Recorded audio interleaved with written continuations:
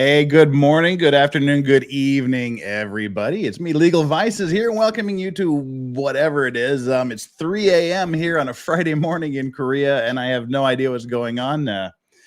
Just had to make sure I didn't miss this. I was kind of one of those where you go to sleep and then you wake up like every 30 seconds because you're afraid you're not going to wake up, and then 45 minutes before you're supposed to be here, you get really super tired and want to keep sleeping. That was me. I did it. Just thought I'd bring a very good surprise for you here this morning. Nick is actually here and waiting backstage. Before we get to that, every welcome mods do your thing. Hey, everybody in chat. I hate to tell Nick this, but we've got the best chat in the whole world here. Well, my chat's like fucking his chat, so whatever. He knows that already. Welcome here. Hit the like button, hit the subscribe button. That's always a good thing. You're here, you obviously like it. You obviously like my guests. So hit that like button on the way out. Let's just instead of me doing my usual 5-minute grift, let's just bring the Pope up here to say howdy to everybody. Hey, morning, sir. What's going on? Not bad. Just trying to put this great show together, and then literally open my eyes and I hear that the Queen has died. So I know. I want to ask Dollhouse Phil if he's going to do a special Queen edition. No, what? Don't ask him that. Why not? I don't want to know the answer. You could do the Betty doll. That's what you'd have to do. The Betty doll in honor of the Queen, I think. And then it would become there'd be like a new Conjuring movie after that, I'm pretty sure. Well, to all the British people, it's like right in the middle of your afternoon. So I assume if you're British and love the Queen, you're not fucking here watching this. But you know, condolences if you thought she was the source of all evil on the planet. Well, then you commence the jokes. But yeah, I'm neutral on the monarchy. I don't understand it. Like I get its history.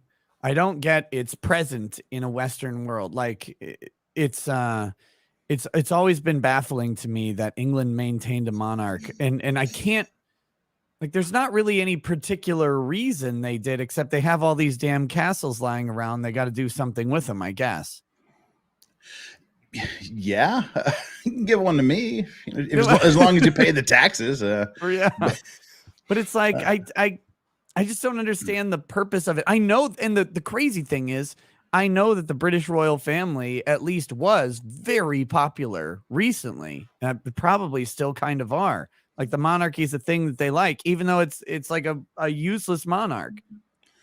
Yeah, I guess it's kind of the figurehead. It's sort of like I guess that's exactly what it is. It's a figurehead. You know, it gives you something to look at and take your pride in as a countryman. Well, we're already off to the races, I see here with Obsidian Blade. Thank you. I was catching up on Joe's stream while they were talking about who goes to hell when I heard the Queen pass. Take that as you will. Oh, no. And then now the Queen is not Keffels. The only feminine trait Keffels has is a lack of personal accountability for his actions. 1776 got another one. Damn. Oh, God. Your chat's coming in fire against the Queen. Jesus. She's not King George. 200-watt studio. Legal Vices like so many true furries. That's true. What did I ever do to you? God. Wow. Okay. I can see that my usual keeping up with super chats is probably not going to work today. That'll be good. Sour cream. El Bozo, put a Stewart on the throne. Hey, Patrick's. No, he's a EW. We do a Patrick Stewart on the throne. Well, again, speaking of throne, we have the Pope of the internet and the president of Lawtubes with me, the useless vice president. Apparently, I just walk around the parking lot, shake hands with ghosts, and sniff people as they walk by. Wouldn't it great when that's what the vice president did rather than just being Kamala Harris? Like, like I would take Biden as vice president, like just walking around, like, because there's no preschools on the grounds of the White House, yeah. So most of the children are safe. They just confine him in the fence. Just walk around. It's like his fence, like the fence around the White House is like the panda fence. Like when a kid gets too close, like an adult has to come and rush in and grab him before Joe sticks his face out and starts sniffing.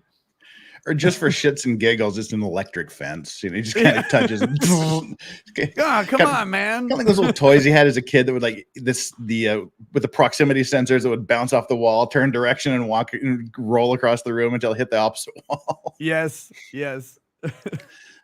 Oh God! But anyway, who are we and what are we doing here? Obviously, everybody that has ever visited my channel knows who you are, but for the maybe 2 or 3 people that have never heard of you, who the hell are you? I mean, how did all of this start for you? I know you tell this story every time you ever go on any stream, including the last time I've been on your show a few times. Yeah, well, I'm Nick REKIETA of REKIETA Law, a small law firm in central Minnesota. I have a little YouTube channel where I talk about everything from furries to F-slurs to to jokes, to legal commentary, to whatever. I try and equate it these days. I said, when I'm explaining it to people in real life, I say, imagine if Howard Stern had a law degree and an alcohol problem. That's what my that's what my show is. And wow. So that's wow. Okay, that's descriptive. Yeah, well, because like people are like, so you do like a show? What does that mean? It's like a broadcast? I don't know. But yeah, so that's my show. It's at 11 p.m. every weeknight, except when I'm banned from YouTube like I am right now. Yeah, are the flowers and condolences pouring in there in your hometown? I assume you're the king of your hometown. You're like the hottest commodity in your hometown. There with children coming up to get autographs and things. Yeah, that happens all the time. Actually, I think most people in my town don't know I exist at all, which is kind of weird to think about. Kind of good to me. Yeah, but it's like I have almost as many active local subscribers as my town has people in it. So it's weird. Yeah, whenever there's a broadcast, there's like, triple the number of people watching than live here. But no, I think outside of a few friends, most people don't know who I am around town, which is great. I would assume you'd be like the local hero, and every time there's an issue at the city council or the school board, well, the school board probably hates you. But if there's anybody around town that has an issue or needs a pothole filled, well, REKIETA's got a show. Let's talk to him. He'll help us out. I assume to be like that. No, they're not though. Like it's kind of nice. I just get to live in my little anonymous castle, and I keep expecting it, but I've been identified by people away from my town more often than in my town. So, well, I mean, we were just at the Atlanta airport, Lady Rackets and I, coming back from the Caribbean. Yeah, and we ran into someone. She's like, "Are you REKIETA?" I'm like, "Yeah, what's up?" It's like just randomly in this airport full of 1 billion people happened to the first few times that happened to you, how weird was that? Well, the first time it happened was terrifying because I was buying food, and and I had ordered the food, and the person called my name to go pick it up, and she looks at me and she goes, "I know you." Oh, geez. I've seen you on YouTube. And I was like, oh shit. Because they didn't say like, I'm a fan of yours or anything like that. It was the way they said it. Like, I know you, I've seen you on YouTube. And I'm like, oh, is my food gonna kill me now? Like, what the hell is this? We've got to put your special sauce on. We'll be right back. Yeah. No, but it turns out that they were I don't know that they were particular fans. This is during the beginning of the Vic Mignogna stuff, and so they had watched because of that. But they were favorable, right? Like they were not foes. So, but the way they first said it, it was like, "I know you." I'm like, "Oh fuck me." I don't want you to know who I am ever. Well, I've got to make a disclaimer to my normal standard viewers. I'm already like at 1,000 viewers, so I'm not going to be able to give the chat the warm, tender, and care and attention that I usually give it. Well, we're just going to do our best here today. So, hey, welcome again, Steph. I saw you're here. Other mods, Rose. Okay, everybody here. I'm literally trying to I'm spending most of my time now clicking and lining up super chats, which is just not something that normally happens. So we're doing good. It takes a little getting used to. Yeah. It's always nice until you're the one that has to click all the buttons on the 47 windows that are open just to monitor the situation. Yep. But yeah, I mean, for me, it's what have I got? I got 23,800 subscribers, which isn't bad for 3 months. Not bad at all. And it's absolutely all due to you. But we'll get into that in a minute. Nobody in my family doesn't know what I do. I've told 0 friends. I'm just kind of waiting to see organically how long it takes for something to happen. I mean, I've had one person, it was a girl that I was briefly interested in, that saw me and Andrew on one of the Johnny Depp streams with you. I thought you were going to say on a Drek stream, and I was like, oh, did she? No. Oh, well, I don't know if you were aware, but Andrew had a pimp show the other day on Legal Mindset with Drex and me, and he just cold invited Law Talking with Mike, who had never heard of Drex until he saw Drex on camera. Oh my God. What did that poor man do? He stared at the camera a lot, made a lot of disavowing comments, tried not to panic. Oh my God. But in true Drex form, he had him fully in tow and in line by the end of that. Oh God, I bet that was funny. It was like, hey, Drex, hi. And then it was just off to the races. Let me tell you about these German Shepherds. Now, Mike, you know this. You've met a black woman once in your life, haven't you? Yeah, I know you have. I know you've at least seen one. And let me guess, she was twerking. Well, and because Mike's there in Chicago, he's like, "Oh, you know about spitting the Cheetos in the booty hole, don't you? You know about that." He's like, "What?" He's like, "What? What?" He's like, "Yeah." Oh, it's so great. No, it was pretty fun. And you sort of have to send the condolence tweets and the congratulations you survived tweets afterwards. Nemo guy says that's literally what happened. It was.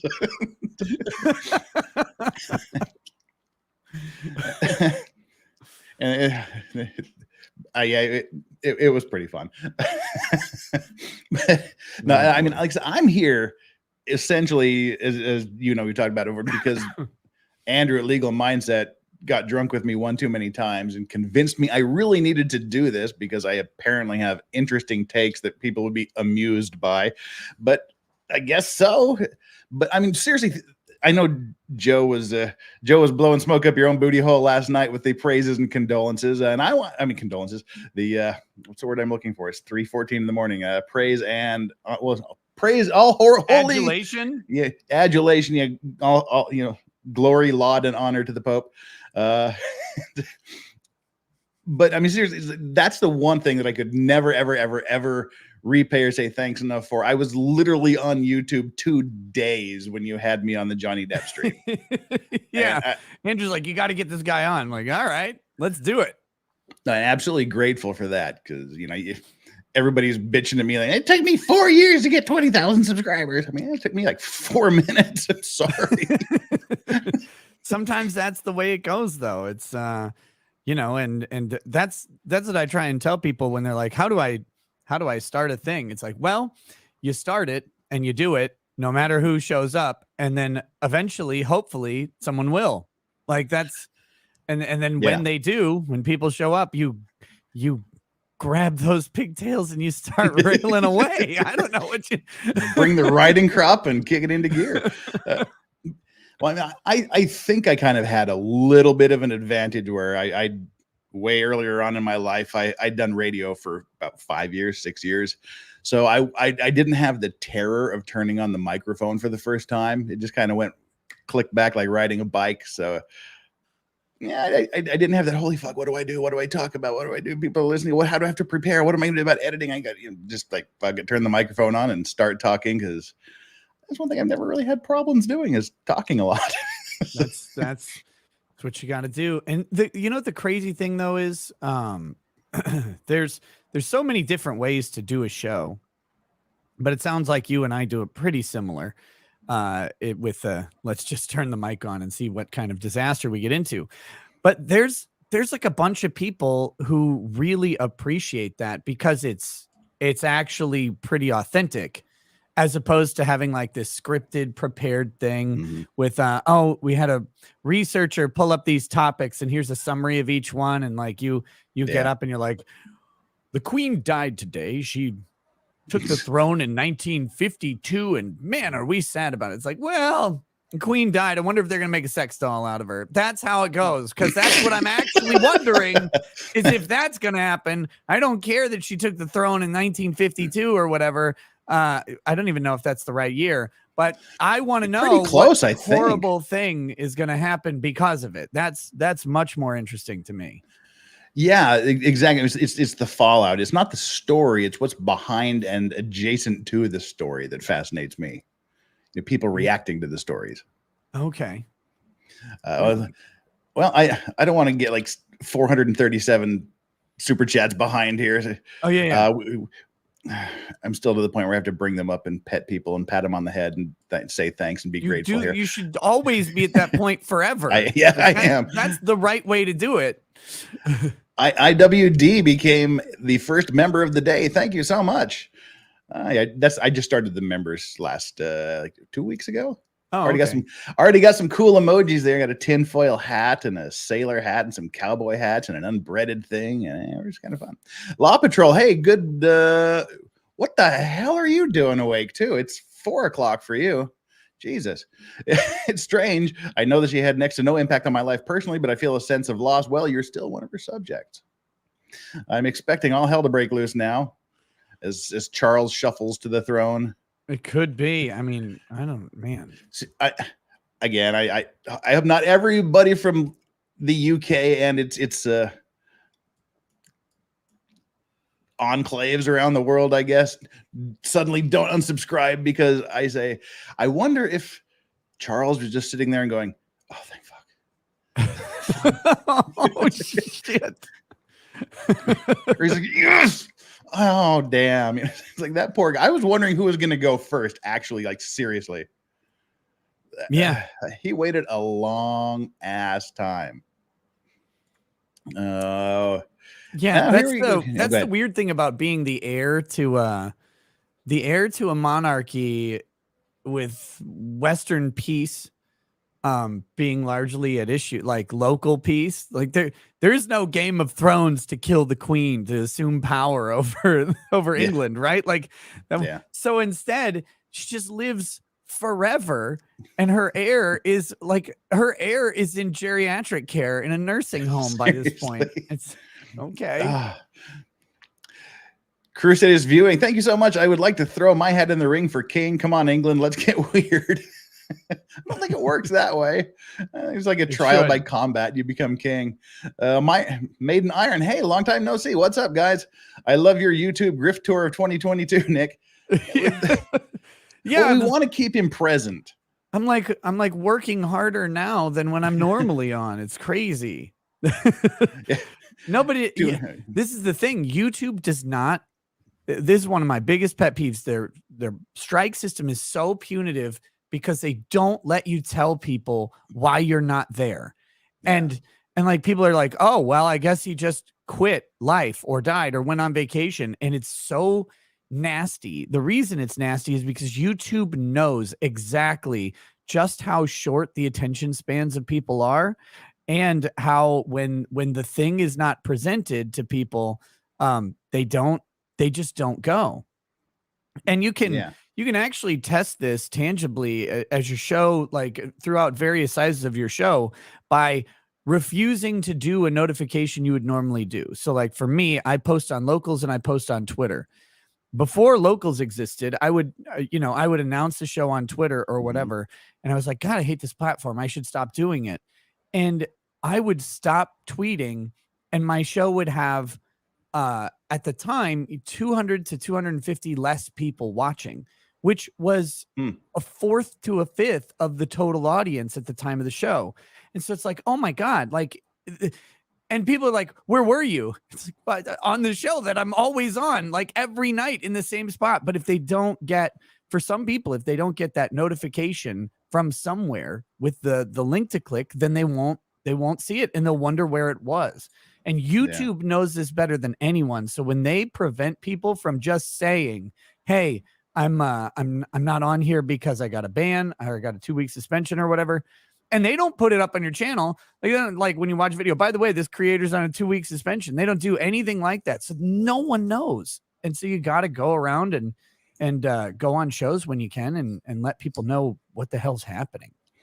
I've found in the last 3 months, the only 3 months I've been on YouTube, that there's a lot of arbitrariness. But I love YouTubers that are watching me, seeing if I'm doing anything. I really love YouTube. He's a good boy. He didn't do nothing. Yeah. I'm the bad one. But this rant, I'll just wake up and suddenly there's 100 subscribers gone in 4 hours. You go, okay. Yeah. They're just randomly unsubscribing people. You get people that get notifications 24 hours after the show is completed. And you'll just get age restricted for something, or I got hit with a bunch of age restrictions lately. On stuff. And the thing is, people are sharing tips and tricks on how to avoid that. If someone on your platform has to share tricks on how to avoid, there might be a problem there. I mean, someone was saying that cigars and pipes, wait for about 5 minutes to start smoking. Yep. Cigarettes are okay. Apparently, they just don't like cigars because I guess maybe they're more obvious when their little computer bots are checking cool. To see if you're doing naughty. Yeah, that's what happens. They're much cooler looking. And I think it was Farron that told me. She said, "Try this," because I was always getting yellow $signed. She said, "Leave monetization off until after the show is over." And then, because that's so they're not reviewing you for monetization while you're being an idiot. And then after you turn it on, and since I've done that, I haven't been monetization restricted. I mean, the fact you have to do this and you're doing nothing literally different. You're just simply doing the same thing at a different time. Yep. That's a little bit of bullshit. Oh, it's a lot of bullshit. I mean, the whole system is broken and backwards. And it's like, all of these platforms need to realize, like, when you have like my show, for example, and you've got 5,000 to 10,000 people who want to watch this thing, like, if there's some petty infraction, like, the answer is not to penalize the creator and therefore the audience. Like, that is not the solution to this. What you do is you reach out to the creator and say, hey, by the way, this thing popped up. We're going to give you an opportunity to blur it out of your video because we think it violates terms of service. You have, 12, 24 hours, whatever, to go ahead and get that off of there. If you don't blur it or remove the video or whatever, we'll have to issue a community guideline strike. You can pull the video down and appeal the process while it's, or whatever. Like, you set up some sort of communication by which this happens that isn't so arbitrary and punitive, because these are the people who make your platform work. And I'm not talking about the creator. I'm talking about the audience. And the audience, I mean, there's a bunch of people who want to watch a thing on YouTube. And if it's not there, they're not really as interested. I know when the few things that I like to watch, when those creators aren't uploading, I'm not on YouTube hardly at all.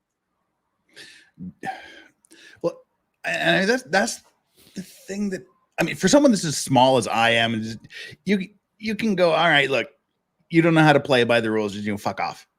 But you're not small potatoes on their platform. And even just for me, my meager monthly income, when I go, look at all these super chats, and then I look at how much of it is credited to my account, I just go, ugh. And so, you get the Korean tax on top of it, don't, like a 10% tax automatically tacked onto it. I think it's around 32 or 33% that comes out total. Wait, including YouTube's cut, you're saying? Yeah. Okay. Yeah. Gotcha. Yeah, okay. Don't know that Korea knows about me yet. But see, and No, I've well, got this. YouTube did a thing a while back where if you were outside the country, they impose a 10% like a treaty tax or whatever, and you could actually, it was either 10 or 20%. It was a lot, and then you could actually petition it down based on the whatever the fucking tax treaty is. But and they had a list of all the different countries and their tax rates. But it kind of depends on how you have it set up, I guess. Well, I know the IRS knows about me. Yeah. It's like we're not going to monetize you until you fill out our reporting form. But see, I've got the thing where I can't have the money put into my US bank account that I make doing this, because then I'm no longer exclusive foreign earned income. Oh, yeah. Then I don't get the massive tax break from doing that. So whatever. When technically you should be taxed as a foreign income earner. You're doing the work from Korea. It's not like, you know, if the crazy thing is if you get if you really want to kill your accountant, what you do is anywhere you travel, like you log where you are and where you're broadcasting from, because that's technically the taxing state that you're supposed to be filing in. And so it's like, that has benefits when you're in Minnesota, like, because then when I travel to Florida, all of those days should be untaxed, technically speaking, on Florida side. But you know, that's also just a giant pain in the ass to try and track. Yeah, I was gonna say if I ever start earning enough where that becomes an issue, I'll look into it. Now even with the copyright claims and things, I'm like, I could appeal, but it's just easier to hit the trim button and be done with it. So, but anyways, 200 Watt Studio said that. Sorry, I meant Sonichu. We figured that. Kitty Cat, what's up, Jeff and Nick? Did the Queen run out of adrenochrome? It's the midichlorians. They finally claimed her, I think. Brian K, thank you for the membership. Super. Crusader Stars here. Imagine if Howard Stern was actually funny. He used to there be. You go. He did. He used to be not such a bitch. Nowadays, he's like just a pussy. He's like, whoa, COVID misinformation. We can't have people saying stuff. There was that little buffer between just being a shock jock and saying literally anything he could do to try to get in trouble, and then being the bitch. There was about 2 years where he was actually an interesting interviewer. Yeah, and then he just stopped. He's like, oh, you know what? All the entire thing that built my career, that free speech thing, the thing that there's literally a movie made about how controversial my show was and everything that made me millions of dollars. Yeah, I don't care about that anymore. No one else should have the opportunity to do it, which is crazy to me. Stephen Cooper, congratulations. The old bint is dead. So not a monarchist, I take it. Definitely not. Hello, there's a good safe chat. Thank you, Chat Mort. Hello to you too. What's up, Chat Mort? How you doing?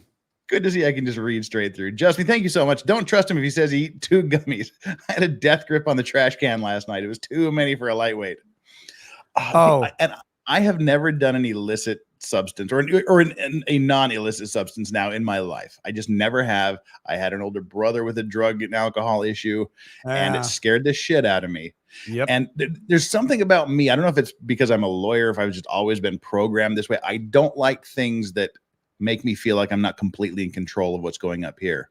Yeah, no, I'm the same. Like, which is weird because I can get hammered and technically, but there's something different. So I do it this way. THC makes me feel foggy, and I hate that. Alcohol makes me feel slippery, and I like it. Does that make sense? Yeah, it does. I mean, the thing with me was like alcohol. I've never done drugs. Never was like, you're in Vegas. Why? When I was on vacation, like, you're in Vegas. Why not do it? It's like, yeah. From what all of my friends who do THC and things like that, now they're saying this isn't your grandma's weed that you smoked when you were in high school at your age. So this is like something it's like the old days of LSD where you needed a guide for your first experience. Just have a spirit animal near you. But like with me, the alcohol tell for me is I know I'm getting drunk when my lips go numb. And I'm still pretty clear headed, but my lips will go numb and I go, okay, I'm starting to get there. And the time to go home is like, I don't get the people that stagger around in bars and you like the Nancy Pelosi and that level of alcohol. I don't get it. You've never been thrown out of a bar for being excessively alcoholed. Yeah, not for drinking. I've had bartenders go, dude, the sun is fucking. Can we go home? The sun is coming up. Sure. But like when I start to when I have these really deep thoughts in my brain, I say something and then I think, well, that's not what it sounded like in my head. I should probably check out. I just don't like that feeling of the disconnect. I gotcha. You're not in complete control. So I'm kind of scared of drugs that way. Well, lately on Locals, since they legalized marijuana gummies in Minnesota by accident. I've been having fun. Well, the other night I had 2. Yeah, I saw that. It's not good. Oh yeah, you've been there. Yeah, 2 is not good. 2 is a little bit much for me. I don't throw up from it, but it's certainly very disorienting. And I will stand in the same spot for long periods of time, just like clothed or unclothed. Usually not clothed. The Queen may have keffels, but she spent too much time with Jimmy Savile and Jeffrey Epstein. Jesus, she may. Am I still on? Are we still on here? She may have been something worse. The groomer has fallen. Long live the baboon, meaning King Charles. I guess. Next. Thanks. I guess. Thank you. Oh, that was awesome. It was. Goodbye. Next. That was way too awesome to keep up on screen very long. Caboose. Nick, I joined the Discord. Don't know why you hate it. It's hilarious. There's like levels of degradation on the internet. And this is sort of like the floor moppings on like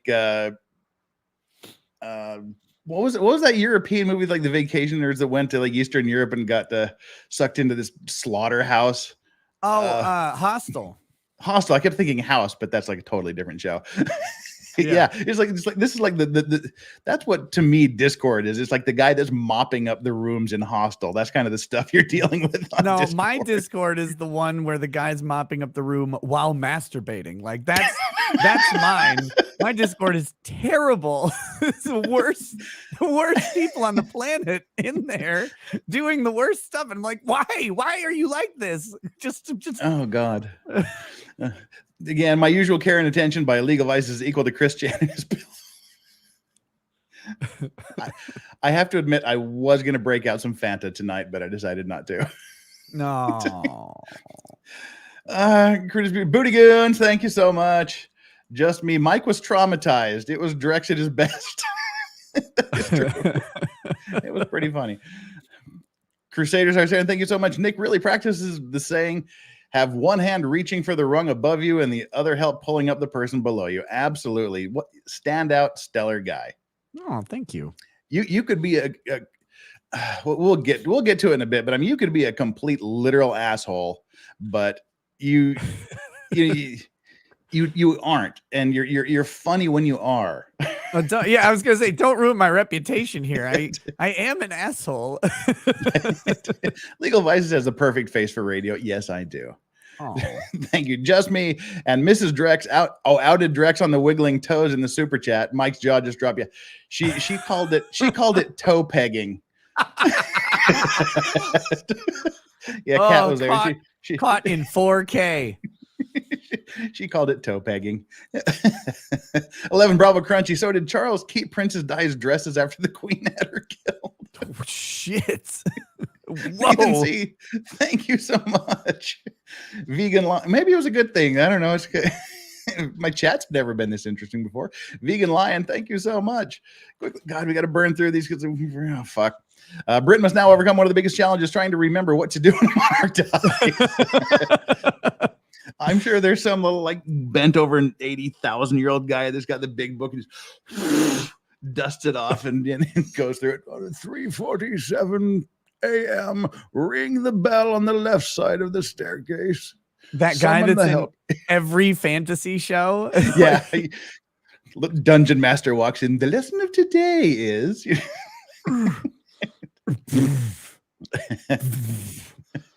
On the passing of the monarch. On the passing of the... Why did they repeat it? On the passing of the monarch, these several steps shall follow. And they get to the end, they're like, we don't know where the candelabra is. The candelabra of St. George. Let's just bring up a video of Biden reading a teleprompter. It's kind of the same thing. Yeah.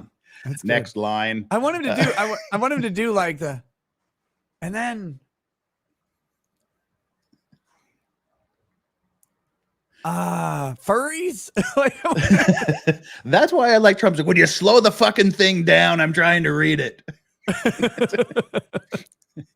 Now, so Stephen Cooper thanks Nick. Remember, the grifties follow the rules of Glengarry Glen Ross. Best not drop to third.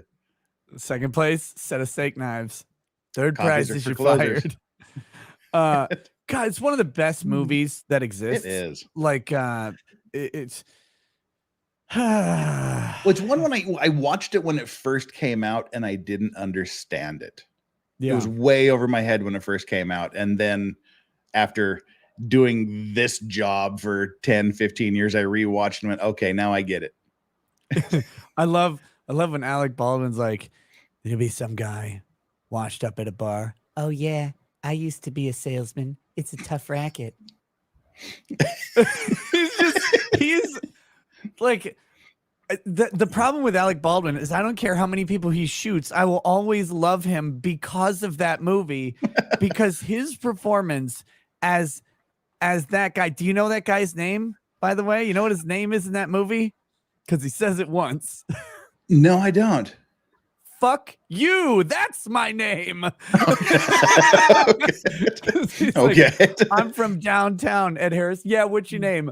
Fuck you. That's my name. I drove an $80,000 BMW to work. You drove a Hyundai. That's who I am. And you are nothing. It's like, oh. Nick at 1,000 likes, Legal Vices said he would do a mukbang stream of him eating ramen from a Baldo. That's disgusting. Why would you do that? I wouldn't. Why'd you say you would then? I didn't. It's lies. It's lies and the lying liars that tell the lies. Okay, so you're in a backwards country, and by backwards I mean Asian.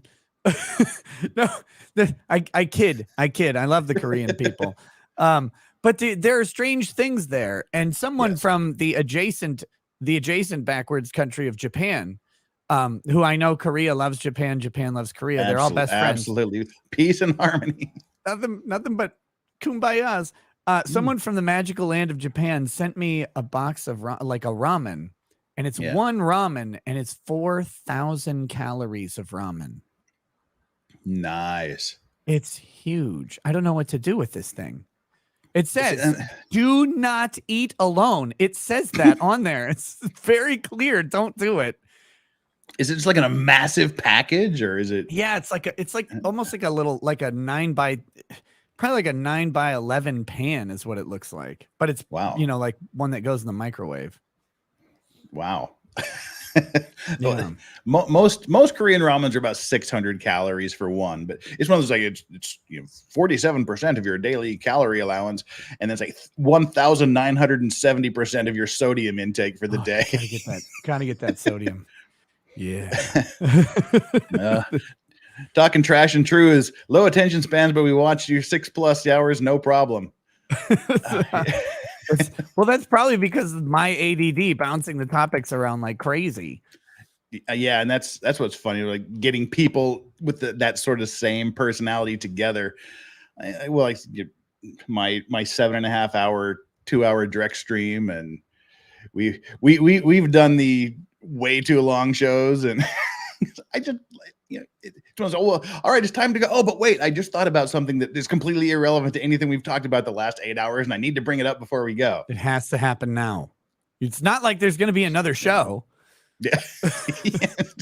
Just found out I was unsubbed when I was looking for this stream first time, as it happened to me. Suck at YouTube. Seriously, if you haven't subscribed and you've been here more than 30 seconds, get down there and fucking hit the subscribe button, because you clearly like what's going on. And if you have subscribed to me before, just make sure you're still subscribed. It's pretty easy now. I got to go back and legitimately do it. I had to tell my partner manager Can you during explain our that meeting. Epstein stuff again? Einstein. No, let's not do that. Not Epstein, Einstein. Oh, Einstein. Okay. I was talking to Joe yesterday because Yeah, that was how I was actually going to start my show. Is I'm bringing on Nick REKIETA to give us a science and religion lesson today. Oh, damn it. No, I had to tell my partner manager that the weirdest unsubscribe. She's like, so YouTube's still doing the unsubscribe stuff? I'm like, yeah.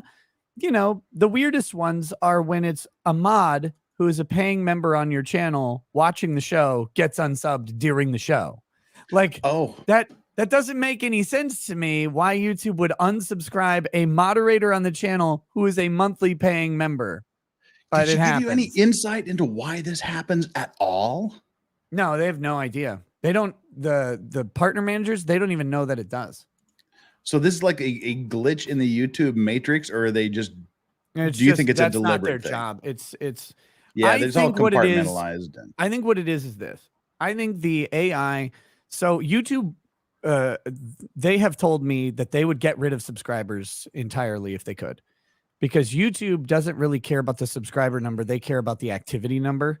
So they want the AI to feed people stuff rather than have it subscribe, like rather than subscriptions. So with that, here's my theory on it. The AI basically has a set of criteria. When an account meets this set of criteria, it gets unsubscribed. And the criteria is somewhere around, they signed up, they hit subscribe on a creator, they watched X amount of content, which is X is a really small amount. And then about 6 months passes and they don't like have any search or anything or any interactivity with the channel, they'll unsubscribe a subset of those people. And it's about 6 months is when it happens. And because I can tell, because the trending of my like subscriber count going down always is about 6 months after it got a big boost for whatever reason. So that's what I've seen personally. But it would make sense if there was some sort of thing going on in the background that said, okay, this person subscribed, they haven't had any contact with the channel for 6 months or a year, so we're just yeeting them. That would make sense. But if it's a mod who is getting yeeted while he's on watching, actively watching you, that doesn't make much sense. No, I know it doesn't make sense. Personally, I don't think any of it makes sense because I don't ever want to be unsubscribed from a creator. Even if I'm not engaging their content, I click subscribe because I want to someday see a notification from them and go, oh, hey, I want to look at this. And I get to this point where like all of my recommended stuff is not from people I even subscribe to. And I'm like, how can I get back to watching the people that I actually like watching, the channels that I enjoy? Because YouTube feeds you these other things. And don't get me wrong, like some of the stuff it's like, oh, for a while I was watching a shitload of breakdancing videos. Isn't YouTube a weird thing? You just start watching shit and then they keep feeding you more and you just lap it up like a good little AI slave. But I like breakdancing videos. I used to watch them years and years and years ago, and I don't think on YouTube. I used to watch them all the time. And then it's like the one just pops in there. It's like, oh, click on that thing. Then it's off to the races. Like it's just constant breakdancing videos. And then they just stopped. They cut me off. I'm like where's my methadone drip of breakdancing videos? And now it's something else. And I'm like, I don't no get more this. electric boogaloo for you. Yeah. It's weird though. I legitimately don't think that YouTube understands their own AI. I don't think that they do. I think they've created something that operates in a way. Yeah, I just think it operates outside of their plan and understanding. That's just the way it seems to me. Well, Steph, you're the best mod ever. Thank you so much, Steph, for that absolutely generous chat. Cheers to the president and vice president. You're the best. You're the queen, Steph. You can be the new queen. They need a new queen. It should be you. You get my vote for queen. I think that's how we make queens, isn't it? We vote for them. Yes, that's strange what I women heard. lying in ponds distributing swords is no basis for a system of government. Oh, scared me to death. I read this completely wrong. Bint had lobbed a scimitar at me. They put me away. Let's not get down that track. You know how I read this? I didn't read that as Bogey 34. I read Boogie 3. Fuck. Okay. The Iron Age of restricting REKIETA when he just wants to age restricted these maps. I have a lot of free space for posters and other things on my particular wall here. We'll just leave it at that. What? Shrugnasher. Okay, that's pretty cool. Headlines tomorrow: the Queen is dead. Meghan Markle most affected. Leave Meghan alone. No. Well, yeah, Harry or whatever should leave her alone. You know, I got nothing but respect for Meghan. If you're looking for the Queen of Grift, that's Meghan. She grifted a man out of the royal family. And like my literal only interaction with her was from Suits, and she was hot and she was cute, and so I'm definitely pro Meghan because I don't read anything she does or talk about anything other than her going, oh fuck, she's at it again.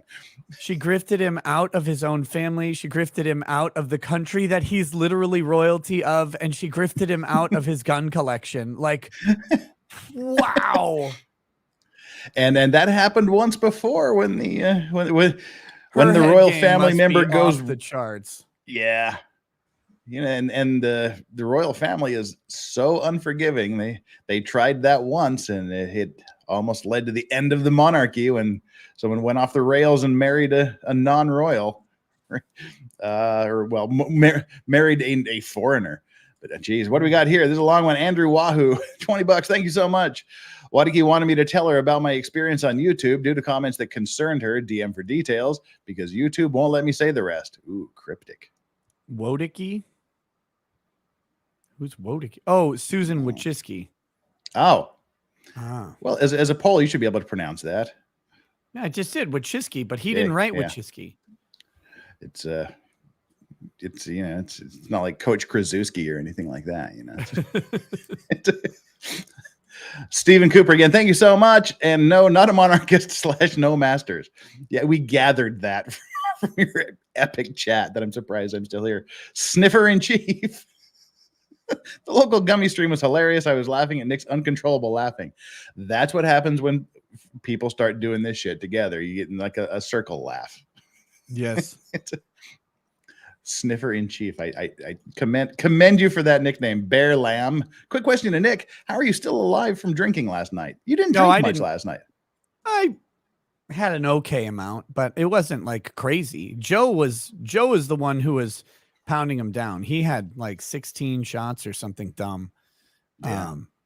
You know, he went and barfed. Oh God, he was sitting there. He's like talking. He's like, and I'm like, I know how that feels, and I know that the second this man is off camera, there is spray happening. He was drinking a peated Kalila, so you know that smokiness was like sitting right here. He was just feeling that peat start to burn a hole through his sternum. Like, that's not. You don't drink shots of Isla whiskey. It doesn't. No, I'm sucking on Ardbeg Corryvrecken as we speak, by the way. Oh, very nice. I'm drinking fruit punch Gatorade. There you go. That's what I got. I'm thinking about having a sip, but I can't drink too much because I've got some errands to run. You got to drive. Yeah, it really kind of sucks. The Johnny Depp mega pint Legal Vices pimp cup full of water, the hydrating water of life. You got to do it. I told my wife, I was like, you know, we're not professional alcoholics, and I'm very disappointed in us because we don't have a saline IV set up. Yeah. That's when you know you are the professional. Have you seen those people? They IV themselves after a night of drinking when they go to sleep. And they wake up with no hangover. This is Korea. It's like a badge of honor. Everyone sends around in their group chats the picture of the IV drip with the ringer solution in it, just laying there in the hospital bed recovering. That's a thing here. It's like, you know, Keith Richards going in for the heroin treatment where he just fuck it, we just got to replace your entire bloodstream. Sorry, with heroin. with stronger heroin. Entry required. Thank you. Somebody put a cartoon of Queen E telling Prince Philip not to shoot Charles when I die. I can't find it. Oh no, that's probably a good thing. IWD again. Thank you so much. It's time to point out that the House of Windsor was elevated from stable boys who were slinging magic mushrooms to the Habsburgs. They later cucked their way to the throne. Rip thieving harpy. Whoa, shit. Oh, What do you think IWD's name? Like, what is that acronym? I every time I see it, I read it as IUD, so I don't know. Oh, okay. I just I don't know, but that's where it's like IUD, and then nope, I have to say IWD. Yeah, I don't. I'm curious what it stands for. Okay, what does IWD stand for? We get that butt. D what? Get that butt. All right. The booty goon. Oh yeah, we had the booty goons here. Right? I lost all respect for REKIETA.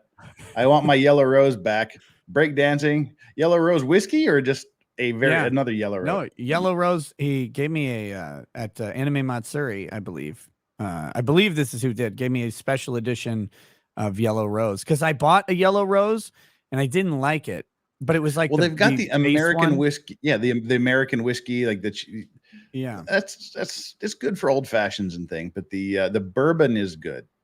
Is it the outlaw or whatever the hell they call it? Whatever the highest one they have is pretty good. Yeah, I think that's what they gave me, or like they gave me some special bottle that you can only get at the distillery or something. So cool. I haven't cracked it open yet. Grifting him out of his guns was the most egregious. It says Torgo, Torgo the White. Torgo is one of the greatest people in movie history. Who's Torgo the White? It's just Torgo. Who's Torgo? Well, what movie? It was one of the classic Mystery Science Theater 3000 streams. It was they did a movie called Manos: Hands of Fate. Oh, okay, yeah. Which had like this Torgo housekeeper guy. Like, the master would not approve. He's just this weird little shifty character. It's not good. Torgo the White. I've seen the Manos one. That one's funny. That one kind of gets a lot of play, but I think one of my favorite ones was Overdrawn at the Memory Bank with Raul. Oh yeah. God, yeah. That was funny. Back in the Joel days, they were all great. Yeah, well, I like Mike, but it's the other writers, and this is the thing. The other writers on Mystery Science Theater, they have wokeified MST3K, and they've turned it into a cesspool, and they and it's crazy because my buddy Doug Tenaple is actually like Mike Nelson and he were best friends forever. Oh, cool. And Doug was on, or Mike Nelson went on Doug's podcast one time, and then in a different podcast, Doug had said like the F slur. And so the writers of Mystery Science Theater forced Mike to throw his friend under the bus and said he disavowed him and all this stuff. And it's like, oh no. And it's like these people are just rotten, nasty, boring, loveless creatures. And it's like, this is Mystery Science Theater. This is supposed to just be fun. And like, so you're going to hold this guy to disavow his friend for something his friend said while he wasn't around? Like, come on, fuck off. Yeah. I hate these people. I like the riff tracks that you can download and just watch simultaneous't with the videos. Yeah. The riff tracks are fun because then they can drop the F-bombs and say what they really mean. Yeah, but it's the same people writing it. I can't do it anymore because like they're so to me, it's disingenuous because they have spicy jokes and they have comedy in their stuff. And then to demand that they disavow someone for some other joke, like I'm sorry. Yet another reason to stick with the originals. We'll give them up through Mike. Well, I'd say about 3/4 of the way through Mike's tenure, and after that, it was just a shit show. My favorite one was called Attack of the Eye Creatures. Attack of the Eye Creatures. The Eye Creatures, yeah, and that's how it just started out. As Attack of and they're like, oh, they didn't even care enough to fucking proofread the titles in this movie, and it was just. And there was like some old guy sitting there polishing his gun, and this was literally, it was the very first one I ever saw, and it was the one that hooked me. They were just sitting there. Some old guy was like polishing his shotgun, and said, "Meanwhile, in Ketchum, Idaho, And I went, holy crap, that's a Hemingway blast, literally. that's where Ernest Hemingway offed himself. He shot himself in the head with a shotgun in Ketchum, Idaho. And that's what drew me to that show, is what they say in the interviews about the show. We don't want everyone to get our jokes. If everyone gets the jokes, that means we're just playing to the lowest common denominator. Right. There's still so many things that I don't know what the fuck they're talking about, but the other things I do are really, really funny. So someone's not going to know what I'm laughing at, but they're laughing at the shit I don't know about. And we can all feel like we're better than everyone else because we get the jokes. Yeah, that's true. That's a good advantage. That was funny and you don't get it. Dumbass. Now, are you happy Kiwi Farms is gone? No. But why not? You were on there. You're a semi-lol cow. I'm in the media praises. section, sir. I am not in the lol cow section. Yeah, no, see there's this neat thing that I believe in. It's called free speech and expression. Yeah. And that speech and expression should be protected even if I really, really don't like it. And with that said, if there is particular bad action happening, then the bad actor is the one that you should go after, not the place where the bad actor went to. And so, like, plus it was such an obvious op. Like, it's so obvious. This is what I hate. Cloudflare knows this. They admit in the stupid write-up that that this was all propagated by this particular thing. They know this was a whole setup. And the comment that got Kiwi Farms removed according to Cloudflare was taken down within 14 minutes. And the person was banned from the forum within 38 minutes. But it took 12 minutes for it to get reported to Cloudflare, according to the timestamps. And so that's really fast for someone to catch a comment, report it, and also have that comment get deleted. It's almost like people saw a possibility to post something illegal, then report it, then remove it. It just kind of seems like maybe that could have happened for the sole purpose of getting a forum taken down. But what happened to people? Mez says get a Russian domain. Had one. It folded within 24 hours. The Russian domain. Russia's not as free. Yeah, it's not as free as you think it is. Nope. It's crazy, man. Because like you could do like Pirates Bay do and just sort of have like the roving IP, but then you spend so much of your time just being on the run. Yeah. Well, right now, we don't know what's going to end up happening with it because Josh Moon has a family personal issue and is out. He's like unable to work on the farms at all for like the next week or so. So I'm not sure what he's going to be able to do. He's always seemed to be able to find something, but his last messages were pretty grim on the outlook. But with that said, we won't know until he's actually back and able to work on it. So, yeah, I mean, what happened? What happened to society? When did we lose the ability to have discourse and laugh? I don't know. And the thing, I think it's just exposure. But what people don't realize is the Kiwi Farms exists because people talk about these people. Like if people were not talking about the subjects on Kiwi Farms, it wouldn't exist. But it exists because people do, for whatever reason, which is why they mostly track e-celebs who have some sort of prolific presence. They call it being terminally online. But the reason you have to have a mix of things, you tend to have someone who is sufficiently entertaining. Either they're genuinely entertaining or they're entertaining because they're so fucking crazy. And you have to have them putting that stuff into public enough to do it. And then you have to have somebody decide like that this is sufficiently entertaining, make a proposal post, and then other people vote on whether or not this thing sticks around. And a lot of them don't, because most people aren't that interesting to watch.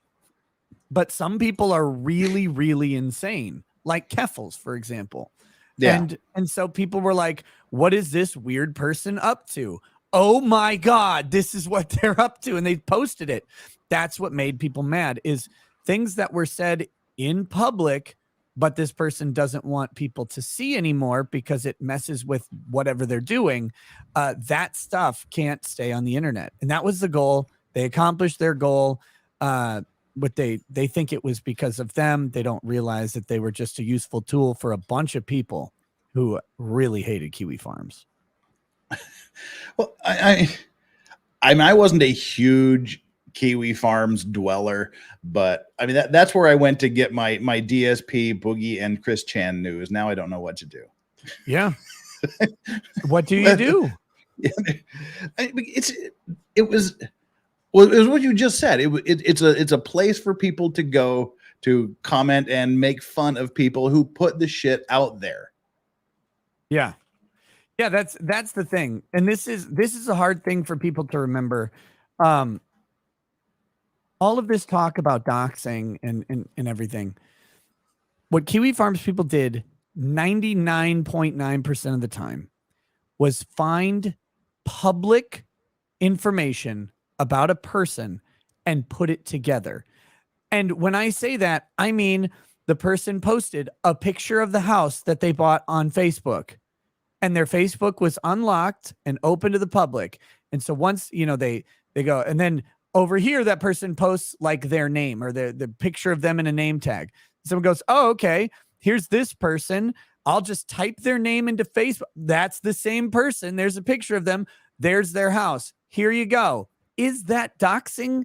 I don't think so. Personally, I mean, I guess it's colloquially called doxing, but that's because there isn't any different word for it. But there's nothing illegal about that. And some people find it distasteful, self included. I'm not a big fan of doing it, but also you did post these things in public. I know people found my house because of things that I posted in public. For example, that I broadcast from a vault. Well, that narrowed down a whole lot of the searches that they had to do to find out what house sold around what time that happened to have a walk-in gun safe, right? There you go. The idea that you can have a private address not to get too legal, but it flies in the face of all U.S. privacy concerns, because you share your address all the time. Any delivery that comes to your house. Oh, you gave UPS your address. You no longer have a privacy interest in it. Your mailbox, you gave that to the U.S. government. You filed forms with your county for the purchase. All of this stuff happens in the light, and there's some ways to try and avoid it, but it's almost impossible to try and protect a privacy interest under any of the privacy standards that we use anywhere in law. Well, that's why I say the only person that ever had a private address was Ted Kaczynski until he started mailing his manifesto to people. Right. The second you engage that postal system or pay for a fire number being commonly known as an address.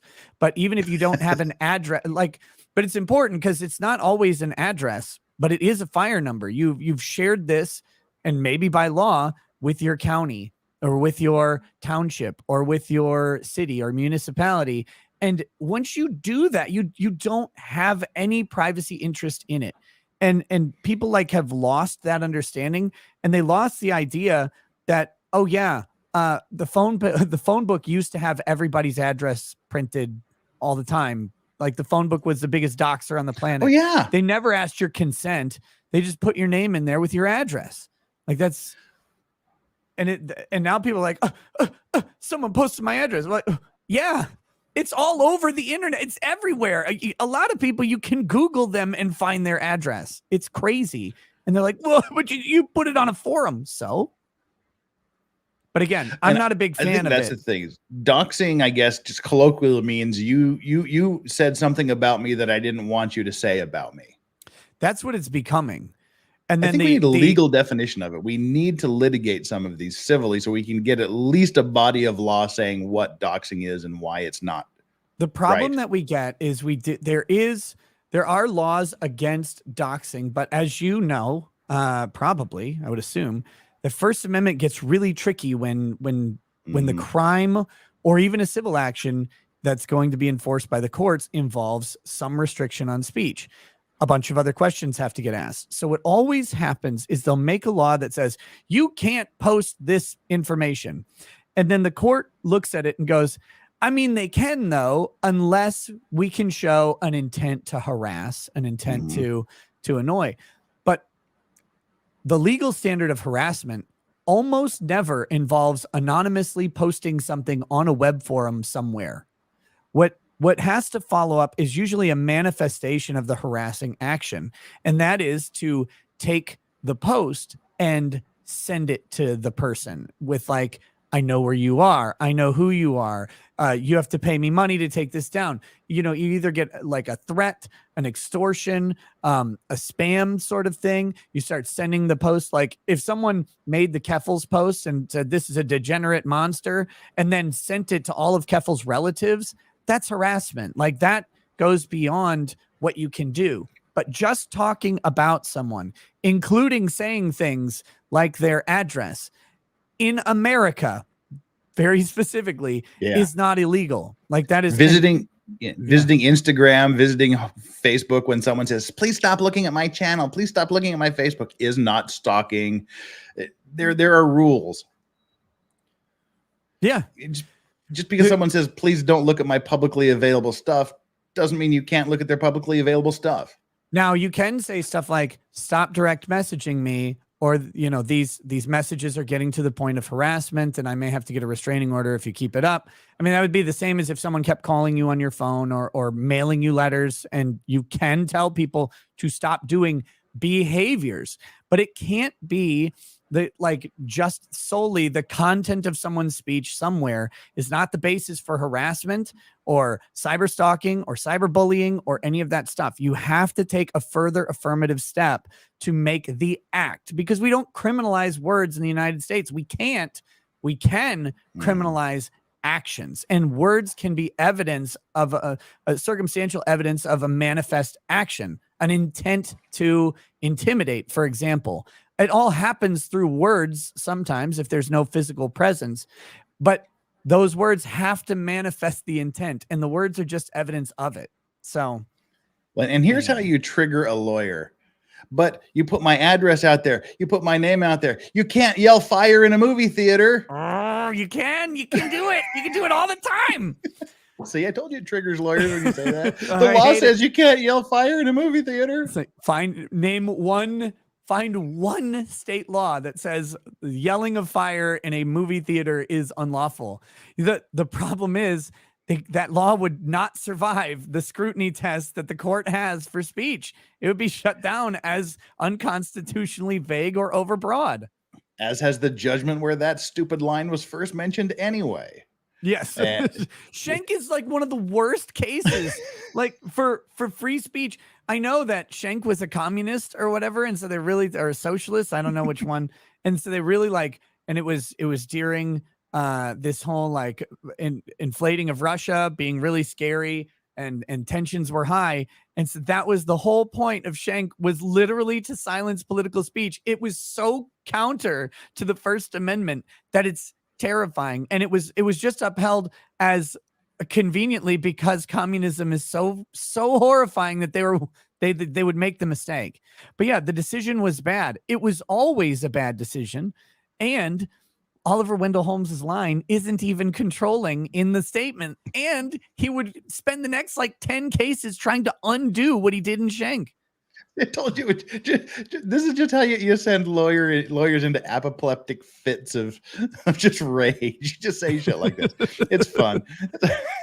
Yeah, it's but I mean, we have lost the ability though, just to have discourse with people, just to talk about things. I mean, when I was a kid, someone said, I mean, horrific things about you. You're you stupid fucking son of a bitch. You're a piece of shit. You punched him in the face. He punched you in the face. You the teachers broke you up. You shook hands. You walked away, and you were friends again the next day. Yeah. You laughed at jokes. Jokes were, I mean, people like George Carlin could not exist today. Could you imagine? Like, the only reason Dave Chappelle is not killed is because he's black. Like, and Dave Chappelle. But like, no, like if George Carlin, Dave Chappelle, similar sort of Yeah. Social similar philosophers. themes Yeah. of these things. George Carlin could not do Dave Chappelle's stand up today. Oh, no. No. But Dave Chappelle barely can. Yeah. And that's just because he's Dave Chappelle. Yeah. He's kind of like George Soros, where like Soros literally is at a point where even if he tried, he couldn't lose all of his money. So Dave Chappelle's kind of like at that point where even if he tried, he would still have followers. God, wouldn't it be great to be a Soros funded something? Like, God, Yeah. jeez. I mean, No, except for you the whole probably like have losing, to be a cucked commie thing. yeah, like I was gonna say, except for losing your soul and stuff, but like just I'm talking about the ease of it. Like, oh, jeez. Yeah. Like I know I don't have to try because Soros, Big Daddy Soros, is gonna drop a cool like 12 million into my bank account to do something. All I got to do is drop these bricks off in the middle of the road. This is easy. That's the life goals. we can hope, but I mean, just the life stopped being funny for a lot of people, and that's. I mean, we have to talk about like the event and that stupid fucking thing with Duncan. Oh, Duncan McLeod. Sure. Who I mean, talk about doxing. You know that Duncan McLeod is not his real name, people. Does anyone give enough fucks to actually go and find out what his real name is? Probably not. Not too many people. I mean, a couple people. I saw some things where people were like talking about it or whatever. They were looking because what they were trying to find was to back up what his dissertation was. So that's what people were trying to do, which was amazing. I mean, the statement that he just said, "Oh, my dad just basically wrote my dissertation." I was like, "Oh my God, how embarrassing for you!" Like that you're putting that out as like that's what you want people to know about you, is that your primary work, the culmination of your schooling was just someone else's. Like, okay. I mean, as lawyers, we do that too. We just have to cite it over and over and over. Id at 30. Id at dad over dinner table Thanksgiving. Yeah, it's God. But I mean, no, that like was a prime example, I think, was and you, unfortunately for you, I know, because you have the same kind of humor system that I do, where I say something that at least in my head is pretty fucking funny, and then someone else hates it. So I think, okay, in this room that I'm entertaining, and that's me, motherfucker. You do the same thing I do. It's like the person is obviously less than amused. And you think, I know how to make this funnier. I'll say something even worse. Yep. And it goes downhill, which just makes it even funnier for me. But we've lost the ability to go, okay, that's cute, you little bitch. Now, next joke. He was fine up to that point. He was like, oh, your statements I don't think are very funny. And your reply, well, I don't fucking care. That's when you went, all right, you continue to be a dick and I'll continue to ignore you. And that would have been fine. But it's this idea where you literally have no ability to have any sense. You're so angry and so focused on you bringing something down, on collapsing something, on destroying something, that you can't stand back and go, we're both breathing, bleeding, pissing and shitting human beings.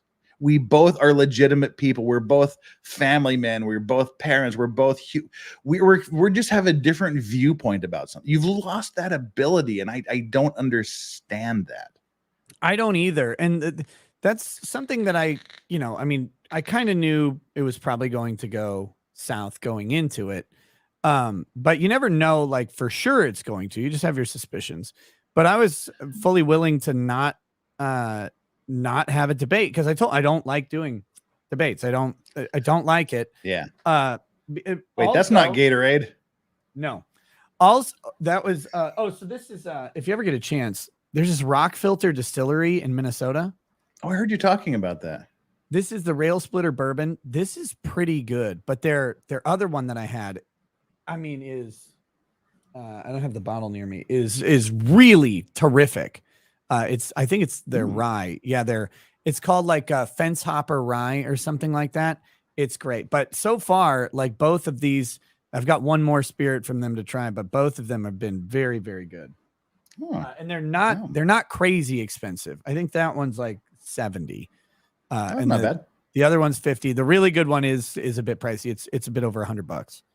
But yeah, well, no, Jack Daniels is $50 here, so Jack 100 Daniels bucks is like is so gross. it is. Okay, But you were saying, but yeah, the thing with Duncan that was so, like, in a way infuriating was when I would make the jokes, you could see him wanting to chuckle a little bit, yeah, but he just couldn't let himself do it because I'm the goblin that needs to be slain.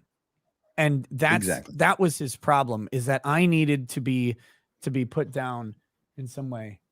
Oh, thank you. Should I take one? Gummy? That wasn't yes or no. You have to tell me. This woman, I tell you. Anyway, but he couldn't let himself do it because he was on a mission. You cannot go into an internet debate on a mission because you'll fail. Because what is it? Best laid plan, or the Best laid plans of mice and men. Everyone has a plan until they get punched in the face. That one's one of them. It's no plan survives first contact with the enemy is the other.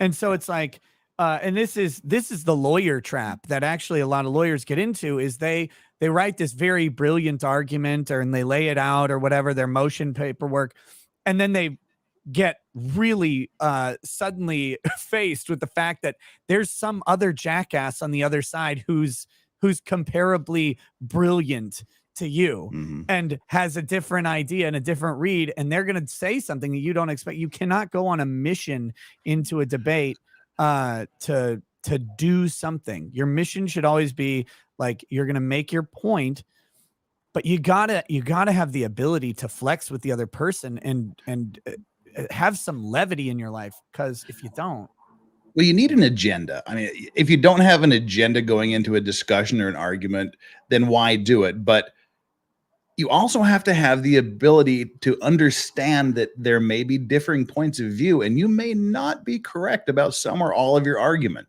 If you just go and go, I know I'm right, and I'm just going to stick to it. Nothing is funny. Everything is an attack on you.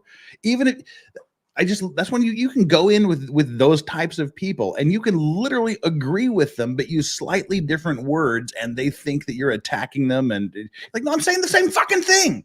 Yeah. And they can't see that. And that's where, in my opinion, he completely shit the bed in the debate, was when, because we had that big discussion at the beginning where I said giving bathtub HRT to minors bad.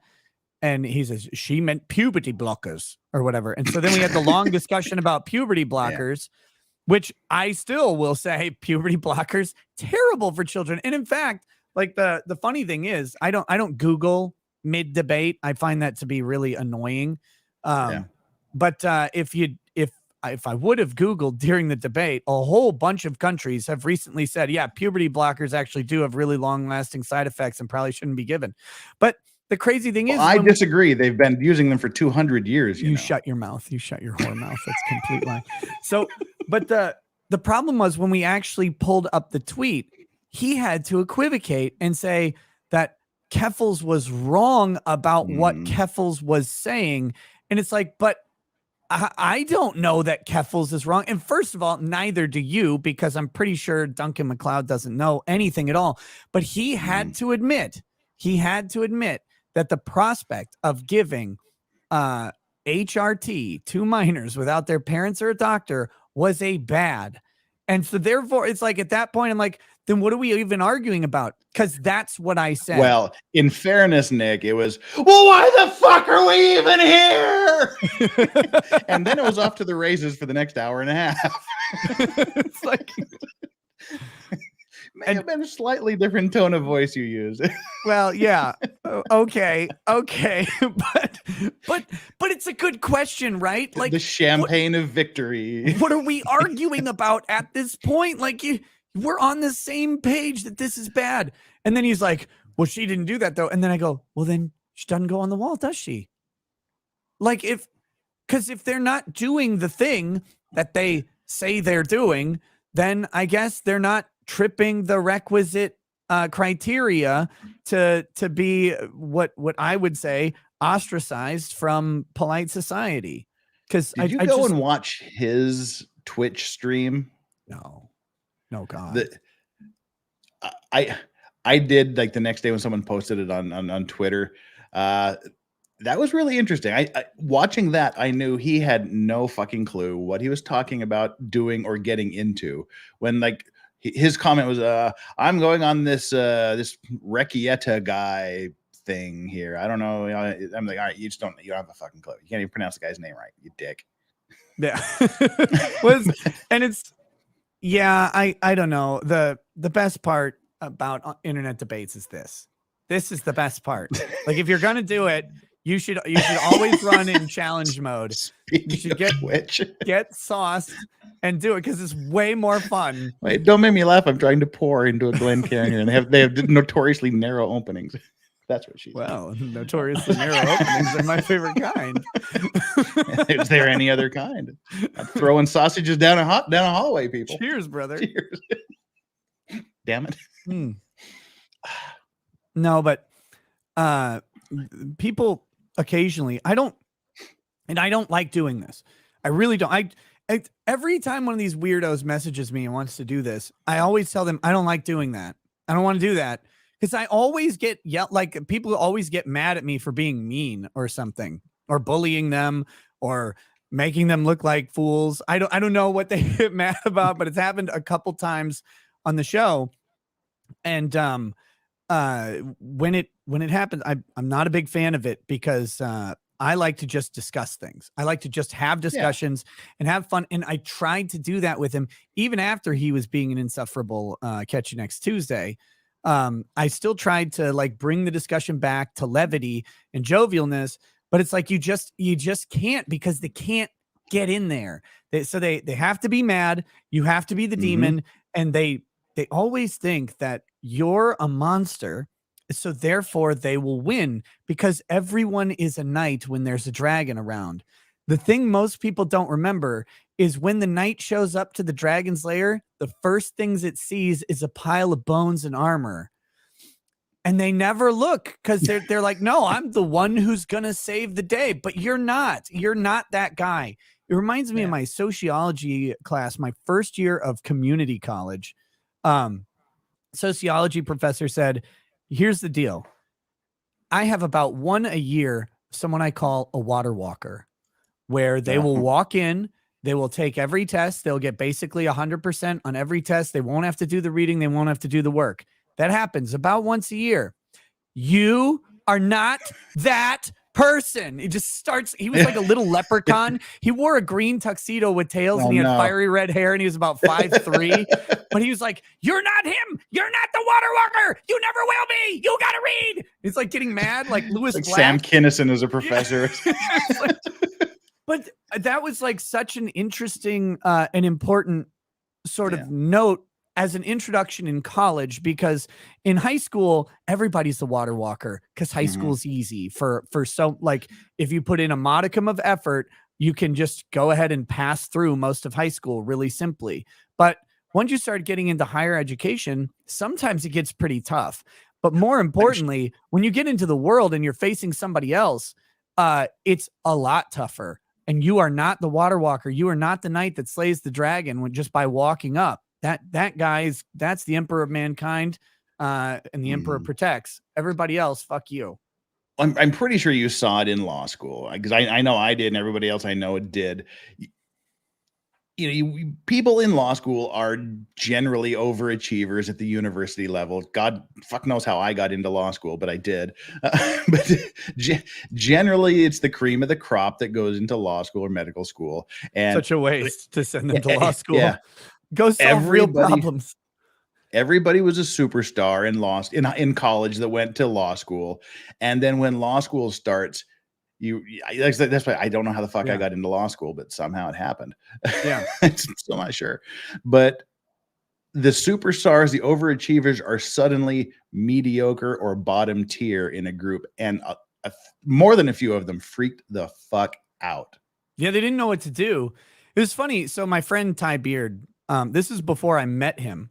I think I talked to him on the phone once at this point, but my mom told him that I was going to law school. And he's like, "Oh, that's great. Blah, blah, blah." God, you've known him that long. I didn't though. That's the thing. I had maybe talked to him on the phone once at that point, where he gave, because he gave me some advice, and I think he told it to me directly on the phone. I don't think it was to my mom, but he said he gave me the best law school admissions advice anybody could give. He said, when you pick some schools, call the school, call the admissions department, and set up an interview with an admissions counselor. And go in person and talk to them, because the admissions departments at law schools are usually 3 to 6 women who go through these, hundreds of applications. And if you talk to one of them when they're going through those applications, they see your name. They go, oh, I met this nice person. And you get to make your impression on a person, and it's a name with a face. And that is, he says, that'll put you ahead of almost everybody else who applies, because they're faceless. And so go actually do this. So when I took his advice and I set up a meeting with an admissions counselor, and then the interesting thing was they were out that day. So the dean of admissions is who gave me my tour of the school. And I talked to that person and just schmoozed him for like 2 hours. And I told him, I'm like, yeah, I was a shitty college student because I was a writing major. I didn't need to do grades. I was trying to live and have fun, be a cheerleader and bang cheerleaders. Like, why would I do that? I didn't want to go to law school. I wanted to write books and movies and stuff. So that's what I focused on. Everything else, I really didn't. But now, I've been working for years, and I think law is a really interesting fit for me. And so I had this nice conversation, made an impression. And so clearly, because like my GPA did not get me into law school. My LSAT score was great. My GPA was trash. But I not only got into law school, I had a good chunk of it paid for by scholarship, just by merit of that. And it was like, all that was not my GPA. My LSAT I had all of mine paid by loans that nobody fucking forgave or fucking paid for me, you motherfucker. 13 fucking years spending thousands of dollars a month. Fuck anyone that you signed your name on that goddamn loan form. You knew you had to fucking repay this for the rest of your goddamn life at a usurious internet interest rate. Fuck you, these bitchy, whiny assholes that want loan forgiveness. I have zero fucking empathy for you. So I agree 100%. No, I agree. I stopped paying my student loans because Biden put a freeze on it, and bastard. And then what I was hoping that I would get into the grift of the Democrat grift, that they would pay some back, but I don't. I make too much money, so they're not gonna. I don't get to participate, so I still have to pay mine back. So, well, in 1998, Korea went into an economic crisis and had to have an IMF bailout, and the exchange rate literally halved overnight. Literally overnight. Suddenly, I was making, when I was converting from Korean won to dollars, I was making less than half of what I had when I woke up the morning before. So I applied for the loan, the deferment, and like, yeah, sure, you can defer this as long as you want, but that interest is still packing on, pal. We don't defer the interest. Yeah, I had one deferment when we were just poor. There's no bones about it. We were just poor. Missed a payment. They called up. They're like, oh, we'll defer it 6 months. Like, okay. And then I would pay it. I paid off Lady Racket's student loans. Mine were a little bit bigger because of law school, right? And so then got over the past couple of years, though, that state of emergency with COVID, they just stopped. They just canceled all payments. They're like, nope, no payments for you. This will and it'll keep going through December of this year, I think, is when they start back up, mid-December. But it's like, you don't have to worry about it. You don't have to pay anything, and there's no interest. They froze everything. And it's like, oh, well, I mean, people are like, why didn't you pay off your student loans? I'm like, why would I give the government money when they're giving me money at 0% interest right now? Like, I'll pay them back later. I can put this money to better use. Yeah, but exactly. But the reason I started this story, because I just remembered, was you were talking about law school and these people suddenly being thrust into a situation. The thing Ty told my mom, he said, this will probably be the first time in Nick's life where he's in a room full of people as smart as him. And what happened was actually terrible because Ty was wrong. What happened was I went to law school and I started talking to people and I was like, oh Christ, I'm this dumb? No. Outside of like a chosen few people who I really liked and respected, most of these people were just the same basic thing, and it demystified everything about lawyers for me in an instant. I was like, nope, they're just as retarded as everybody else. And you're in the same spot that you're in, where like I do not say that I'm the smartest person in any room, but I do say that I'm the person with the ideas I like most in any room. That didn't change in law school. No one suddenly came up to me and was like, I have a better idea. And I was like, you know what? You're right. No, you're right. I disagree fully. And still, I'm a narcissistic asshole like that. But you know this though. You went to look Vices, Jeff. You know this. You went to law school. You know this. Let me ask you something. Jeff. No, tell me, Jeff. Is this true, Jeff? You know this. You know this. When you went to law school, you were unimpressed by everybody around you, right? Of course you were. Yeah, I was pretty unimpressed. You saw all these people, and you're like, oh, like because they're just normal. Like it's not that they're specially good, specially bad, or whatever. They're just normal. And it's like, oh, I thought this was like a place of like elite performance or thought or whatever, but it turns out it's just a population distribution of people with access to a certain amount of funds. Well, like and the ones that were clearly brilliant, the ones who were clearly brilliant in my law school class anyway, were mostly people I didn't want to have anything to do with. I won't say they were assholes or douchebags because that's just my subjective judgment. They weren't people I would go to have fun with, except for one. Literally one person was just stunningly brilliant, and she was fun as hell to be around. One out of 124, I think. All of my friends. I had a friend group. We had a clique. All of us underachievers. We had a fucking great time together. We did too. And I recommend. I still do referrals for these people because I trust them to do the work. They were all smart. They know their businesses really well. I like all of them. I ran into so many people I wouldn't refer a fucking mouse to. Like I would not want these people around. There was one motherfucker though, the valedictorian of our class, who was like, this is the guy that you hate, right?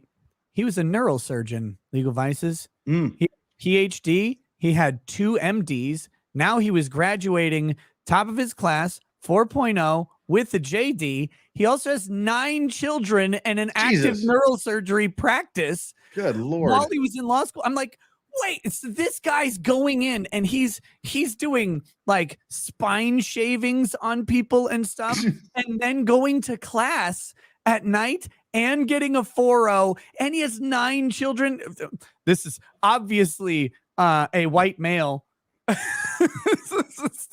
This guy was some brand of Asia Minor that I don't understand, with like a work ethic that God would be envious of.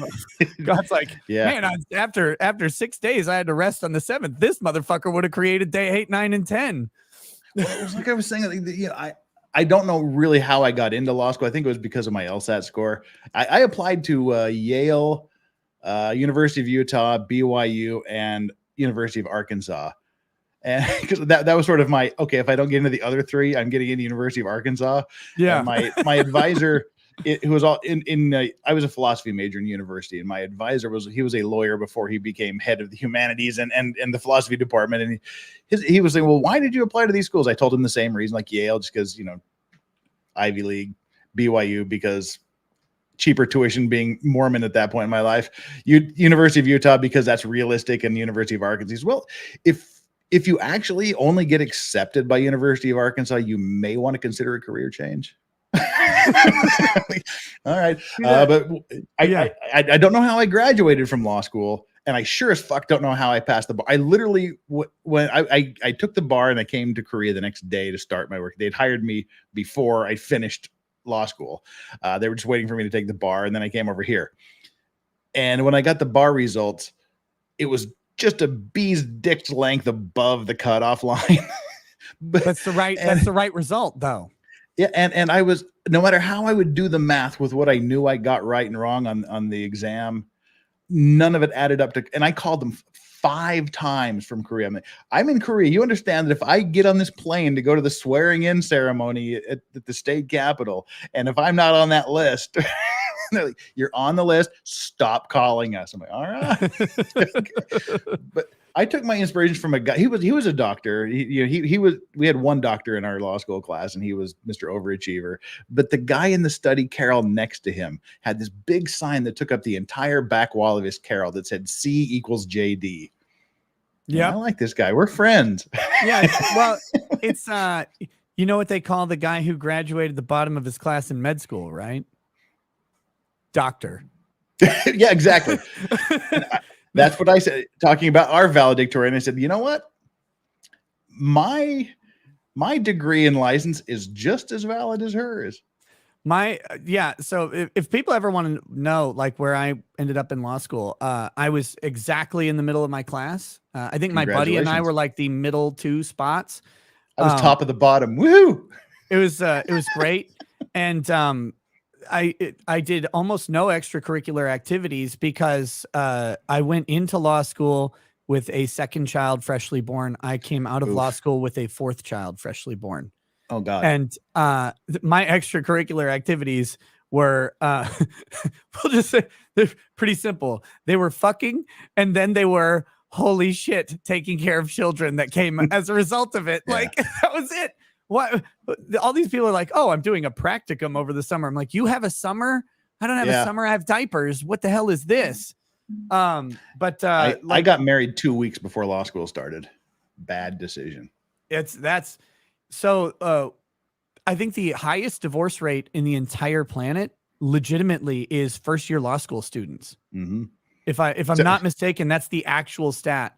It certainly didn't contribute to a successful marriage, seeing as how I'm no longer married. I think that was part of it too. Just like the first 3 years was a disaster. And when your romantic conversation at the end of your 3rd year, when you're 3 months out from the bar exams, just go stay with your parents, leave me alone for 3 months. Just go. Yeah. I love you, but get the fuck out of the house. I have 3 months to learn everything I should have learned in the last 3 years. Leave me alone. Yeah, it's it really is like that. What I said to my wife was, I was like, I'm in my office. Oh, so I did Barbary, right? Of course. Yeah. I didn't realize I did both of them, Barbary and the other one. Kaplan. Yeah. Yeah, I did Barbary. I didn't realize it had started. Like the online classes. So we get done with law school. I'm like hanging out. I'm like, oh God, finally I'm out of this stupid school environment. I just relax for a bit. Barbary's going to start up in a little bit. And then I went on Messenger and my clique, I guess, from law school, they were talking about their Barbary classes. I was like, wait, what Barbary classes? What are you guys talking about? Like, yeah, they started up 2 weeks ago. I'm like, oh my God, they did? I thought they didn't start for a while, still like another month. And they're like, no, they already started. So I didn't do any of the Barbary classes at all. I missed all of them. Wow. But what I did was I took every test, all the online quizzes, every test, and I drilled and drilled and drilled until I think I was at a comfortable 85% on every multiple choice thing that they offered. That was the score I would get. And I was like, if I do 80% on the MBE, I'm a lawyer. So I did 85% in practice because you got to give game day jitters a little bit and the nerves of the bar exam a little bit of a break. I was like, if I do 85% in practice, I'll do 80% in public, and then my essay questions won't even matter. And then I started scoring for the essay questions. I was like, why would anybody study for these? In Minnesota, I don't know if so people out there, here's how Minnesota does the bar exam, or did when I took it. You have 180 points that come from your multiple choice exam, which is graded on a curve. And I think you have 200 questions, but you have 180 points that you can garner from that. And then you have the first day is the essay questions. Now you have 6 total essay questions. 3 of them, they give you a fake file, and you have to write 3 essay questions based off this fake file, which has the relevant law, the facts, and all this stuff as if you're approaching a case. You can use all those materials to write your answer. The The other 3 essay questions were specifically legal questions with general legal concepts where you had to do issue spotting and then problem solving through them. Those 6 questions were 6 points each. So you have 180 points of multiple choice and 36 points of essay. And the 36 points of essay was your entire first day of the bar. And people focus so heavily on those essay questions. But here's how the scoring went. If you wrote your name on the essay, you got 1 point. So you get 1 out of 6 just by writing your name. If you accurately spot an issue, you get 2 points. That's like almost if you write anything, you get 2 points. If you accurately spot most of the issues, you get 3. If you provide some solutions, you get 4 points, 5 points for a really good answer, 6 points for a perfect answer, which probably almost no one got 6 out of 6 on those essay questions. But when you come down to it, you're getting 24 out of 36 really easy just by doing the basic work you've been doing for 3 years. And everybody focuses on these damn things. And it's like, no, focus on your multiple choice, your multi-state MBE, because that is where you will pass or fail the bar. Your essay tests are this tiny fraction of points that don't matter. It's just there to fuck you up for the first day. Like that's the whole point. It's an intimidation thing. It does. Yeah. I miss, that's the thing about the bar exam that freaked me out, because you didn't have the upperclassmen to rely on. Where like in my constitutional law class, the guy was he was one of the chiefs of staff for McGovern, I believe. He wrote a book called To Chain the Dogs of War, and the upperclassmen was like, just on the con law, just say the president doesn't have the power to declare war as many times as possible, and you'll get an A. You don't have that advice for all you have is the Barbary, here's how you take the test. Eliminate the obvious wrong answers and then pray to God you choose the right multiple choice answer on the next part. Let me plow through I got like 30 super chats to get these out of the way so I don't have to spend 6 hours later. Oh, Xcomer triple Z how you still haven't fucking told me how you want that pronounced. Gifted 10 memberships. Thank you so much. That was awfully darn generous of you. Boy, let's see how quick we can get through this. Jonas Dillon, thank you so much. Breaking news in your DMs. Yes, we know the queen is gone. Of course, this was she's got the gulags with her parachuting from the Bond movie. Matt Hagen, thank you so much. Joe is 3 shots from turning blue. Joe and I are going to get it on in a few hours. Oh my God. He'll be ready for some of the hair of the dog by the time I get to him. Oh God. This has been such an incestuous few days. It was what I was on Andrew was on mine, you were on Joe, I'm going on you, then Joe I'm going on Andrew Joe before I was on and Joe was on Andrew. Yeah, it's just been like this weird little cluster to where everybody's on. I'm trying to the first time I've ever had to calendar items and go, all right, who is where and at what times. We'll be getting down to Joe here in a few hours. Just me, thank you so much. I was still typing in chat 3 hours after it shut down. No. That's always my fear, is I'm going to fall asleep. And chat's just going to go on without me. Flux, good to see you. Thank you so much. Pants are prison. Yes, they are. Pants are never worn unless there's absolutely a requirement to do so. This show will ride me through the rest of my work day. Nice. God, I'm so done. I'm so done with clothes. Chat, like I hear you. We went to like I said, we went to the Caribbean. It was 12 days. And I didn't wear anything for the majority of my time. You know, when you go out, I guess you have to put clothes on. But I was just pants off, shirts off, fuck everything. And I'm like, I get nudism. I never did before, but I get it now. I'm in it.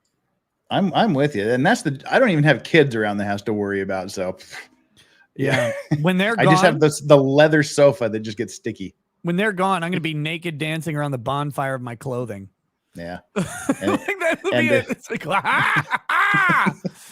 and the condominium is these people like, you never shut your window. Aren't you worried about people looking? If they don't want to see it, don't fucking look in my window. Yeah, it's not my fault. What are you doing looking at my window? Look, Dick's out for Harambe at home. What are you talking about? Looking in my window. Grimsbar, the men need to step aside.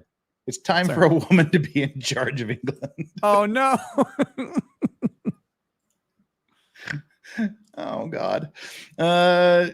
John Pagdelau, sorry. So will Rule Britannia or Deutschland über alles be played at the funeral? Good question. Ooh. Well, you know the history of the Windsor name. No, I don't. You know what? There's little I could care less about than monarchs. There's a great documentary series on Netflix called The Windsors. It's called The House of Windsors or The Windsors, where they talk about they were somebody hyphen something other Mountbatten, and unfortunately that name happened to be the exact name of the manufacturer of the planes that were dropping bombs on England in World War War One, and they decided probably we shouldn't have the same royalty name as the people that are bombing the fuck out of our country right now. So they were forced to change their last name, and this documentary goes through all the names and the reasons why they were rejected and how they settled on Windsor from the whatever it was Mountbattens. So it was just a really unfortunate situation. Hey Nick, says Durao Ong. Thank you. And this is like the cutest little dog ever. Hey Nick, can you do a toast for the Queen? Okay, I guess.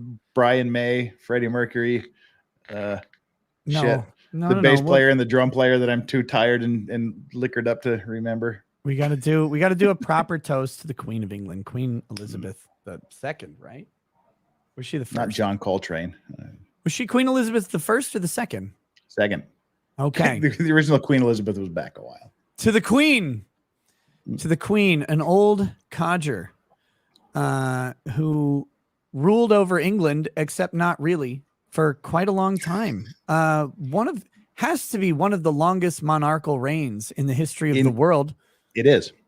She is it. And somehow, though she held no power and effectively little influence and lived entirely on the taxpayer's dollar, managed to convince an entire country to like her. And that's a grift that I can always respect. Queen Elizabeth, may you rest in a peace that you could not know on this earth, in the arms of a creator who loved you very much. Welcome home. Cheers. To the royal grift. Oh, well, that was touching. Yeah. Back to hyperspeed. We just did that one. Don't want to do another one just yet. Charles Haber, 2,000 likes. Time for legal advice to drink from the Baldo. Not going to happen. You know, I accidentally. Would you try a Baldo out? Would you give it? Oh, no. For one reason, and I was just saying, I accidentally saw, because I knew I was going to be on with Drek, so I had to try to find some sort of Baldo information because you was it you that broke the news to him that it was not used for what he thought it was used for? Yeah. Somebody because I got like broken a week ago.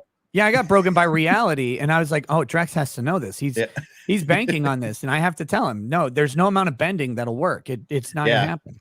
And so I was trying to find another piece of information, and I accidentally saw a video of like a real person putting it on. Not gonna happen. I mean, I was just literally watching that, just like with my sphincter puckering and just kind of like like the tightness in the navel, going, no. Oh God. Yeah. I don't know. I'm curious about it because they talk about this ballgasm thing, and I'm like, well, I'm always up for a good time, but can Lance Armstrong, like, he should have an ADA lawsuit against the Baldo, right? Yeah. Like, they need a single ball version. Because you're supposed to squeeze out both sides. Like, you're supposed to be like two emphasis on the squeeze. It looks really uncomfortable. It looks uncomfortable. Watching it actually applied went into the realm of just extreme pain and torture. So you saw it applied, but you didn't see it being used, though. No, didn't see it being used. Just saw it being applied. What kind of bad promo? Like, why don't they have someone dropping them in? It wasn't a promo video. It wasn't a promo video. It's like, okay, I need to go on Pornhub and search for Baldo, and that was the first thing I saw and the last thing I saw. So. Oh damn. Somebody's got to have a film of it. Like, somebody's got to have done it. It's on the internet. Of course they do. Grifter wannabe, try number 2. You're just sad drunks. Professionals attend state-sponsored classes. Thanks, Susan. There you go. I did have someone. Oh, it was someone commenting on the Drex, Andrew, me, and Mike someone left a comment like, "You guys are just degenerates. I would never send a client to you. You're not professionals. You're not responsible. How can lawyers I behave like this?" Like, bitch. You've never met a lawyer in your life. People used to, Jeff, people used to comment on my videos. This lawyer drinks? That seems very unprofessional. You know, I was if you've thinking, met I a was lawyer who born, doesn't drink, they're a Baptist who's lying. I was born 30, 40 years too late. I watched things like Mad Men or where they have like the whiskey cart in the office with a box of cigars on the desk. I'm thinking, fuck me, I was born in the wrong era. Yeah, how did I not? And the women's asses were all for spanking. Everyone in the office. You just walk by and, good job, Tiffany. Bam. Like, like what? Why is? Can we go back to that? Can we stop with all this equality stuff? It's no fun. It's no fun. The hand needs to spank and the ass needs a spanking, and everybody knows it. So, Nurse Ladybird, thank you for being the new member. Congratulations. IFID. Sometimes I think I'm an idiot. Well, maybe we think you're an idiot too. Let's see what the rest of this says here. But then I realize I'm not. Oh, damn. Oh, wow. Oh, throw the engine brake on that one. Jake brake time, bitch. Anyway, Nick and Joe fat shamed me earlier this year, and I've lost 40 pounds. Need a new wardrobe. Try dresses. Thanks for being unbreaded. Cheers. You get like the Homer Simpson, the moo dress, just walking around with a shower cap on. Good job, buddy. Lose 40 pounds. Now lose more. Your journey is not over yet, my friend. Your journey is. You better look like a genie coolie, and you better look like a skeleton with a skin suit draped over it before you're done. Get like thin. Nancy Pelosi. Make America thin again. Rip to the Kiwi Farms VTuber thread, Rogue. Yeah, rip to everything that was on Kiwi Farms. Rip to everything. Imagine you have 1 million pages of content. God. And one comment by one person in one thread who has made 3 comments in their entire time on Kiwi Farms is what shuts down 1 million pages of content. It's fucking crazy. I don't think it was actually 1 million pages, but you get the drift. It had to have been thousands and thousands and thousands of pages. I know my thread alone had 900 or 700 or 900 pages in it. I don't remember, but like, and my thread was not the most active. Like Keffels or Ethan Ralph has multiple threads in the thousands of pages. Yeah. Oh God. Doxing is the wink, wink, nudge, nudge of having unhinged people do things with it. We should push people to acknowledge it's not just the sharing that makes the act offensive. Nope. Super Iron Bob. I'm sorry, brother. I got to push back. Yeah. You cannot hold the person who posts information responsible for what someone else does with it. That is the quintessential free speech. If I say that I hate the book Last of the Mohicans by James Fenimore Cooper and you go dig up his grave and piss on his corpse, that's your fault. I didn't do that. And you cannot, well, you led hatred against him. No, I didn't. I expressed my opinion. I did this thing. And I'm going to say it. Like, I know that Kiwi Farms has this reputation or whatever, but if you go on there and look over and over from the moderators and from the community, if you start fucking with the cow, you get yeeted right off the damn platform immediately. Like, post the address. You start, I called in and ordered 15 pizzas. You're gone. You're done. Yep. You challenged, like that one guy, Joseph TX, got kicked off for inviting Ron Toye to fight him in the middle of Dallas. Like he posted an intersection like, I'm here, Ron, come get me. They're like, nope, you're touching the poop. Get out. You can't. That's the actual culture of the farms. It's very self-policing. And I get that people don't like having their address shared. But again, they got that address from the person, from their activity, their things. Keffels was really mad that they posted a picture of their hotel room and somebody found it. It's like, yeah, you posted a picture of your hotel room and it was distinct from other hotel rooms. So all people had to do was know roughly where you were going and then start looking at hotels in the area, and they found it. They're like, oh, they did all this. It's like, that was probably 20 minutes of internet autism. It's not really a big investment of time. It's not some groundbreaking revolutionary thing. It wasn't as crazy as the "He Will Not Divide Us" flag. And that should tell everybody, like, if you don't want your information shared, do not share anything. Because Shia LaBeouf placed a flag on a grayscale background in the middle of nowhere, and they found it in 48 hours by analyzing planes going by and bird sounds. They're gonna find your hotel room. They're gonna find your house. And every single live streamer, commentator, or whoever who has their name out there like I do, we're all dumb. I know we're all dumb, but I knew no matter how much work I did that I would eventually be doxxed when I moved to a new house. I make it somewhat difficult for the average person to find it, but it's not that difficult. And there's nothing you can ultimately do. And we have to get over this idea that doxing is a big deal. The overwhelming majority of doxing results in 0 things happening. And by overwhelming majority, it's like 99.99% of doxes don't have any follow-up. Swatting happens for completely different reasons. It's not some common thing. And if you want proof of it, the Weeb Wars thread, they had a Doxamon page that had like 70 people on both sides of the Kick Vic thing, Kick Vic and I Stand With Vic, getting doxxed. They had their names, their addresses, their workplaces, everything. And what happened to them was this. It just doesn't, like, there's no wink, wink, nudge, nudge. Someone might use the information for bad purposes. That person should be punished every time. But like you said, it's I'll just make up a statistic, 99.9, because that's a statistic we love to make up. 99.9% of the time, it's Beavis and Butthead in the basement going, I found his address. And everyone's going, you found it. Good job. And that's it. Yeah. And that's the end of it.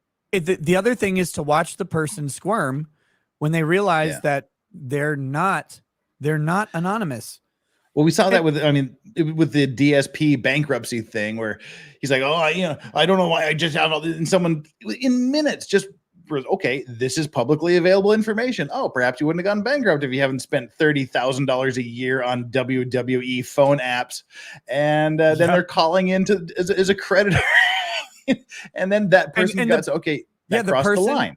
The person who called in pretending to be a creditor on DSP got banned from Kiwi Farms immediately. And they should not have done that. That was crazy.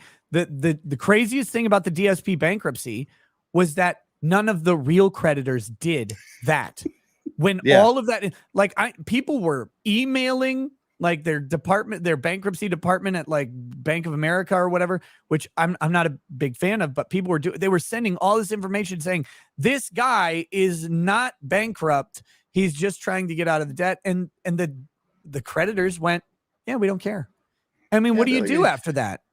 Yeah. I mean, when the creditors are going, we've got people with like millions of dollars of debt, and this is a waste of our time to be here. We'll write it off.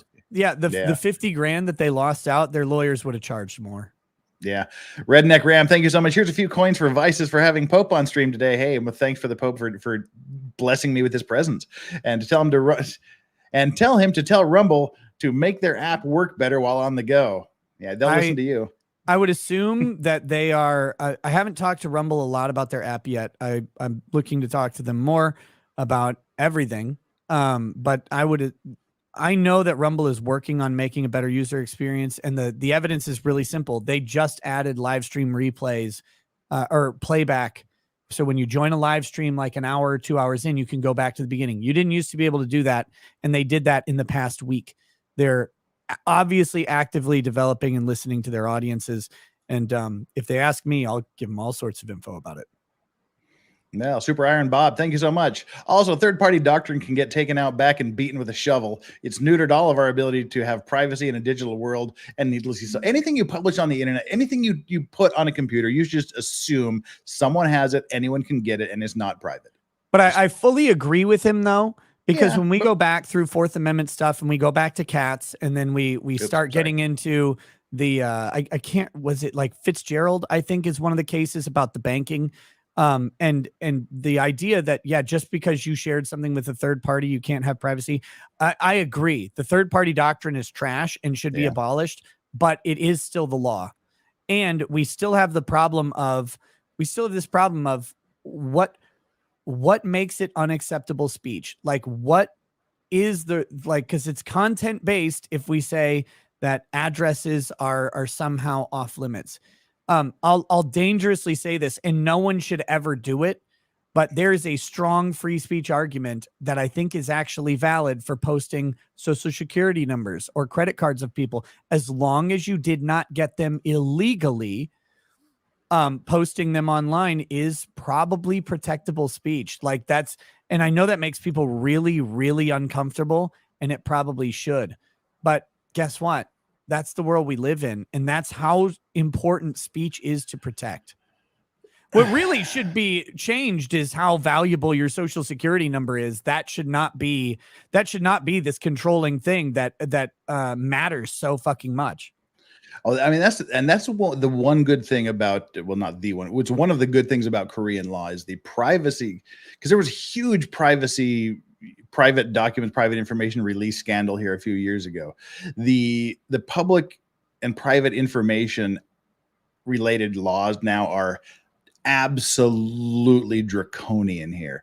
If you want to publish anything that would identify a person individually anywhere, you have to go through some of the most amazing paperwork you've ever seen. The public information is there. Private information is extremely protected here, which is fantastic for me as far as I'm concerned.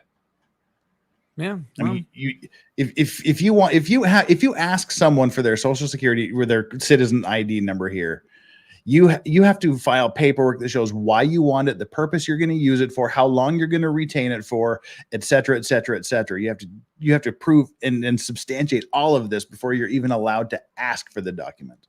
Right. And I like the amount of asking for social security numbers that's happened at private companies in the United States bothers the shit out of me, because you're just asking for data breaches, and those data breaches become incredibly compromising. And there's no reason for the overwhelming majority of businesses to have a social security number.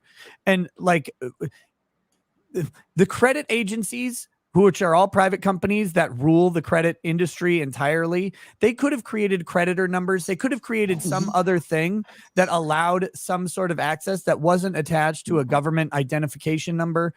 They could have done all of this. They still could. There's nothing stopping any of and they probably already have one that they don't tell you about anyway. Like I guarantee Equifax recognizes me by some number that I don't know. So like, I don't understand why we don't have just creditor numbers that can be shuffled around like a debit card, just like anything else. If you have a sufficiently long string of numbers, you have effectively infinite possibilities. 16 numbers, 20 numbers, like that. The longer the string gets, the harder and harder it is to fill it up. Unless it was absolutely necessary. I used to use Richard Nixon's social security number. I can't remember where I found it, but that, well, hell, if it's not something that they absolutely need mine, that's what I'm going to use. And I did for a long time. Paul Farrell, Nick, you have a walk-in gun safe and decided to turn it into a streaming studio. For shame. Keep up the great work, you two. If my house expansion goes as planned, I will have a dedicated studio that is no longer the gun safe, and it can be returned to its proper purpose. Yay. I missed the start. Oh, Execation, thank you so much. I missed the start because I was glued to the news, but can C send prayers for my queen, please? Oh, okay. Can C send prayers for my queen, please? She was a stalwart and is the basis that modern Britain was built upon. Send up some prayers to the queen. Prayers to the queen. I gave my toast to her. Yeah, I tried to keep it respectful.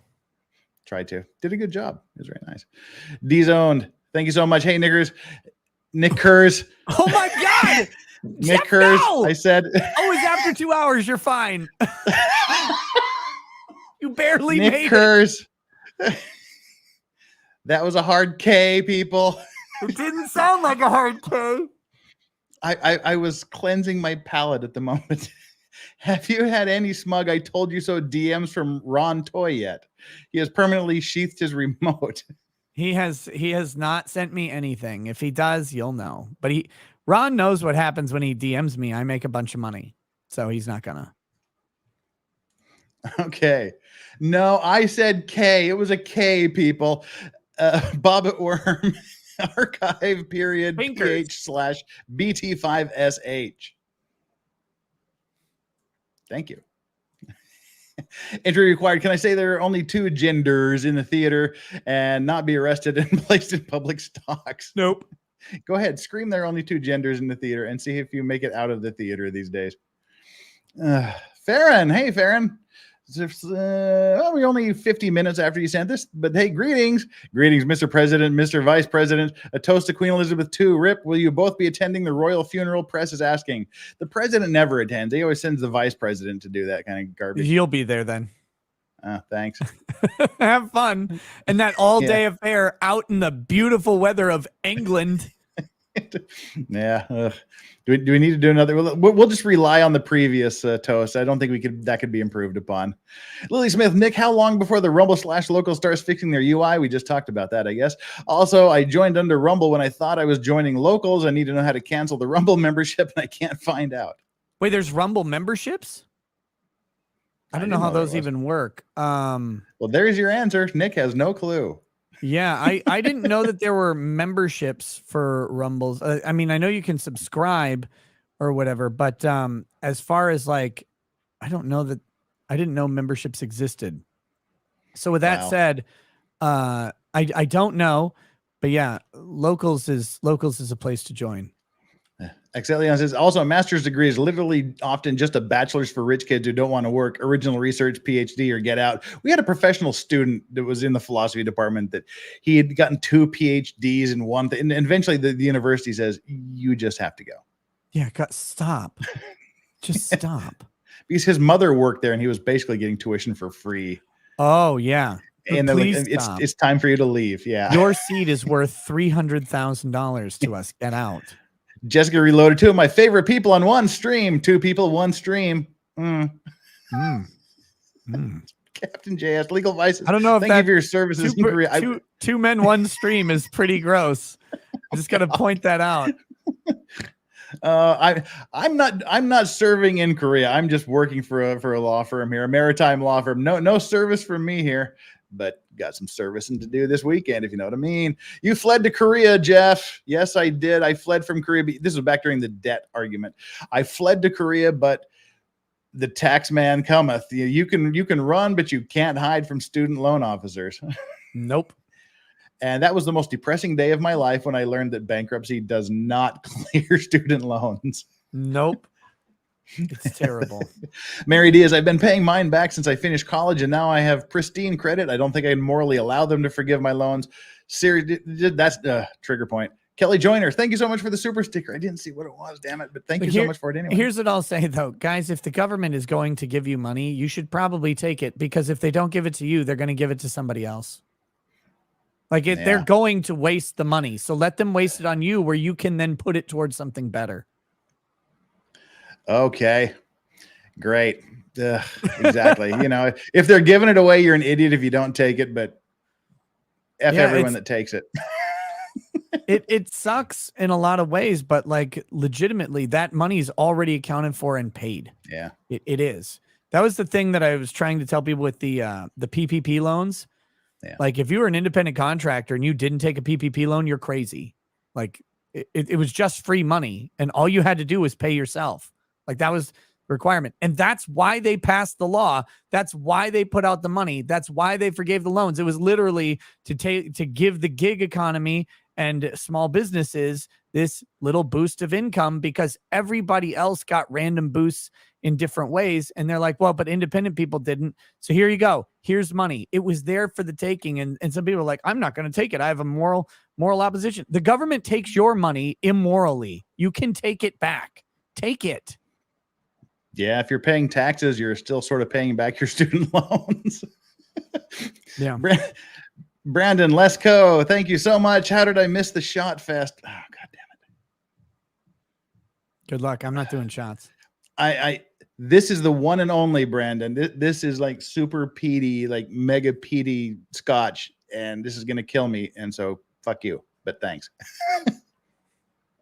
Oh,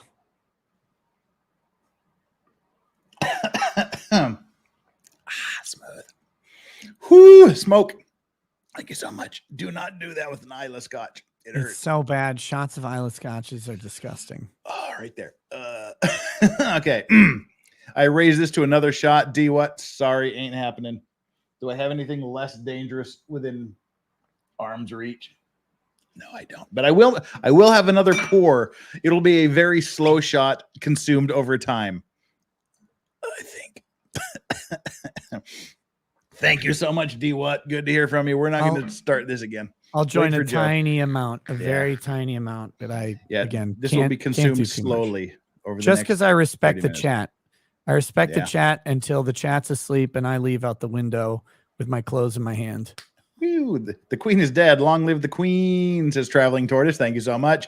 Kitty Cat. People need to take responsibility for their actions. Absolutely. Yep. Yep. Espiritu Santo de Dominus Griftis. Thank you very much, Digitalis. You are absolved. Thank you so much. All right. I'll take that as probably my sale of indulgences. Now I get to drink another shot. Thank you so much, SASP. Nick, what year did you start law school? If you want to tell us. No, I'll tell you if I can remember. I think I finished law school at the end of 2015. So I guess I started in either 2012. I think it was 2012. Fall of 10 at WM, but decided going back to school after 9 years of working the street wasn't very appealing, and I'm glad I didn't. Yeah, I would not like. I know people like don't recommend law school as a meme. They're like, oh, don't be a lawyer. A lot of people think, oh, if I go to law school, I'll be in a high-paying job, and the reality is, you can be and you can't be.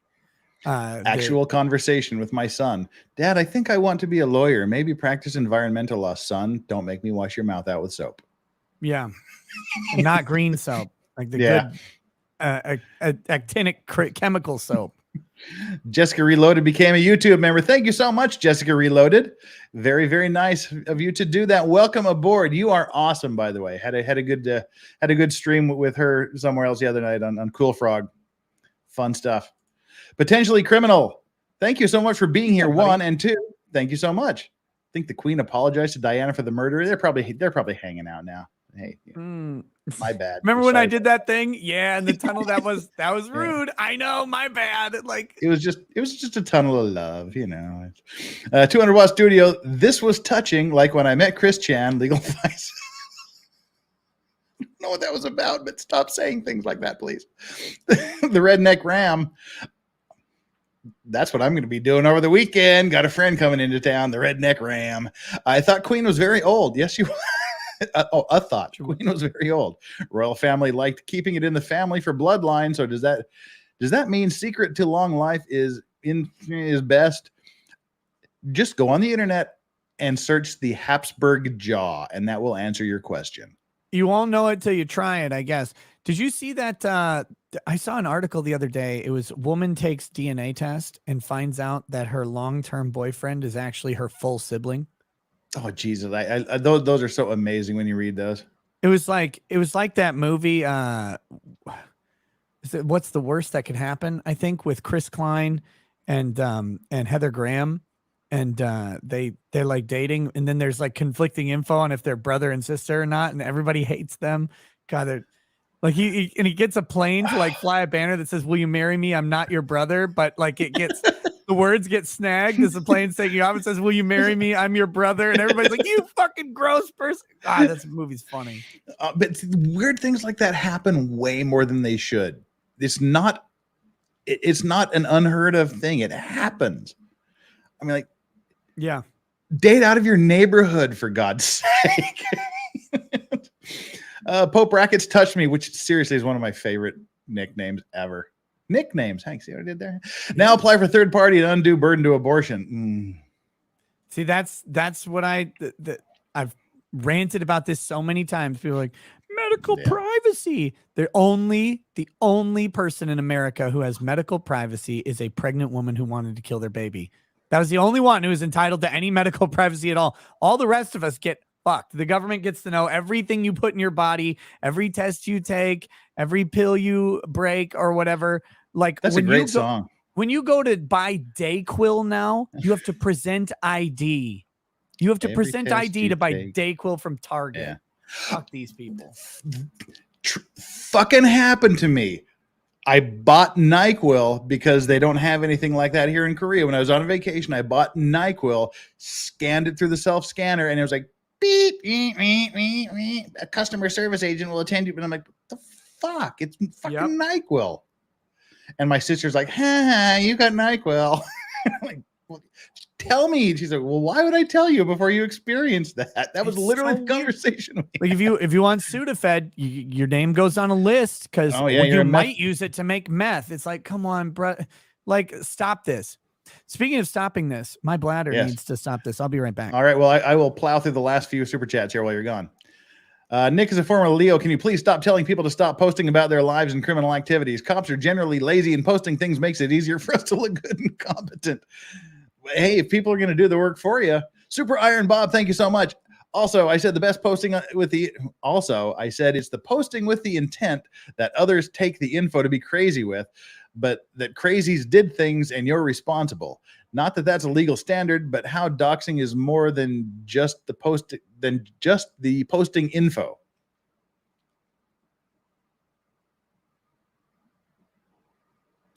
Not sure I exactly follow you, but yeah, just, if it's publicly available, it's not really doxing.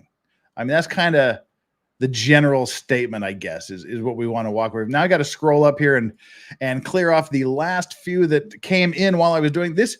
This is a totally new level of grift going on here with Nick on the stream. I've never. It's a new level of accountability for super chats.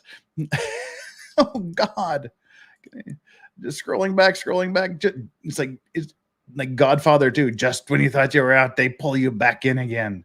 I'm desperately scrambling through the super chat, scrolling up. And while I'm scrolling up, please do me a favor. We've got 2,360 people here and 1,600 likes. 1,000 of you, just go down and hit that like button. While you're here, we're having fun. You're liking what's going on. We know you like it, so please do me a favor. People that have a bajillion fucking followers like Nick don't have to worry about it, but I still have to worry about getting on the YouTube radar. So please hit that like button. Let YouTube know that you like it for the algorithm, and the subscriptions help. Please subscribe, and it's like ludicrous for me to say, but if you haven't already done so, please go over and subscribe to Nick.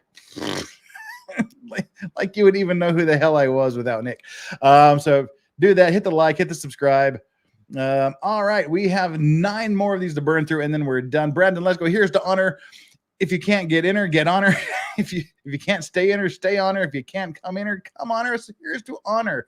Honor was a great girl. Woo. We all liked Honor. Lily Smith, I signed up for you via Rumble. I made a typo in the username, so I don't like it. If you sign up via Rumble, it works on locals also. That's the only way I can watch your Rumble is through locals, because I refuse to descend into the cesspool of Rumble directly. I need to go through the barrier of sterilization. Wait, so through locals you can watch Rumble? Yeah. That's cool. I didn't know that. Yeah, all the local posts, when you say watch on Rumble, it's just you can just see it right through that posting. Okay. Gotcha. Yeah. That makes sense. When I found out our girlfriend was my sister, the sax was so much better. Oh my God. Studio. No. Still Rocky Horror Picture Show line, incest is best, put your sister to the test, but we don't talk about that here. Quiz almost says Quizaz Hadrach. Sorry. Crusadist viewing. I was like went in full Dune mode there for a second. Taxation is theft. Yes, it is. Tar and feather. Federal tax collectors don't do that. You will go to jail for an extraordinarily long period of time. Give them what they ask for. Yeah, you shouldn't, but you will. Does this mean we can have a Legal Vices Unbreaded segment soon? All right. At some point, you're gonna have, like, you'll have any trouble talking for 30 seconds. I forgot to prepare this. There's something I want to grab across the house to see what you think about it. It may be my own personal unbreaded, but we'll just see. We'll discuss this later. I've got Nick for about 35, 40 more minutes, so we got to make the most of our time. Janelle Diane H, thank you so much. Going to Nick's Locals auto redirects to Rumble. Yeah, cool. Thank you so much for that. Get the word out. Royal family is useless waste of space and air. Capital space and capital air. So that's kind of serious. Like, wow. Says the American legend. Space. Don't worry, I got your hard K clipped, posted. Yeah, please don't. Yeah, we don't need people thinking it was clearly a K. Rodell 1313 use. Don't know whose number that is, and I'm not going to condone it or give credence to the idea that evil still lives. Not going to say it. Not going to do it. Don't want to be responsible. What is this? I don't know. It's somebody's social security number, and I'm not going to say it. You're going to Google it, and it's going to come up, and that's not going to be doxing. So, Nick and Vice's quick check Twitter messages video. They hate maps on the wall from RLM. We can do that. We'll do that a bit later. Did we find out whose social that is? Let's see. Elvis? Is it Elvis? It could be. It is Elvis. Oh, did I read that wrong? Did you say evil? I thought you said evil. You must have said. I thought it said evil too, but it's must have said Elvis. Okay. All right. Phew. Okay. Well, god dang, that took me a while to clear off super chats. Oh, okay, yeah. Russ is sorry. Sorry, Vice's mistyped on the phone. It's Elvis. Well, that's like that makes it less mysterious. What is this? I really want to know. I'm like, I don't want to be tweeting out the president's social security number or something. Yeah, I used to use Richard Nixon, so he was dead at that point, so it didn't really matter, I guess. I'm not a corpse. No, you didn't make it, buddy. Oh God. It's kind of sad. I mean, rapidly changing subjects into a really bad segue. There's not a lot of good trials coming up. We got the dumpster dudes delayed, and I was looking. Taylor Shabusiness, the sexual cannibal, she was supposed to go to trial in October, but she changed her plea on the 1st. She had a status hearing, and they changed her plea from not guilty to guilty but insane. I don't know if I buy it. I don't know if I buy the insane thing. You know what I'm saying? Well, she made the mistake of trying to cover it up, which says she knew it was wrong. Yeah. Even though hiding a head and someone's penis in a bucket at the bottom of the stairs covered with a towel isn't the greatest hiding place, but it does show that she knew it was wrong. Yeah, that's the problem that these that people have. Like you can be really crazy, but if you know what you did was wrong, then you're competent to stand trial usually. I mean, that's kind of the interesting thing. I know I don't know what is wrong with Wisconsin. There's some nutty people there apparently. Yeah, well, that's true. That's where all of these weird cases happen, but they don't have the death penalty. So best case, you're in jail for the rest of your life. You literally have nothing to lose, as we saw in Chandler's case, by pleading guilty. Yep, take it to trial. Yeah, if you plead guilty, it's over and done, and you're going to jail for the rest of your life. Do not pass go. Do not collect $200. May as well go for a Hail Mary. But when you plead guilty but insane, or by reason of insanity, or whatever the wording in Wisconsin is, you're saying, I did it. I am guilty. Okay, so here we go. That's off the table. There is a trial I've been waiting for. Oh, in San Bernardino County, but I don't think it's going to be televised. It is a trial of former porn star Mercedes Carrera, otherwise known as Melinda Smith. I do not know this one. She has many charges of sexual intercourse with a child 10 years or younger.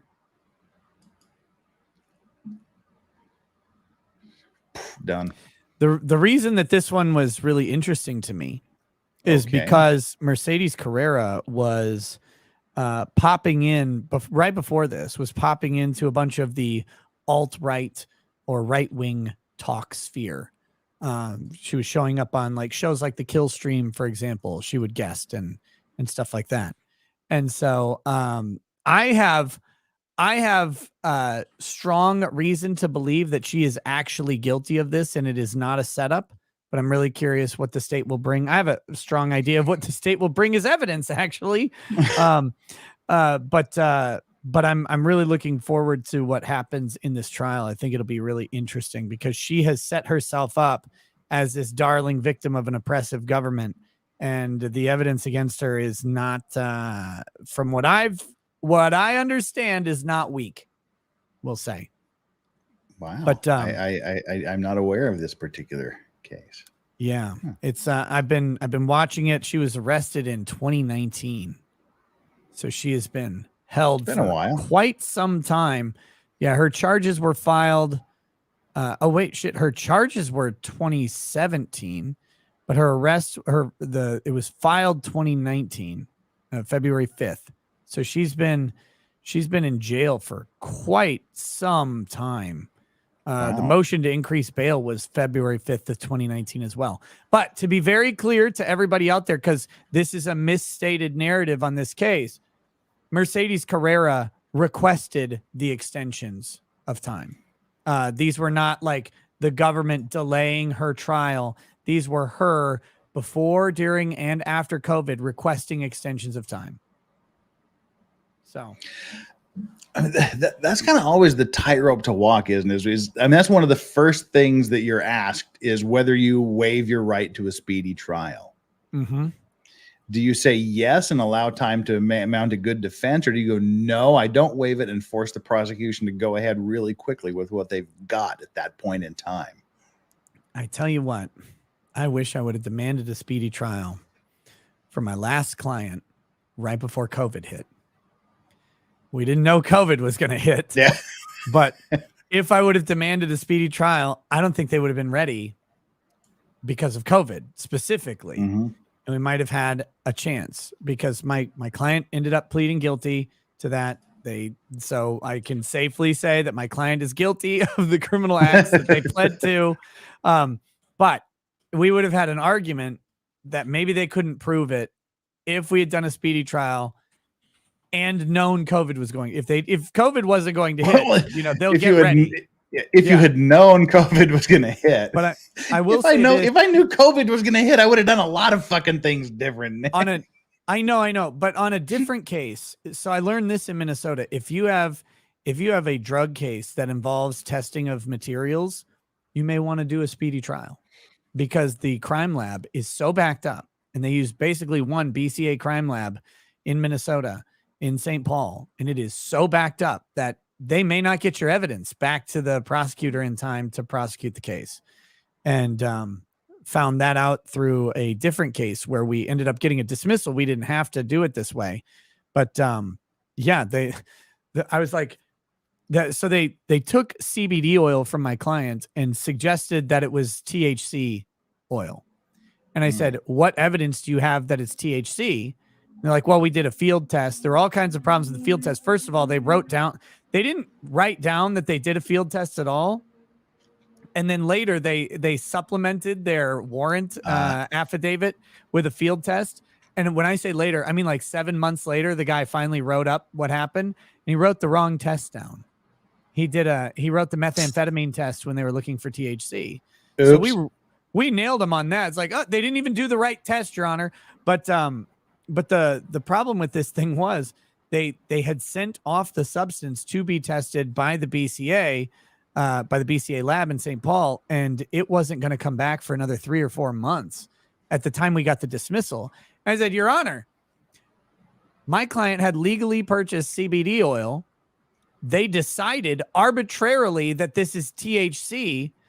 Did they test the milk? Did they test the vegetable oil? Did they test anything else? What makes them think that this has THC in it? What information?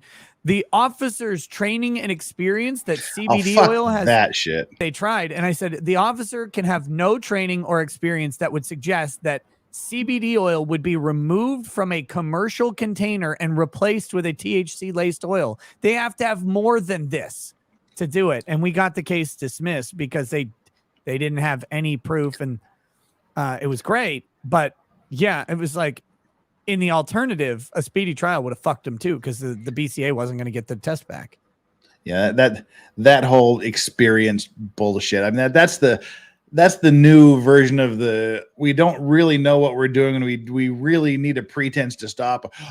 From my experience and training, I smelled the distinct odor of marijuana coming from the vehicle. Here's the fun part of that one. It was a house raid. They had the drug task force, the West Central Minnesota Drug Task Force, a multi-county task force, raid this house, search it, and they found barely any. They found some pipes with what they suspected were marijuana resin in them. Like just the burnt remains, which is a non-criminal amount of marijuana anyway. And then they found this oil. What they thought they were going to find was a meth distribution center. Oh, Jesus. Because they had an informant. They had an informant who said that my clients were dealing meth. Big problem. One of my clients was physically allergic to methamphetamine due to their prior use of it. So they couldn't be around it at all. So we knew that this was a fucking setup from the start. The person who was their confidential informant, they didn't say was a criminal informant. They were a criminal informant on probation, but they didn't say it in the search warrant. And that person was there when the raid went down. They got arrested and immediately released. Despite being on probation and being anywhere near an illegal substance would be a violation, they were released within 20 minutes of being arrested. So we knew that this was a thing. That person was also fighting a custody case at the time, and we have a strong suspicion that that custody deal was predicated on their cooperation in this drug sting. But the reason they tried to hit my clients with the possession of THC oil when it was CBD was they expended a ton of resources over a bogus tip, which they made a deal on and got fucked by it because there was nothing in the house. That's what happened in reality. And we got all of those charges dismissed, 3 people. And that happens a lot. Scenarios very, very similar to that. Yep. It's bullshit.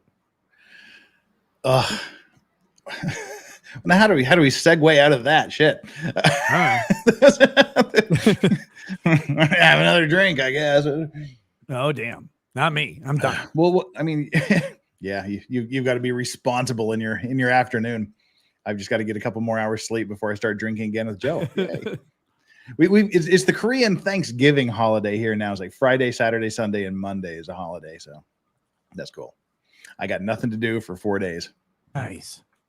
Other than this and sleep and drink and meet people.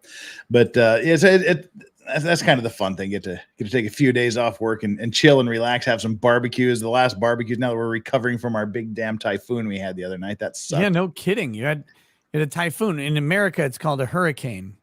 Hurricanes are in the Atlantic and typhoons are in the Pacific. That's the dumbest thing I've ever heard. Yeah. And cyclones are apparently down south, under the equator.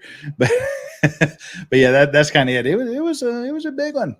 Didn't have much damage here, but that's good. Beat the piss out of the town just up the coast and things. But yeah, it was a long night. Were they assholes who deserved it? Probably. Yeah. Exactly.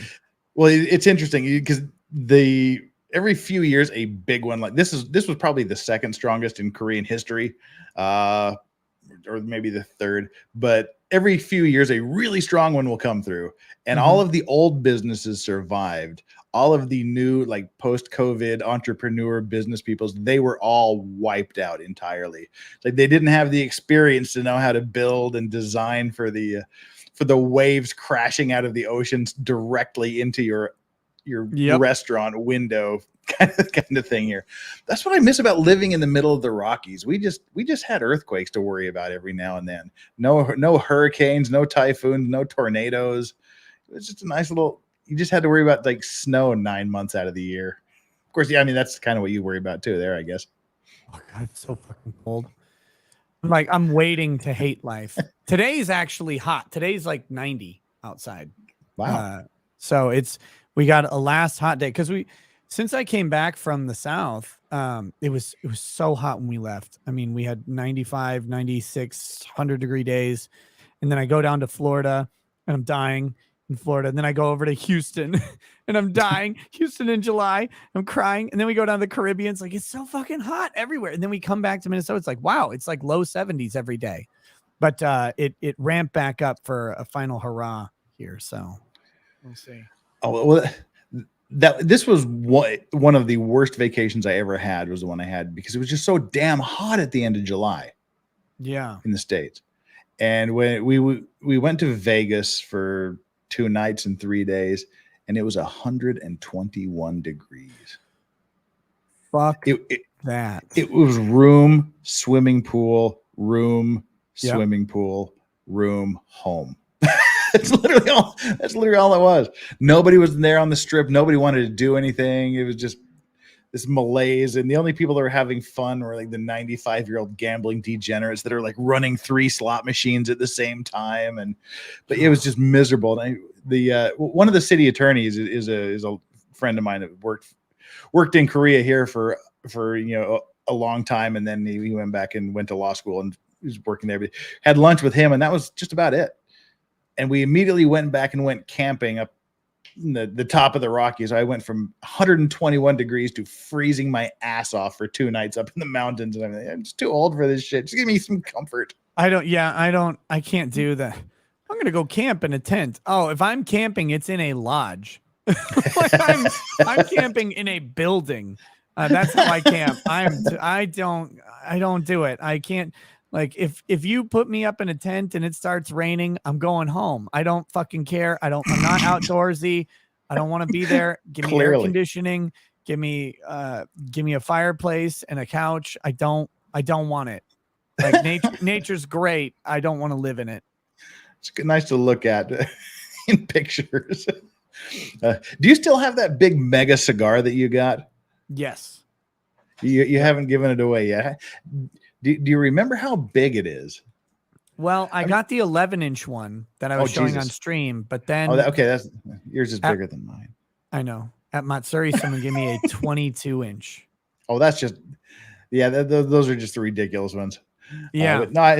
I just there's one real smoke shop in Utah, Beehive Cigars. Hey, I'm actually repping them today. Beehive Cigars. Woo. Nice. Send me product. I will review it. But I just walked in and said, give me just the most ridiculous cigar, because there's a couple of people that deserve to get this cigar. And this is a pretty big boy. Pretty big cigar. It's an 8-inch 80 ring gauge thing. I mean, it's big. Don't do this too much to it. Yeah. It'll get messy. You don't do any promotional things or sponsorships. Why is that? Well, they usually don't ask. Really? Yeah. I mean, I just assumed they'd be pounding on your door saying, please do stuff. I don't know, man. Ridge Wallet did for a while. We were supposed to do a full year deal with Ridge this year, and then they said we were good for it, and then they didn't follow up after that, and I didn't follow back up because, like, I'm not chasing them down or anything. And other than that, I mean, I get a lot of random offers, and it's hard to distinguish the fake ones from the real ones. I get a lot, and I just assume that because of who I am and how small I am, I'm just assuming they're all fake at this. Until it's like a brand I've heard of, I'm going to presume they're all fake.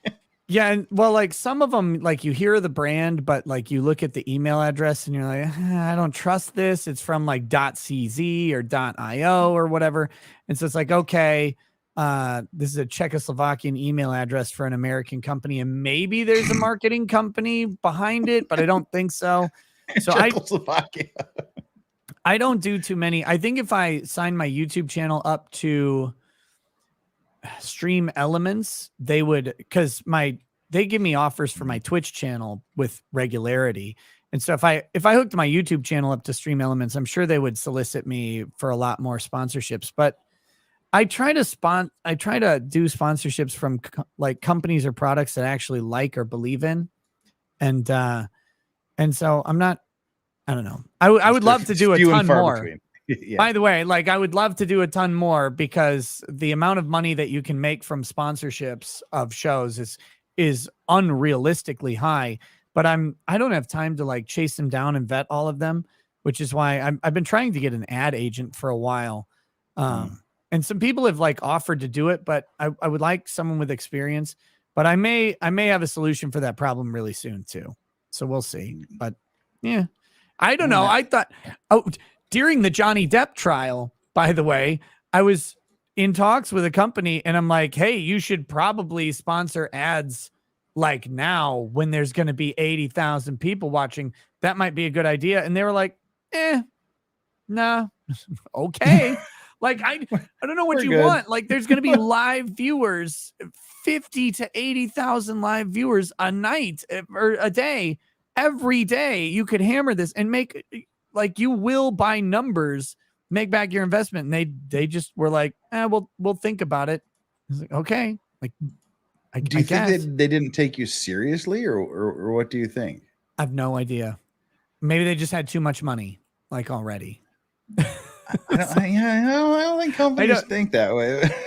I didn't think so either, but I'm like, this is a company that was talking about doing ads, and then they're like, well, and I'm like, this is the time. Like, this is the time to do it.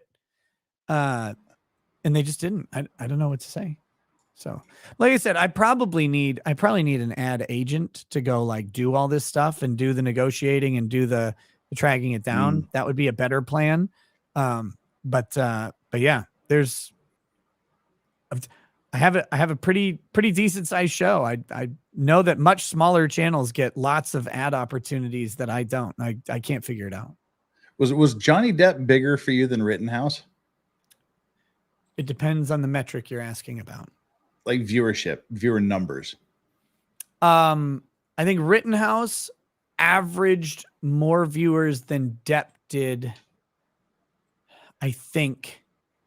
And do you think that was just because of the number of other YouTubers, like big name Lawtuber people that were covering Johnny Depp? Or a couple things. Depp did peak higher than Rittenhouse. At the end, I think I had more live viewers on Depp than I did on Rittenhouse at the end. But I do think that Rittenhouse averaged a little higher. And I think it's a couple reasons. I didn't promote it super hard because there were other Lawtube people who are covering it. And I wasn't actually out there to compete with any of them. I covered it because people on my channel said, please cover it. I don't want to watch it anywhere else. Will you please do this? And so I said, sure, will be fun. I didn't even think it was going to be as big as it was. And I really didn't advertise. Like, I didn't try to grab a bunch of guests or anything. Eventually you became a great mainstay, along with Andrew Branca. And, it was mostly us three. And then we'd have a couple other people from time to time, but like, I wasn't trying to grab a bunch of guests and do like the whole thing. I was just doing my own bit, and it ended up growing huge, due to some choices other people made, I think mostly. But that's their choices to make. But yeah, in a weird way, it was both bigger and not as big as Kyle Rittenhouse, I guess. I think I made more money during Depp, I think. Well, that's the most important metric right there. I mean, so if that's the metric, that was bigger. But I made a lot of money during Rittenhouse. I just made so much during Depp and Amber Heard that it was crazy. Like and you can't keep up with it, and it's flattering and it's amazing. But that's just how it goes. Well, I mean, before Rittenhouse, you were doing a lot of gaming things, and that. At what point was it during the Rittenhouse when you woke up one day and went, "Holy shit, this is taking off"? I wasn't expecting this, or did it happen before that? No, it was mostly Rittenhouse with the live trial coverage, and I covered a couple trials that were not as prominent, and those still did really good numbers too. I mean, you have 8,000 to 10,000 people watching these trials, that's a huge show, especially for 6 to 12 hours depending on the time. And I would love to do more of them. It's just hard to find one that's worth watching. It doesn't just completely suck. But yeah, it was like during the Rittenhouse thing was this new avenue of doing YouTube is really big, and it's surprisingly big. People really like this trial thing. So we're going to do some more of those, was my thought. And And yeah, I'll do more of them in the future too. I just have to find one that matches with a schedule that I can adhere to. Yeah, it's fascinated me that there is such a fascination with legal issues and law and trials. And I didn't expect that to be out there. Yeah. And it's like when Andrew was telling me, "Oh, you got to do this." I'm like, "You out of your fucking mind?" He's like, "No, seriously." I'm like, "You've got one guy doing it, and that's you. I mean, you got one guy doing it. Who the fuck cares?" He's like, "No, seriously. You need to do this. It'd be fun. You'd like it, and people would like you." And it just took two like benders to to realize that. and Yeah. I'm surprised, really, that there's just this much interest. I mean, even now, I grudgingly I have to do a Depp Heard stream if there's something coming up, and it still is 2 or 3 times the normal viewership, and this is just dead in the water. Nothing is going to happen until the appeals start coming in. But people still want it. And the appeals are effectively dead in the water. I mean, we'll see what kind of issues they raise on appeal, but it's going to be pretrial evidentiary issues, and they're going to almost guaranteed defer to the decisions of the judge. Like, because there's no evidence that the judge ever excluded or included any evidence other than in a way that was allowable. And the sometimes unfortunate thing about appeals is, was the judge action allowable is the question. Not was the judge action correct, not was the judge action appropriate, but was it allowable at all? And if it was not unallowable, then it stands. And that's how they rule on evidentiary issues, because it's the standard is abuse of discretion. So abuse of discretion just says, is there a legal doctrine that supports this application of law by the judge? And if the answer is yes, then I mean, you're fucked. You're not gonna win. And Amber Heard is in that boat, almost guaranteed. Yeah, that's why appeals just usually fail, because the judges have broad discretion with what they can and can't do. Yeah. And the OnlyFans girl is going to trial on December 17th, apparently. That's way too soon. That's going to get delayed. It has to get delayed. Maybe she requested speedy trial. Well, that could be. You know, she's gonna go with hot girl defense. You know, that's got to be the defense. I don't know what defense you've got. You've got her assaulting him in the video. You've got hot girl. You've got the Chewbacca defense. Not a lot of other things. She's gonna when go. There's pictures of you soaked in blood over the corpse through a window. That's not a good thing. I can't wait for her to like throw him under the bus, being like black man assaulting white woman defense. Like that's gonna be good. That's good TV right there. When she like if she tries to like play on a racial stereotype, I can't. That'll be funny. Well, she has to go for the self-defense. I mean it's not like, oh, you know, I woke up and got a bad batch of Wheaties or something. You have to go with self-defense, and then it gets racial. Yeah, that'll be very spicy. I'll definitely want to cover that trial when it comes out. If Mercedes Carrera is televised, I'll cover it. But since it involves the assault of a minor, it's almost guaranteed not to be televised. So I'll have to cover it kind of from the sideline. That Ohio murder, the 8 people getting murdered, that goes to trial next week. But I heard it's 6 to 8 weeks. Man, I tell you, after 7 weeks of Depp, it is so it is so hard to do that much streaming. Like it is a strain on your family. It's a strain on everything. And I don't know if I can do the full trial of that Ohio thing. I might try and do like opening arguments and stuff, but damn, like the full thing would be 6 to 8 weeks. 6 to 8 weeks. Well, see, and that's once a week now. I'm hitting the high points of the O.J. Simpson sort of like in like a retro law thing, like cases of yesterday. And I mean, that was what happened when I was in law school. It was like the last half of 2L summer, and then the first half of 3L was the O.J. Simpson. That thing went for 11 months. Yeah, and you the look jury at it was sequestered for 265 days, 9 months. It was active trial. Jesus. And the crazy thing is like going and like looking up it's like cross-examination of so-and-so expert day 4, where this These experts were on the stand for 3 to 4 to 5 days straight. I tell people that Camille Vasquez cross-examining Amber Heard is the second best cross-examination I've ever seen personally, just Really for good. tightness and directness. Number one was Barry Scheck dismantling the LA criminologist Dennis Fung. He gave about a day and a half of direct on cross-examination. Barry Scheck cross-examined him for 8.5 days. That's 70 hours. And it was, every question was a brutal bashing of him. And if you watch the video, he was the state's prime number one most important witness. The fucking criminologist who is collecting evidence was so battered and beaten after 8.5 days of cross-examination. He got off the stand, shook some of the defense lawyers' hands, hugged some of them, and shook O.J. Simpson's hand. He got off the stand and hugged and shook hands with the defense counsel. That's how fucked up he was at the end of that cross-examination. It was brutal. Yeah. And wow. You don't see that very often, where the police are just like falling in love with the defense. I mean, that was pretty wild. But I mean, can you imagine covering a trial like that now?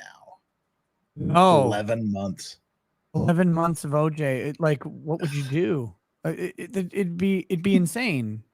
Like, that'd be all you'd do. Like, that'd be every day. That's it. You couldn't do the other stuff. My dumbness is I try and do other stuff too. Like, I try and do my night show and maintain it while doing the trial. And that was probably a personal mistake for me during DEP, because I was dead. By the end of it, I was dead and I was done.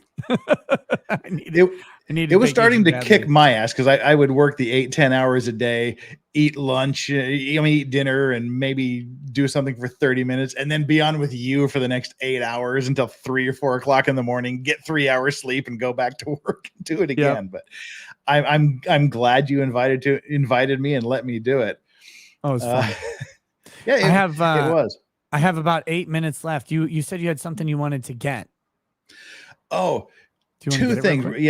Real quick. One thing. There's someone that wants to come on and fangirl just for a second, and you know Danielle On, who's running for Salt Lake County District Attorney. I need to talk to her so bad. She's terrible. Right here. Hi. She's muted. You're muted. Your volume's muted. Yes, you ruined your grand entrance. But she's doing fantastically well against Sim Gill, who is the current district attorney, who was an absolute dick when I was there, going through law school. But yeah, she's really picking up there in Salt Lake. Not yet, Danielle. This isn't working. Oh no. Talking. There you go. There we go. Working? Yes. Hi. Nick, oh my gosh. Okay, I'm calm. I'm not going to fangirl out. Okay, I am fangirling out. So, Nick, let me tell you, my little brother, my neckbeard brother, introduced me to you like a year ago, I think. And he was like, okay, forget legal. You need to see Nick. And the minute I saw you start speaking, I was like, yes. Y'all talk real quick. I'll be back in 1 minute. Okay. I was like, this is the man I can listen to for hours, because you were so much more real. And I thought your legal analysis was way more on point, and you could tell it was coming from someone who was experienced. Oh, thank you. Thank you. So, I get a lot of the opposite of that. So I appreciate what you just said a lot. You know where the opposite is coming from? It's coming from non-litigators who want to think they're litigators, who get all dressed up and dolled up in the suits, and they come and present, and they're reading off a teleprompter right behind their screen, and they've never actually litigated a case in their life. Yeah. It's weird how many of those end up on Twitter. A lot of them. Is it weird though? Because I feel like that's where all of the people who've never lived real life end up. Yeah, that's true. Discuss it as though they have. Yeah, it's true. People like they end up there, and then they go behind like this title. Ian Runkle's looking hot today. What does he do? Doesn't he always like pull his hair back like this? Yeah. Yeah, he has like, the elephant look going. He also fires his bow far into the distance. Yeah. But we get a lot of Daenerys Targaryen when she's on too. One thing I've never ever wanted to do in my life is like misrepresent or overrepresent what I do. Like I'm a lawyer, but I'm mostly just an asshole. And being online and talking about stuff is trying to just talk about stuff normally. But you run into all these people who are like, I'm gonna law talk to these people and like then shame them for not understanding. It's like, well, calm down there. Like, why are you like this? It's so weird. But lawyers do that in real life too. Yeah, and when I say real life, I mean like offline, right? Yeah. They'll sit there and call themselves doctors, which always pisses me off. That is nails on a chalkboard to me. They'll use legalese as though, that's normal conversation. And, I wonder, there's two types, right? There's the type that are just arrogant and they're using it to make themselves, to kind of puff themselves up. And then there's the kind that genuinely don't have lives outside of work. And so they don't know how to communicate with normal people. Yeah. And those are the ones that I tend to see them on Twitter a lot, and they're terminally on Twitter, and you go, okay, so you're not actually practicing because you don't have enough time to do this when you're practicing. And then they're always like some research attorney or whatever, which is great. They're very useful, but like everything breaks down the second you have another attorney yelling at you, and like all of your research, and you can have the best constructed legal argument from your Westlaw research that you've done. And then some other guy just come and go, nah, that's not what it says at all. Fuck you. And then you have to deal with that. And these people never do. And that's the funniest part. They're like, well, no, this principle of law. I'm like, that principle of law doesn't survive the second someone says no. Yep. And that's why I make the distinction between a litigator versus a non-litigator, because you can just walk into a room and tell. Litigators come in and say, yeah, that's legal because I'm going to make it legal. Whereas other, attorneys walk in and say, well, this can't be done. And I hate that. I hate hearing that. It's like, no, it can be done. You're just too non-creative to figure out how to make it work. We just have to convince this dumb judge that it's right. That's all we have to do, and then it's done. You're not wrong. They have an order that's the force of law, and it takes a lot to overturn it. So all you have to do is, hell, what do we just have? We had that judge down in New Mexico find that guy who was convicted of trespass, acquitted of disorderly conduct for his January 6th thing. He just determined that he was participating in an insurrection and can no longer hold public office for the rest of his life anywhere in the United States. Just because it's like, wait, so a guy who was acquitted of disorderly conduct is guilty of participation in an insurrection when there has been 0 insurrection charges or convictions so far? How do you figure? Well, because he did. Like, that's the answer. The judge figured it. So now he has to fight if he wants to. And I think he should, but he has to fight against that ruling. Because that ruling, if he doesn't fight, that's actually the worst case scenario, because that ruling should not stand at all, in my opinion. There's a lot of rulings that shouldn't or should stand, right? And that's where we get into the politics and the political discussion. And that leads me to my question. This is all I've been wanting my whole life. Okay, hurry up. You got 2 minutes. 2 minutes. What advice do you have for an aspiring DA, for someone who did not grow up dreaming of becoming a prosecutor or being in the prosecutorial field? Obviously, I'm a huge fan. And I tend to find myself friends with a lot of defense attorneys because I think we're more realistic. I think that prosecutors should lose the majority of cases just based on the way our Constitution is structured. So those are my preconceptions, but I want to get your thoughts. I mean, the one thing I would say, especially for someone aspiring to DA, the elected position of district attorney, who will then take the direction of the office of the district attorney to all the ADAs, tell them how to prosecute cases. I mean, for me, it would be a legitimate call to focus on the prosecutor's rule of ethical conduct, which is to seek justice, not conviction. Because I see it in my very limited criminal practice, saw way more of seeking convictions rather than justice, just nonsensical attempts at making deals that were terrible for clients who are willing to make the system work and also try and work within it. And then they're just like, no, you need to go to prison for this. It's like, I don't think that prison is the right answer for a lot of these people, for nonviolent crimes where there's no particular danger of reoffending. There's so many alternative justice options, but we see prosecutors trying to leverage prison terms, really long ones, against people. And it's like, can we go back to that idea that like the state is evil and working for the state is a necessary evil? Because it is.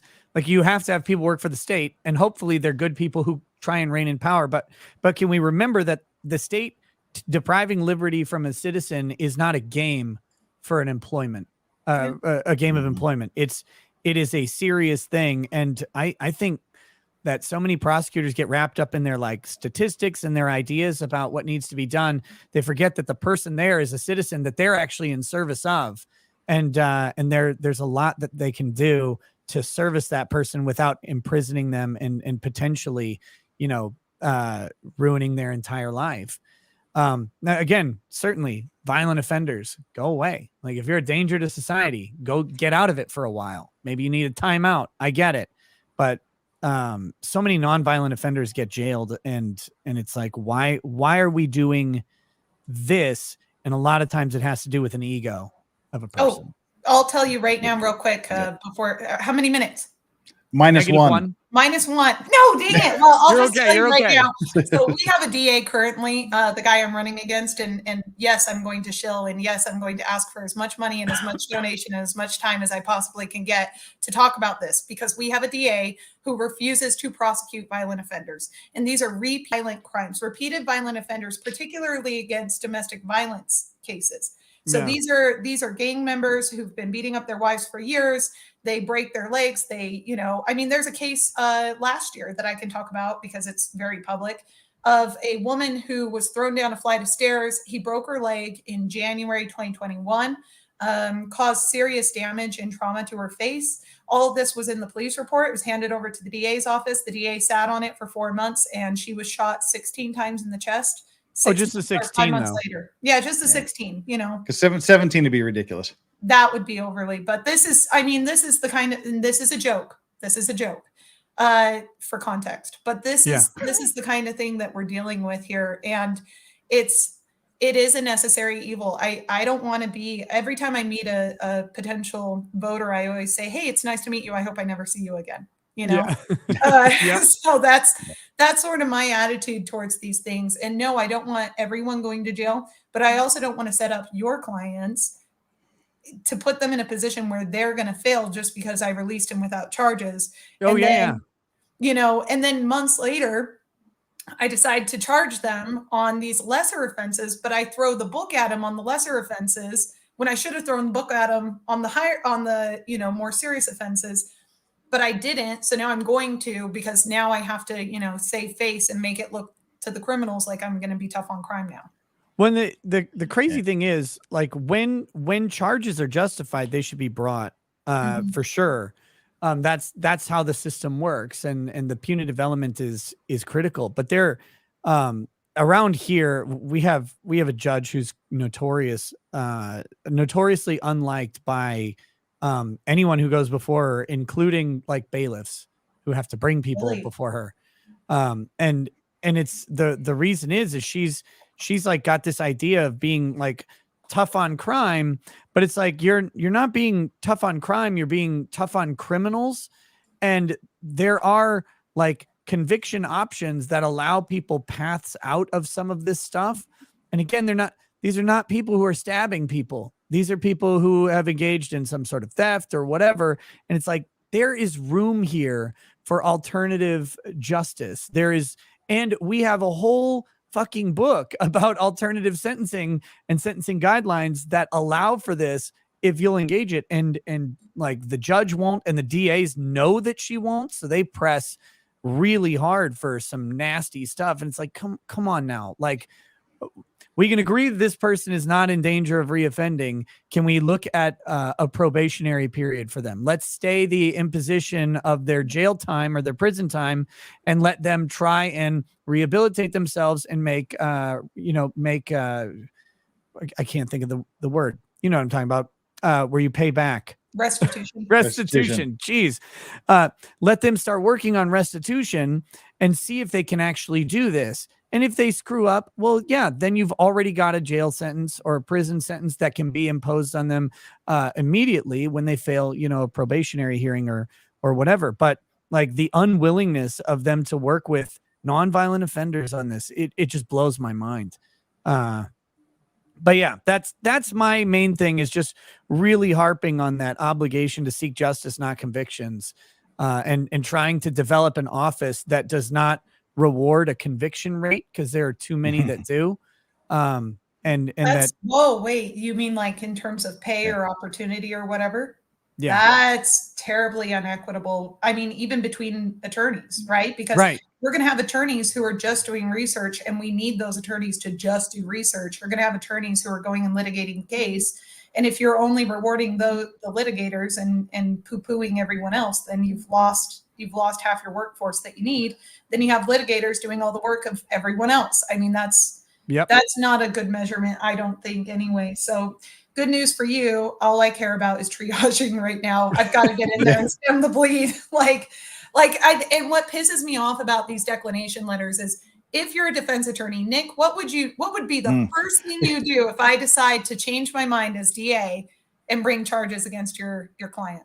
Oh, I would I'd present the declination letter and say this is double jeopardy.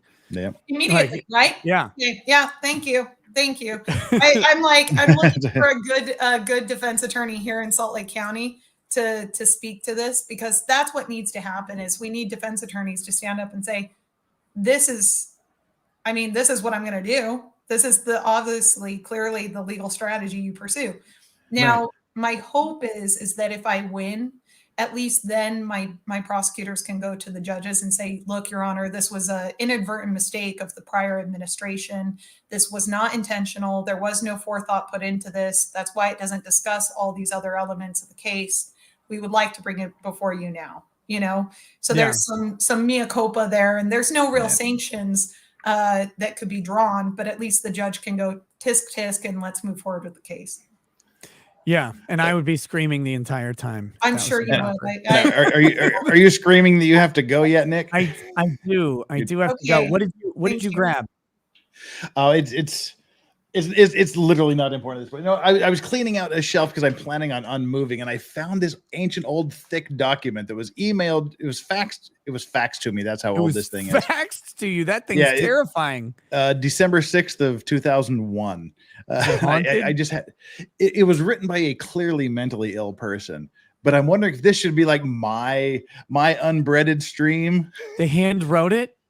It's handwritten. It's typed. There'd be like some serious redaction because there's a lot of personal information. But what do you think?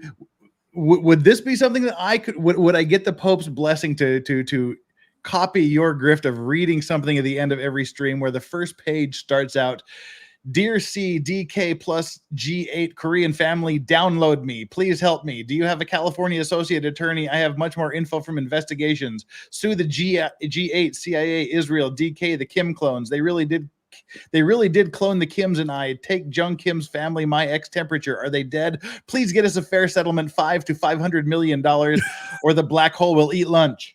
Sounds fair. 500 million. They've given you a good range to work with. Sounds fair. And it's about 50 pages. Would it be unfair to do that with someone who is clearly mentally ill? As long as you're not like saying who they are and shaming them, like I'll shame Matthew Harris. He's clearly mentally ill, but he's also a great. He's also Matthew Harris. But no, that person, Matthew Harris put his thing out into the world, so we get to talk about that. That person put it out into you. So as long as you're not identifying them, though, I think, man, and we certainly didn't take them on as a client. I was just reading this thinking, wow, this reads a lot like Unbreaded. Why not, bigot? Yeah, pretty much. Okay, guys, I gotta go because I have an election to win. But I love you. Oh. You're amazing, Nick. Oh, You're incredible. all I'm right. glad we're on the nose team together. Yes. It makes me feel so warm and fuzzy inside. Okay, see you guys. All right, later. Take care, Danielle. Talk to you later. Bye, Danielle. She's good people. She's fun. I like her. I've been meaning to talk to her forever. Yeah. I'm so bad at following up, but she would actually be a good guest. I do have to go. Yeah, I'm please. sorry. No. Thank you. After you leave, I'll just clear. I have like 16 super chats to get through. That none of them directly are questions to you, apparently. So you're there's nothing for you to answer for. All right. Well, thank you, Nick. you. Thanks for having me on, man. I really appreciate it. Nothing to thank me for. I just wanted to make sure we all want to just make sure you still have a Facebook presence while you're in Facebook prison on your own. We haven't forgot you, faithful leader and President Pope. Oh God. Well, I do appreciate it. Everybody's been really cool and supportive and happy to pop on shows and lets me let people know that tonight I will be streaming on Rumble 11 p.m. Central and Odyssey. And if you follow me on Locals or on Twitter, you can find the announcement. Usually around 9 p.m. Central Time is when I put the announcement up with the link and everything. So check it out. Follow me on rekietalaw.locals.com is the best place. And then, watch the show on either Odyssey or Rumble, and we'll have a fun time. So thank you so much, Nick. I appreciate it. All right, man. Have a good one. Peace. You have a great day. Bye-bye. See ya. Peace. Well, that was fun. Let me quickly burn through these super chats, then we'll decide what to do from there.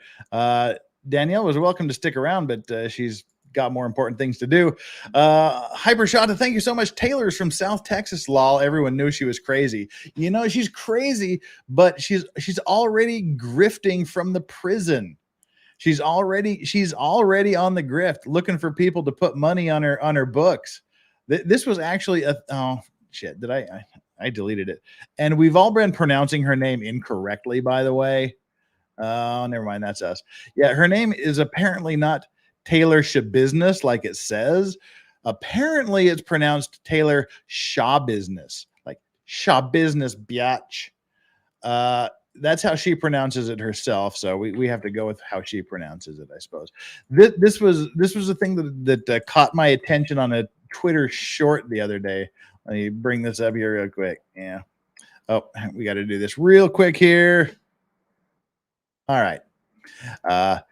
So this is her apparently grifting from prison to put money on her books.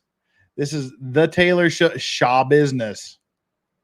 Hi, I'm Taylor Shaw Business, and I'm a very hardworking, dedicated individual that's broke and really needs money to. It doesn't look like she's in prison. So if you could please donate to this GoFundMe page, be greatly appreciated. Thank you. She's doing the grift. So apparently it's pronounced Taylor Shaw Business, but everyone knew she was crazy from South Texas. I'm pretty sure everyone who came into contact with her, except for her poor deceased boyfriend, knew she was crazy. Caboose, listen here, guy. Everyone in Wisconsin is always drunk. That's why I'm one of them. Can't fault people for doing that. Nothing like having a nice shot of whiskey at 6:14 a.m. in Korea. Super Iron Bob, SC while on a mobile phone are completely incomprehensible because I can neither read nor write. Yeah, super chats, by the way. Anyway, Nick is wrong. I'm right and support legal vices. Well, thank you, Super Iron Bob. I appreciate it. Greek Girl Amanda, thank you so much for the super chat. Are you all following the Murdoch case? Would love your take. I am not. I am not familiar with the details. But hey, always looking for a new good thing. If there's something you want me to look at, something you want me to talk about, please. My email is thelegalvices@gmail.com. Twitter is thelegalvices there at Twitter. Jacob McQuaid, thank you so much. Quick lifting tips for Nick to build muscle mass. Lift heavy for 3 sets, 8 to 10 reps max. Each exercise for 45 minutes. Lifting heavily will get you much bigger than lighter. High rep stuff. I need to get the lighter stuff, not the heavier stuff. Grimm's Bar. Did you hear about the case where the crime lab tester female was using the control samples? Oh, sorry. Nick should have been here for that. I deeply apologize for that. I thought I'd cleared all the ones that Nick needed to be part of. No, I haven't heard about this either. You're about the case where the crime lab tester female was using the control samples. That using how?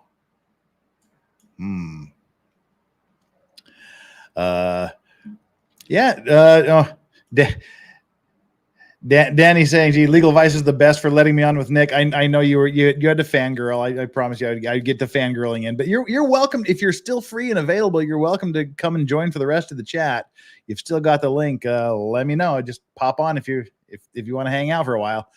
Bring the smoke. Thank you so much, Nick. I sent you. God damn it! I thought I cleared all these. Apparently I didn't. I'm a bad person. I'll make sure he gets the messages. I send you a DM on Discord. Not sure if you've seen it. It would be great if you can do a live stream with me while I barbecue. I'd welcome it anytime. I'll forward that to him. Let me write that down. Timestamp. God damn it. I'm such an amateur at this. She's back. I'm back. Sorry. With audio. Okay. Yeah. You didn't have to leave. Just clearing some super chats here real quick. All right. I'm gonna open your stream and another thing so I can see your chat. All right.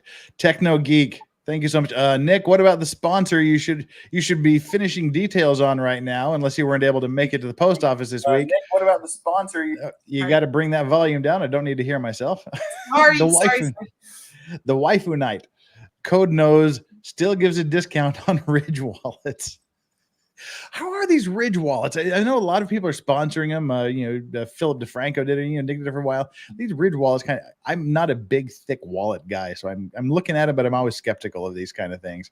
My Beavers unit, what an awesome mod! I hear on Facebook that you can make more than Facebook Lives. I just hate Facebook. I despise everything about Facebook. I just use it to keep in touch with people from high school. Torgo the White, you know the drill. Balls or no balls. No balls. Just totally different discussion that we don't need to get into. EPW. I just wanted to add to the amount of super chat you have to read to show my support for Rackets and Vices. Yeah, it's been a super chat extravaganza. I've just spent half my time clearing things out here. Eve Barlow's Rotten Crotch.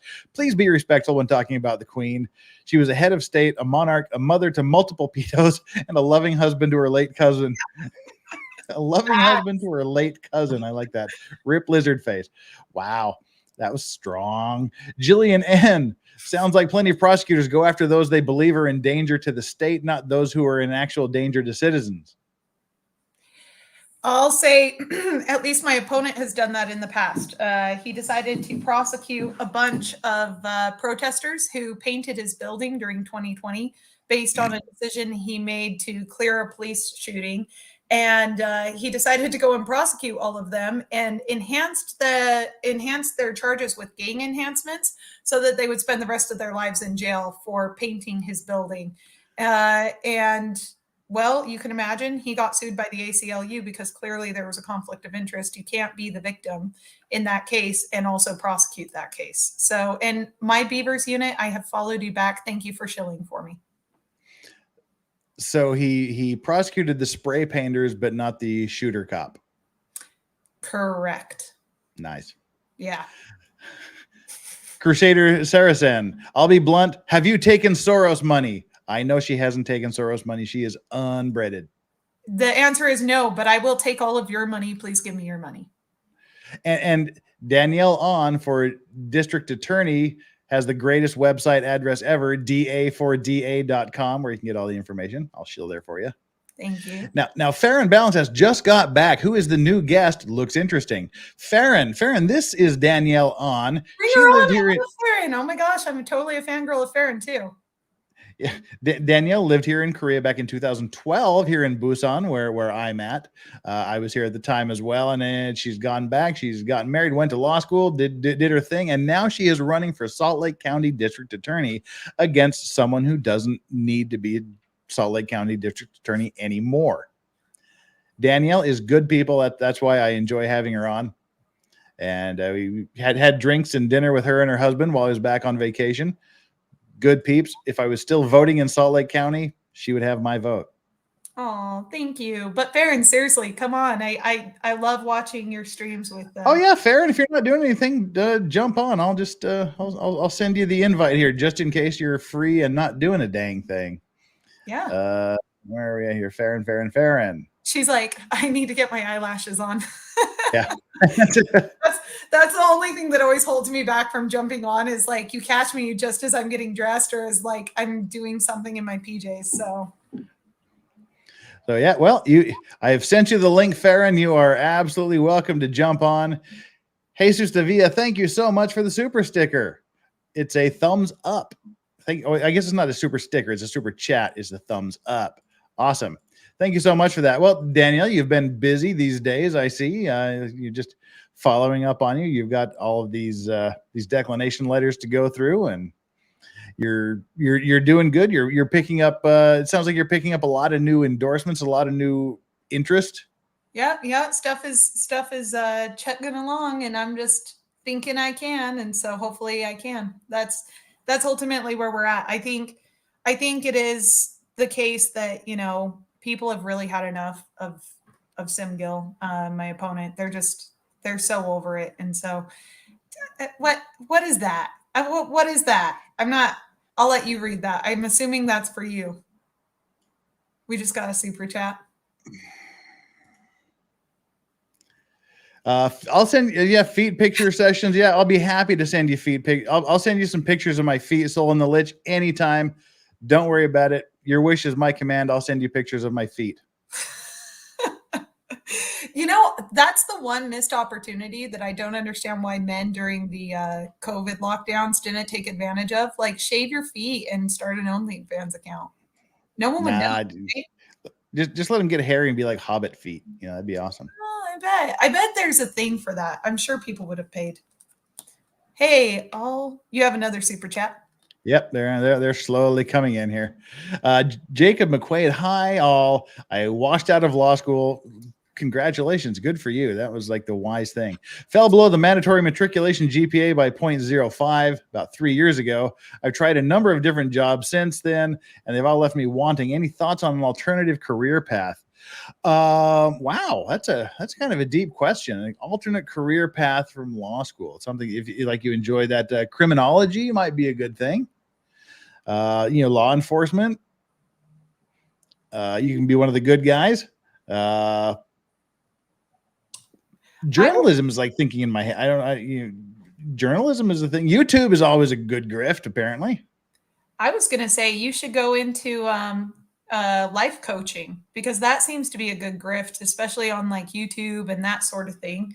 If you can get in a space where you're speaking a lot, because it sounds, Jacob, like you're smart enough to do stuff and you enjoy the work and these issues interest you.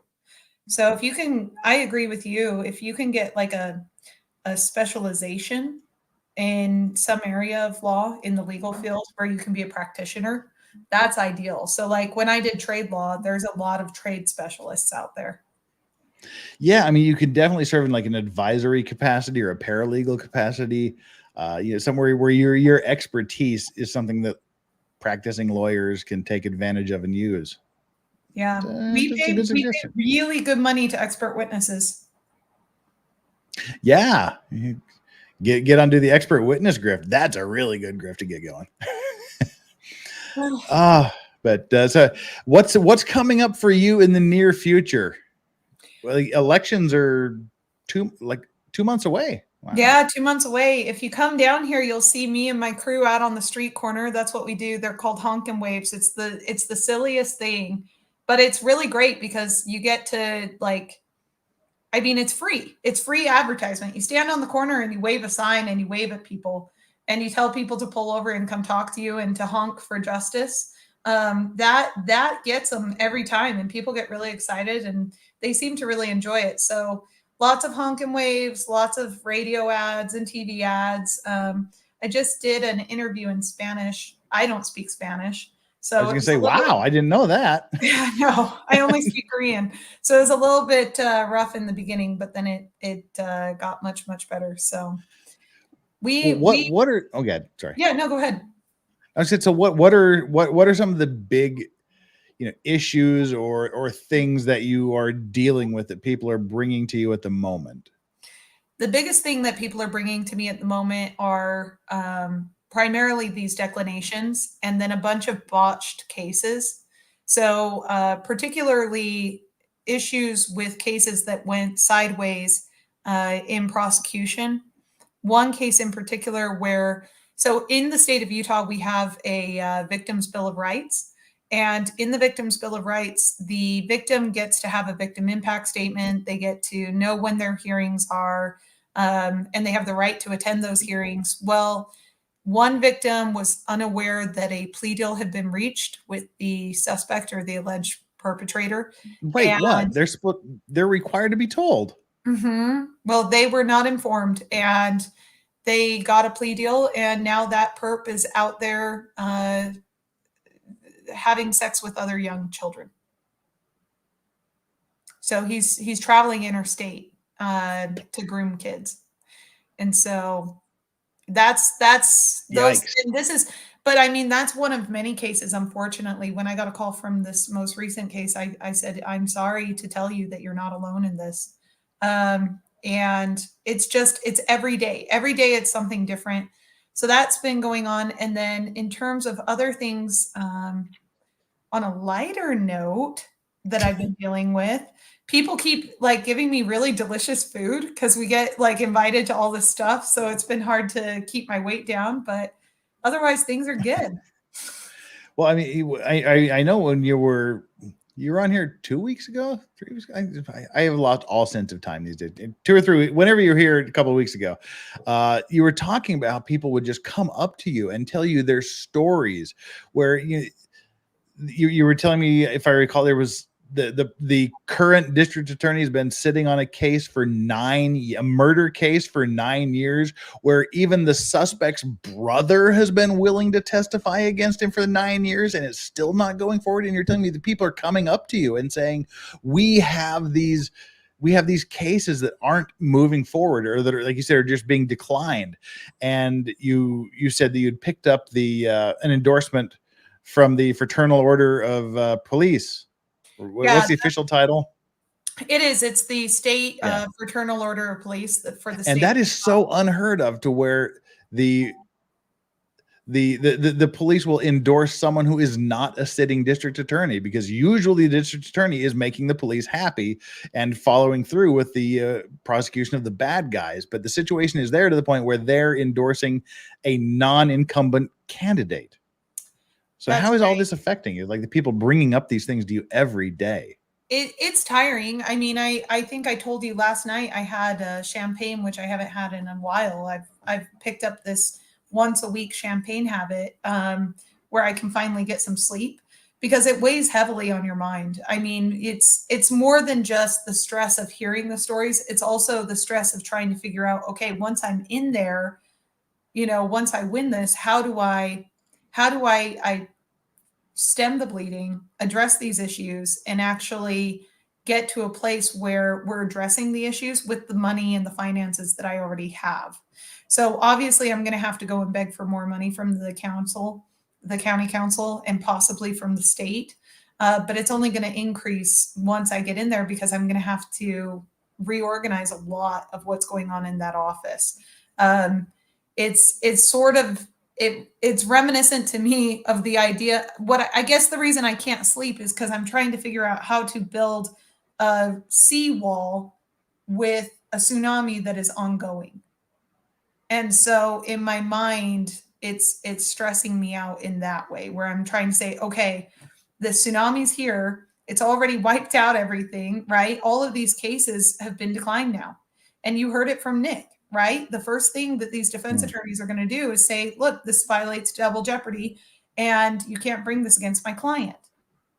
And that's what's concerning me, is how do I get these people who are committing serious crimes in the community, violent crimes in the community, how do I hold them accountable for what it is that they're doing, and not overpromise and underdeliver, and be realistic about the changes that I can make in the immediate future after I win, versus my goals and options long term. So, and a lot of it comes down to, I never expected to be a investigative reporter. I never expected to be a journalist, but a lot of the work I'm doing right now is along those lines. Well, Farron's got two questions for you here. This is the first one from Chicago. Many DAs are changing bail/cash bail. Your thoughts?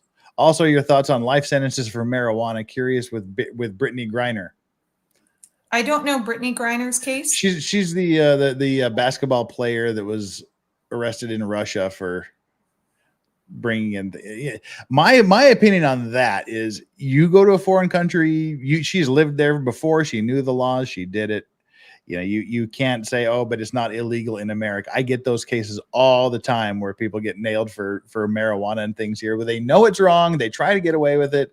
Even the small Korea, drugs are drugs are drugs are drugs. There's very little distinction between, a THC vape thing or CBD vape thing and crack cocaine. It's just all under the same umbrella of drugs.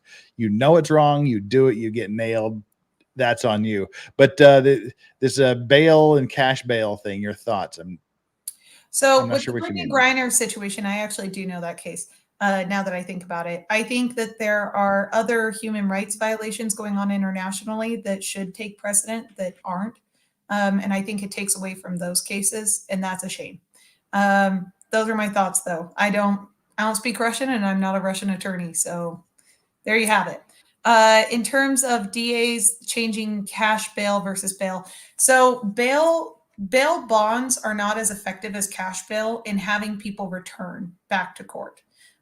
Because fundamentally that's what it is, right? You need some type of security or incentive to have people come back for their hearings.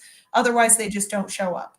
And right now, cash bail is statistically, at least in the state of Utah, based on jurisdictional audits that we've done, cash bail is the most effective at getting people to show back up to court. Is it a perfect system? No. But am I in the interest of changing the law? Not right now. No. My interest is fully fledged on, preventing additional violent crimes by enforcing the law right now. So that's that. And then thoughts on life sentences for marijuana.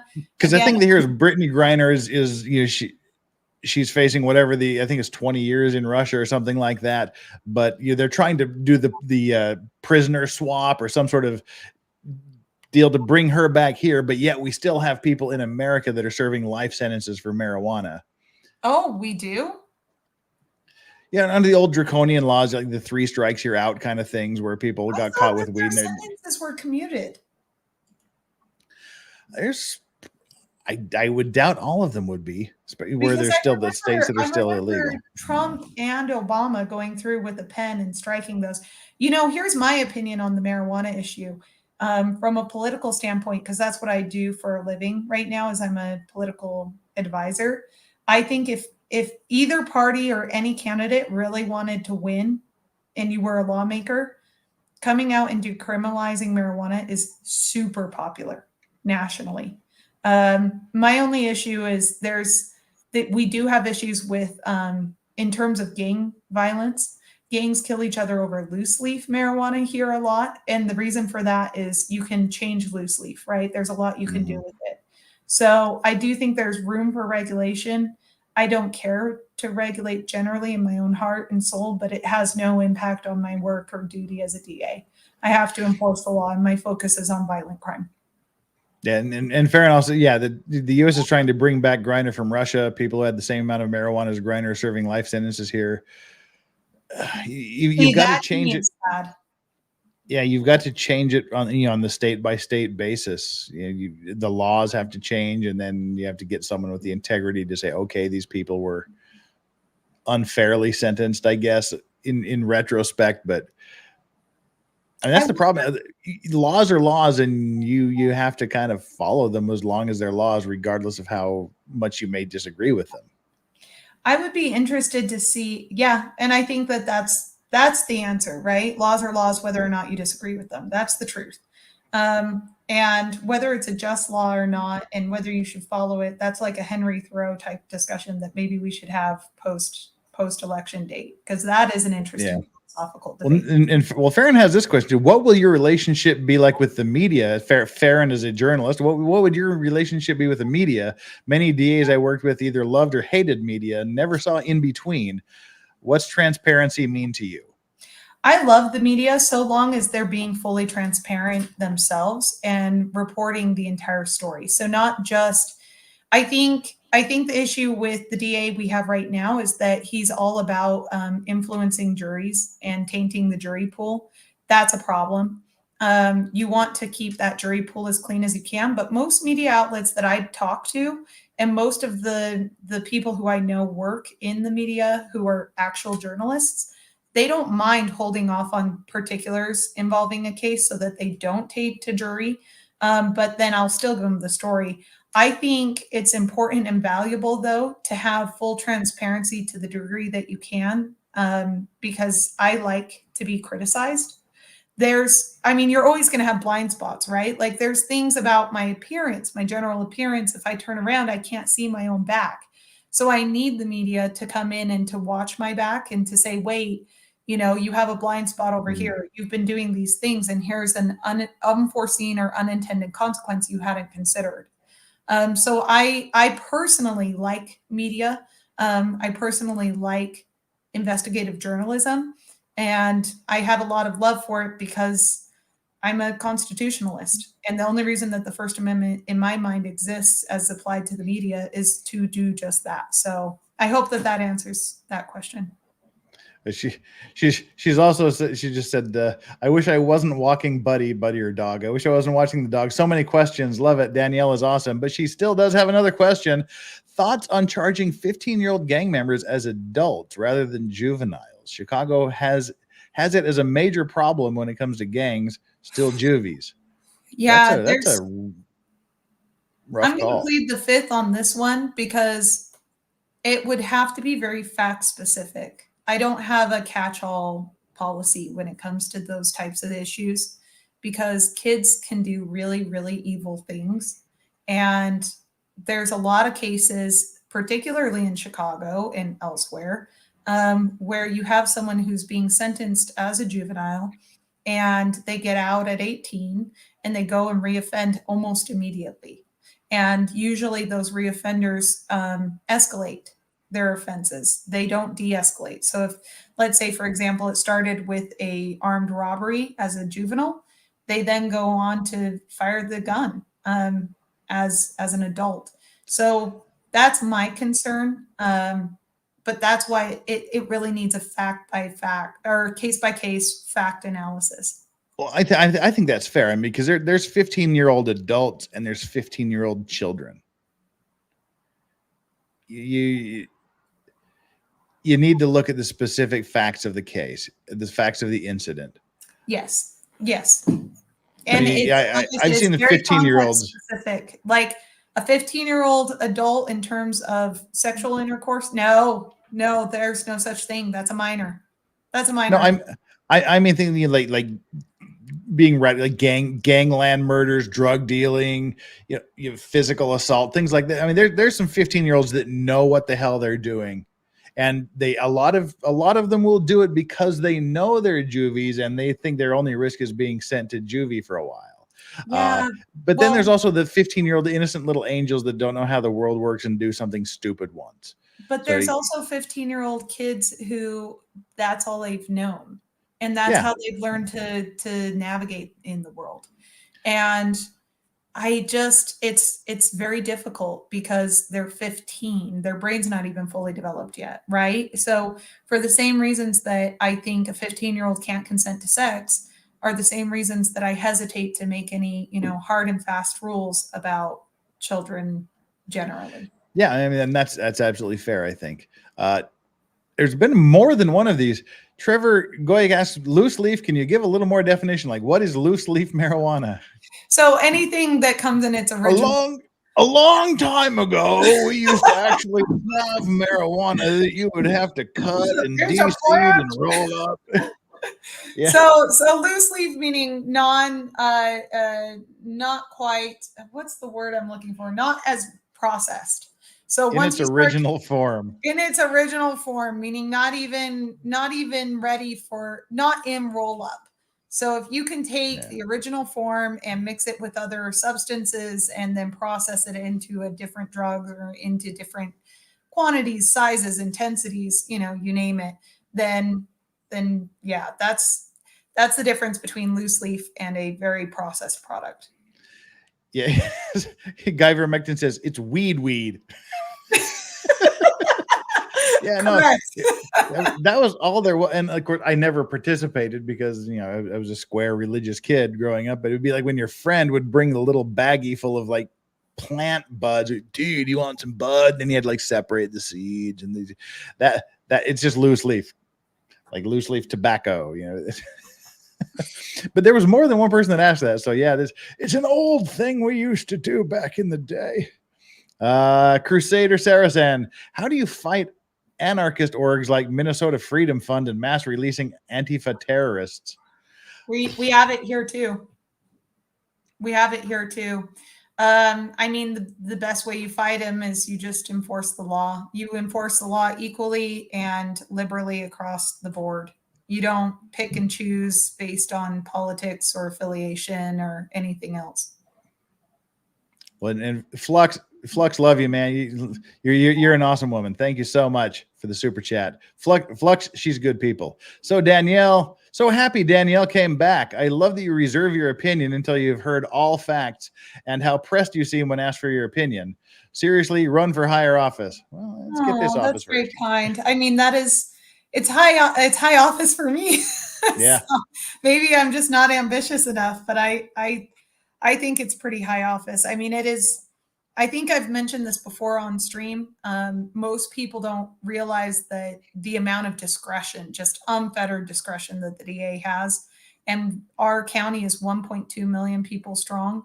So that's a lot of power, and frankly, a little bit too much power, in my opinion. I think there a lot of people, I'm sorry, checks they don't have. I think a lot of people also aren't really aware of what a DA is. We see, you know, Law and Order, and we see all the TV shows where it's the DA that's prosecuting everybody and going to court and pounding. What in real life, what does the DA do? Yeah, so the DA is very much an administrative function. The DA is, and each jurisdiction has a different rule or a different name for the DA. So I'll be very brief. The DA is basically the CEO, if you can imagine it in the private sphere, the CEO of a giant law firm that has two different sections. So one group of the law firm is just civil. Okay, so let's say that you work for the county and someone discriminates against you and you sue the county. The DA would then represent the county in defending the county. The DA also deals with land purchases, acquisitions, etc. A good example too is eminent domain. All of those cases on the civil side are dealt with by the DA's office in terms of representing the county. Now on the criminal side, the DA is also the chief prosecutor for the entire county as well. So the DA deals with the budgets, right? Hiring, firing, making sure that certain policies that the rest of the assistant DAs who work for the DA's office follow.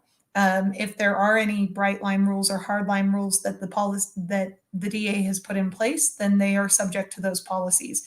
So for example, our current DA has a policy that says a assistant DA should not maintain charges or bring a case to trial where they believe that the defendant is innocent, regardless of the evidence presented, which is the most backwards logic, the most illogical, the most illegal. Regardless of the evidence presented? Regardless of the evidence presented. I can pull it up. Not based on the evidence presented. It's regardless of the evidence presented. Yes.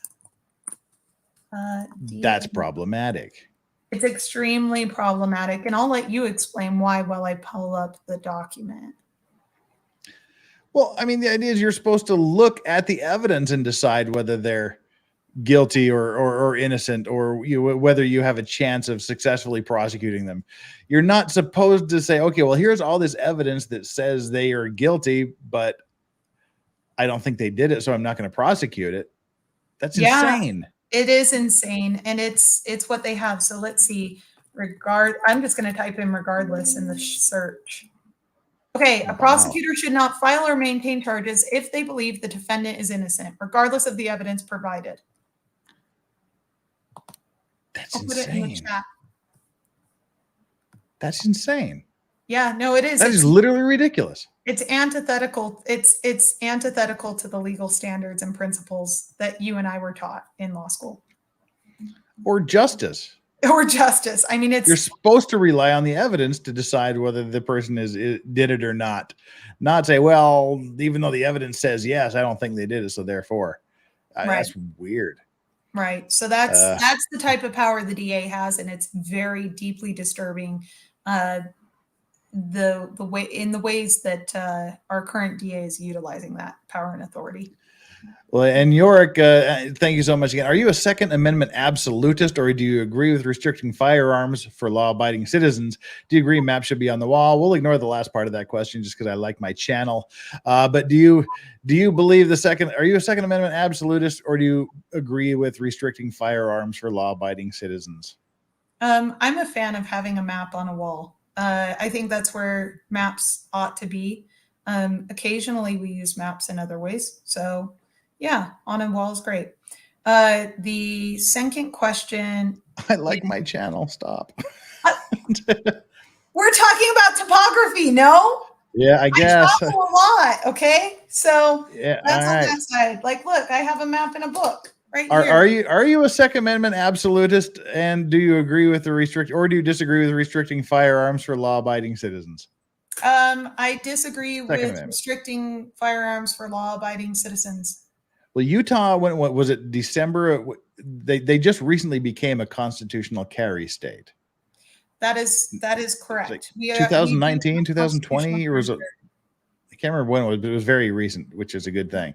Yeah, no, the Constitution is designed to not tell you what your rights are, but to protect the government from taking away said rights. And that is one of the clearly enumerated rights, and you just don't touch it unless there's reason to. Jeff, are you frozen? Am I frozen? Who's frozen? I'm back, I think. Am I back? Yeah, you're back. What was that? Well, there, see? We don't talk about that here. Seriously. I'm so sorry. I didn't know. I'm sorry. Jeez, legit. Easy. We were talking about it. No, don't. Travel. No, don't. Seriously, that's YouTube isn't putting up with that anymore. That's why Nick is in a 2-week timeout. Shame on Susan. Shame on her. Yeah. Wow. Oh. Hey, yes. Sure. Answer is yes. Hang on. I will link you in, sir. Invite. Hang on, I will send you a Twitter, Mr. Branca. Hang on. Let me pull up the oldie Twitter feed here. Feelings on taking corporate backed donations. My answer to that, Farron, is yes. I will take all donations. Let me be clear. Money is speech. Justice Thomas taught us that. Oh, I am sorry. I should be shilling. Yeah, shill while I'm doing this here real quick. For everyone who donates to my campaign, I may or may not send you this beautiful fan. Look at that. I didn't get a fan. It's lovely. Well, because I made them as soon as you left. But I do have a fan. And look, you can go to da4da.com to donate. Please donate. Give, throw a coin to your witcher. Oh, Valley of Plenty. Oh, Valley of Plenty. Jeff, did you know? Oh, no, we're frozen again. It's not my fault this time. I said nothing. Wow. I don't know what that was all about. I don't know either, but I said nothing. I was so good. Yeah, All I you said were. was, look, I have a fan. Is that a banned Yeah. word? I don't know. Apparently not. But my beavers asked, "How do you feel about IRS having guns?" Well, that's federal. The state and local prosecutors and people have zero to do with that. I think it's crazy, but I also think it's crazy and insane.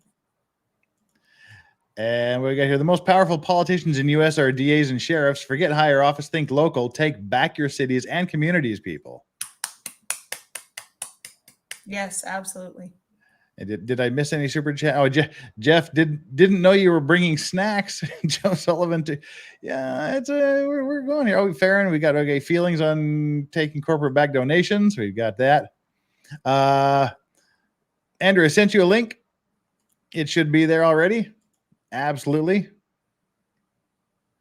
can always have more peeps. I got to make scrolling back up, make sure I didn't miss any super chats. Farron, feelings on FBI willing to let them take over a case? It depends on the case. I mean, obviously, if it's a jurisdictional issue, I have no choice, really. But I think it just depends on the case. Particularly right now, we have this issue of human trafficking is a huge problem here in Utah because everybody speaks foreign languages. And so I think that there is a role between the AG's office, the Department of Justice, and FBI in those cases. So to the extent that I can aid them, I'm happy to. All right. But do I trust the Fed boys and the glowies? No. Well, I mean, that's always there. There are some issues that they have exclusive jurisdiction over. Mm-hmm. You know, it's waving yourself with the Danny on fan. It's toasty here. It's like 103. Oh no, I think it's 105 today. It is really, really toasty. Do I know Andrew? Yes, I do. Tell him to come on here. We gave him the link. Yep. Andrew has the link if he can and wants to. He is more than welcome. I will never not turn away expertise. So you are familiar with the law of self-defense, Andrew Branco? Yes, absolutely. We'll click the link to join if it's here when I get back. Oh, we have to stay on. You better stay awake because I will stay on just for him. Yeah, well, it's 7 a.m. here, so like I've got anything to do. I got my few hours of sleep. My boss thinks that this whole streaming thing is a waste of my time in terms of campaigning. She was like, "Don't do that," and I was like, "Mind your business." Well, you were telling me the other day that someone had seen you on my stream and became one of your supporters. Yes, they came out to do the sign waving with me on the corner. So I'm very grateful. Rachel the Riveter is in Lehigh. Hey, hi, Rachel. Anyone else here from Salt Lake or Utah? Andrew, welcome. Sorry, came on quicker than I expected. Wow, nice new studio look there. Came on quicker than I expected. Loving the new background. Yes. Oh, let me. I'm crooked. Hold on. It's we have a high-tech office and a low-tech camera. That looks great. I like the black in the background and that's nice. So I'll confess up front, I wasn't planning to work this afternoon because our office internet is just supposed to go off any second. They're doing work on it. So if I drop off, it's not personal. It's the text did it. But I did have a several martini lunch with my wife this afternoon because I wasn't expecting. Oh, good for you. So yeah, Nick had me awake at a little late. 3 o'clock in the morning. That's why. Well, that's we're all. I just finished 4 hours with Nick. I'm lit too. So I had to wake up at 3 o'clock in the morning. So why didn't you tell me it was 3 o'clock in the morning? There, because you're Nick and you never say nope to the Pope. So you know. So legal advices. I know you. Yes. Danielle on. Great. Danielle on. That's my name. I'm running for Salt Lake County. She is the candidate for Salt Lake County District Attorney.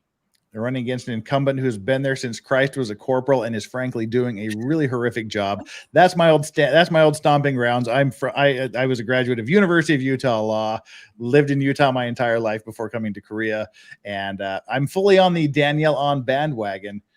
And we're always absolutely. This is the first time you've been on my streams, and I'm sure everybody here knows you, but tell us about yourself real quick, Andrew, and you shill and grift. I'm unimportant, but I'm a small town lawyer in Colorado. I do only self-defense law, but that's not what we're here to talk about today. If Danielle is running for DA, of course, she'll be a natural enemy of a criminal defense attorney like myself. I'm just kidding. We work collaboratively to achieve justice within the system. But I do know, it's been my observation that Utah is kind of a weird state when it comes to political party labels, because it's one of those states where like Democrats just can't win automatically. So the Democrats relabel themselves Republicans, and you end up with people like Romney elected in the state when they're not actually anything like the state. Well, one interesting thing about Utah is it'll be a cold day in hell before an electoral vote ever goes to a Democratic presidential candidate, but we have a history of electing Democratic governors. That's right. Utah's interesting. So you're hitting on something that's very key here. A lot of Democrats here put on the sheep's clothing, right? And we have one in particular, Mr. McMullen. He's running as an independent right now, but he has Act Blue, which is speaking of Soros, a funding donation website for Soros going straight to him. You won't find any Republicans, any people who are red on there. But he touts himself as an independent, and he's not. And he's trying to take out Mike Lee, which I don't think he will successfully be able to do. Now, Mike Lee hasn't endorsed me. Mike, feel free. I prefer Mike Lee because he's a constitutionalist like myself.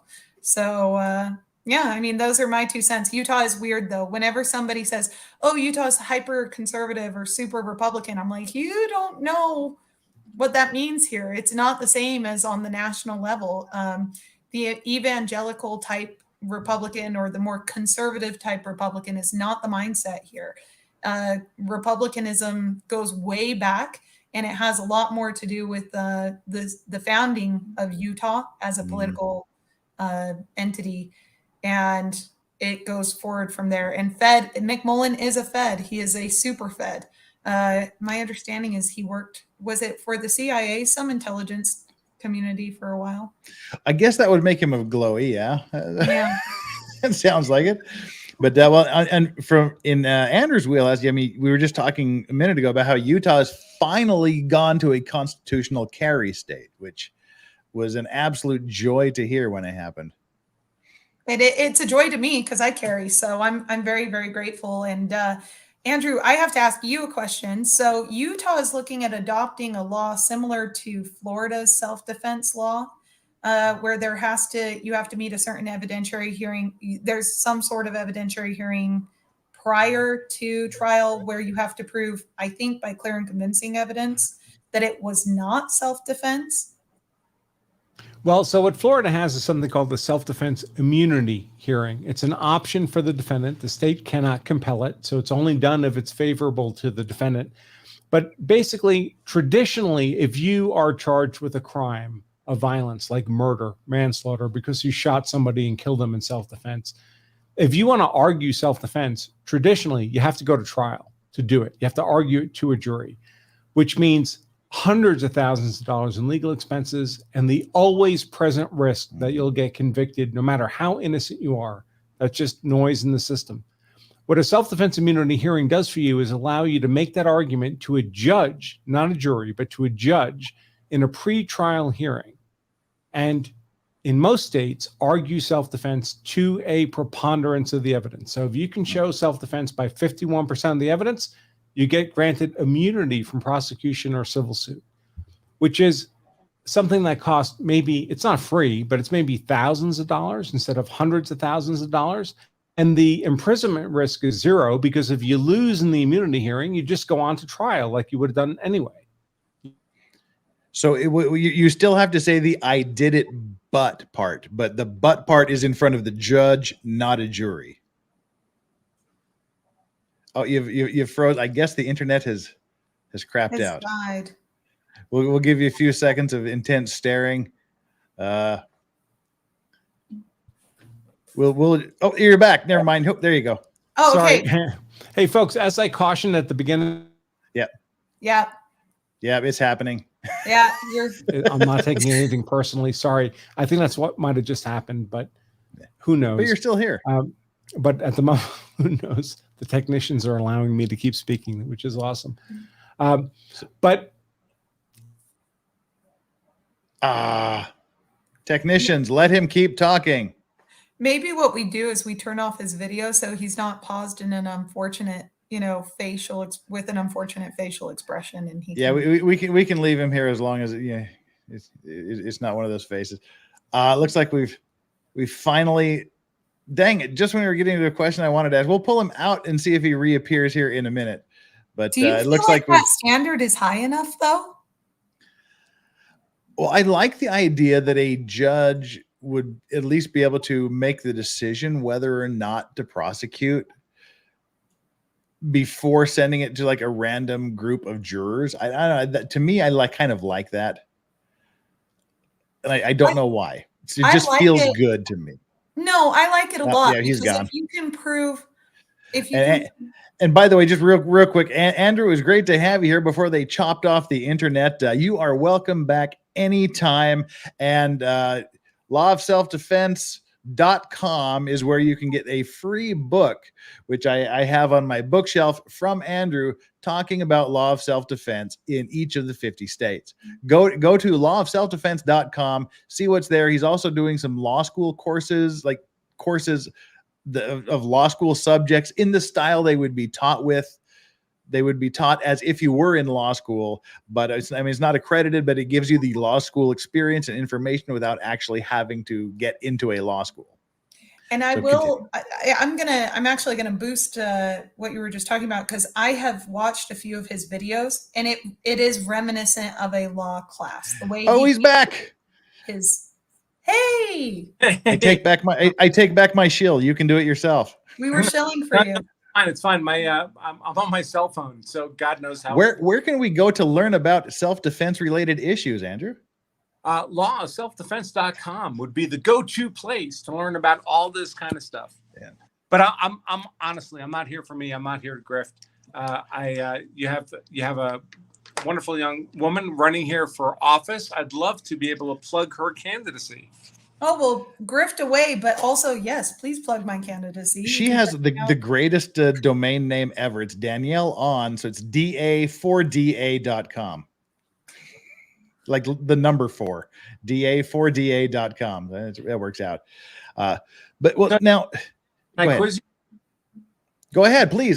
This is what I want. We have a defense lawyer and a potential district attorney together. Have the discussion. I'll just sit back and watch. And by the way, I should tell people I'm not inherently against district attorneys. They're doing the job we hired them to do. So there's no animus here on my part until we're in court. And then it's a different matter. But guns. Let's talk about guns. How do you feel about guns, the right of people to own guns, possess guns, register guns? What's your position on all of that? Well, guns are a necessary tool to self-defense, which is a God-given right, and it's not our business to be infringing on that unless you've given us a reason to infringe on said right. And that reason has to be pretty strong. I think that this loosey-goosiness of, oh, my cousin is crazy and he has this arsenal, and I'm pretty sure that there's one of those guns that isn't registered or doesn't have a serial number that he may or may not have talked about, and I think that justifies a raid on his house so that we can find that unregistered or serial missing gun, or I'm pretty sure that gun's illegal. I don't play those games. There's got to be a higher standard, and I think it's sad that the bar has been lowered in terms of trying to take guns out of law-abiding citizens' hands. Now, as soon as you break the law, I'm going to enforce the law against you for the law that you broke.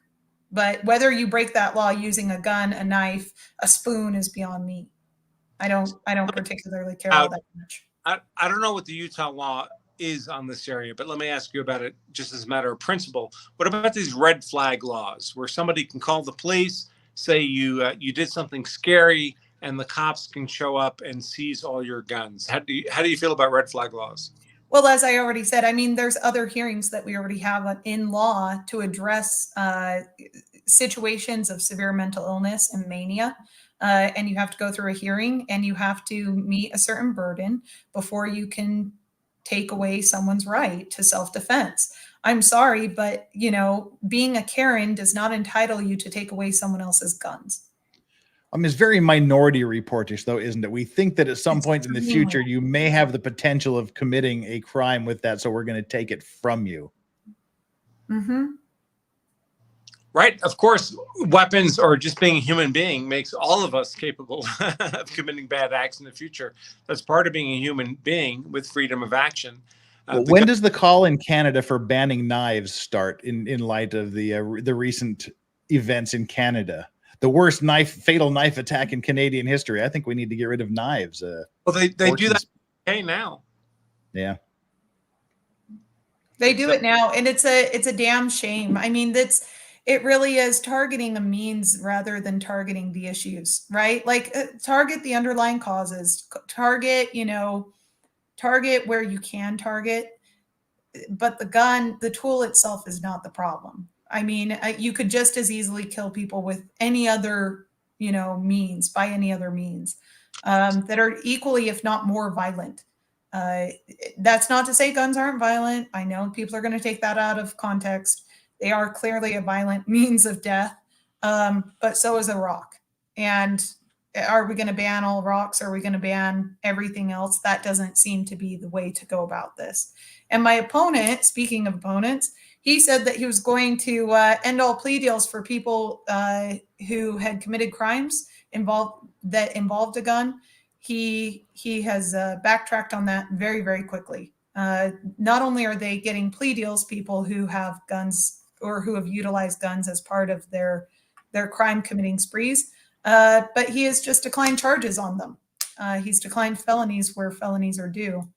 So, I mean, I'm consistent. The means you use doesn't particularly interest me unless you're using like mustard gas, let's say, that you had stolen from a federal facility, or had devised some type of pipe bombs are interesting. Are we going to ban all of the things that go into making a pipe bomb? And plus, there's also a workability element here too. Most people the perfect example is Shinzo Abe. Guns aren't legal there. If to the extent that they are, they're heavily regulated, and Shinzo Abe was shot to death. So there is no perfect law when it comes to guns, because there shouldn't be. So here's another question for you from a defense attorney. So put that in context. But plea deals. So of course, plea deals are a normal, standard, well-accepted part of the criminal justice process. We live in a world, at least in America, where if you didn't plea out cases, there's no way you could bring every case to trial. I mean, we plea out probably 90%, 95% of cases because we just don't have the resources. It would be crazy to try to bring every possible case to trial. So we clear the decks with plea deals. But now we see in some jurisdictions, liberal prosecutors basically declining to prosecute even the most serious cases, arguing that it's on the grounds of inadequate resources. The same arguments prosecutors use to not try every case in the first place, which in some contexts is a reasonable argument. We don't have the resources to try every case in the first place. But it seems we reach a point where it seems like the prosecutors are simply not trying cases they don't want to try, as opposed to not trying cases for actual lack of resources. Yeah. That's a perfect question you just brought up, because she was just talking. I'm sure talked more on it. And there's been 180 declination letters in the last 2 months. 180 declination letters in the last 2 months. And the only reason given is in the interest of justice. So for the declination letter is a statement by the prosecutor saying we are not going to prosecute this case. That's correct. Correct. And let me just address someone in the comments is talking about my gun discussion. If you would like to have a more in-depth discussion concerning the gun issue, feel free to reach out to me on my website, and I'd be happy to talk to you instead of spamming the chat with FUs. In terms of declinations, Declining to charge is not a proper response to anything in my mind, unless a crime has not been committed. If a crime hasn't been committed, right, go ahead, decline the case. If there isn't enough evidence to bring charges to trial, or even to getting a plea deal or a resolution, and you don't feel that you have a case, you haven't met all the elements, drop the case. Don't even go into negotiations on a plea deal, because then what ends up happening is a lot of innocent people who shouldn't be accepting plea deals accept them and get cornered into taking, plea deals where no crime was committed, but they can't prove that because they don't have the means to hire a defense attorney. They barely have the means to pay their rent and to meet all their other financial obligations. So Danielle, can I ask what's your, just because I don't know, I'm not trying to catch you out or anything, but what's your prior legal experience? Just because I didn't hear the early part of the show. Sure. So I graduated from the University of Utah back in 2019, and I've been a litigator since, but it's primarily in the civil side. So the observations that I have are not based on my own personal experience, but based on the experience as it's been shared with me, which is fine. I mean, this is common in any law firm, right? I don't have experience in, bankruptcy law, right? So I rely on my attorneys to tell me what their constraints are, what it is that we could improve on, and certain policies within the way we do carry out our work to improve the work that they're doing. I only ask because I would 100% affirm your perception of how things work. In my view, what happens is, as a criminal defense attorney, you have a client. If you try to press your client's defenses as hard as they ought to be pressed, often you run into prosecutors who say, oh, well, listen, we thought this was going to be an easy prosecution, but if you want to make it a hard prosecution for us, we can return the favor. We're going to add this charge and that charge and another charge and a fourth charge and a fifth charge and a sixth charge. And if we manage to convict your client of all of that, and by the way, they can, even if your client's completely innocent of all that, there's a 10% chance your client gets convicted. If we convict your client of all that, they spend the rest of their life in prison. They never see their family again. They never see the sunlight again. They never live as a human being again outside of a cage. Or you can take our plea deal, which is completely inconsistent with the defense of innocence in the case. But your client then is like, well, shit, I can do 2 years and get out, even though it's bullshit, or run the risk of serving the rest of my life in a cage. It's not a very equitable system. No, it's not. And it's a terrifying system, frankly. And I don't think that's what our founders had envisioned. As a matter of fact, I think they developed the Constitution exactly to avoid that. Me and Nick was on here earlier, and he and I discussed the difference between a litigation attorney and a transactional attorney. And one of the frightening things is that a litigative attorney walks into the room and says, why not? Right? So when you're saying there's a 10% chance, that's a very real 10% chance. If you get a litigator in there who's clever enough to convince a jury and to convince a judge based on what little evidence they have, they can put someone away for the rest of their lives, even if they didn't commit a crime. And that is a significant amount of power that we need to, as an electorate, be very careful concerning who we give that power to, and whether or not we allow them to hold that power if they've been shown to abuse it in the past. We don't want people abusing that authority at all. And so we need to be very, very careful. Especially when the defendant is potentially, even if they're acquitted, even if they don't hit the 10%, even if they're successful and they get acquitted, it's hundreds of thousands of dollars in legal fees and their reputation lost forever. Oh, well, thank you for saying that, Andrew. You just segued into 2 super chats I've been having to get to for quite some time. One, thoughts on the prosecutors convicting innocent people despite evidence proving their innocence just to get a win in court. Real thing.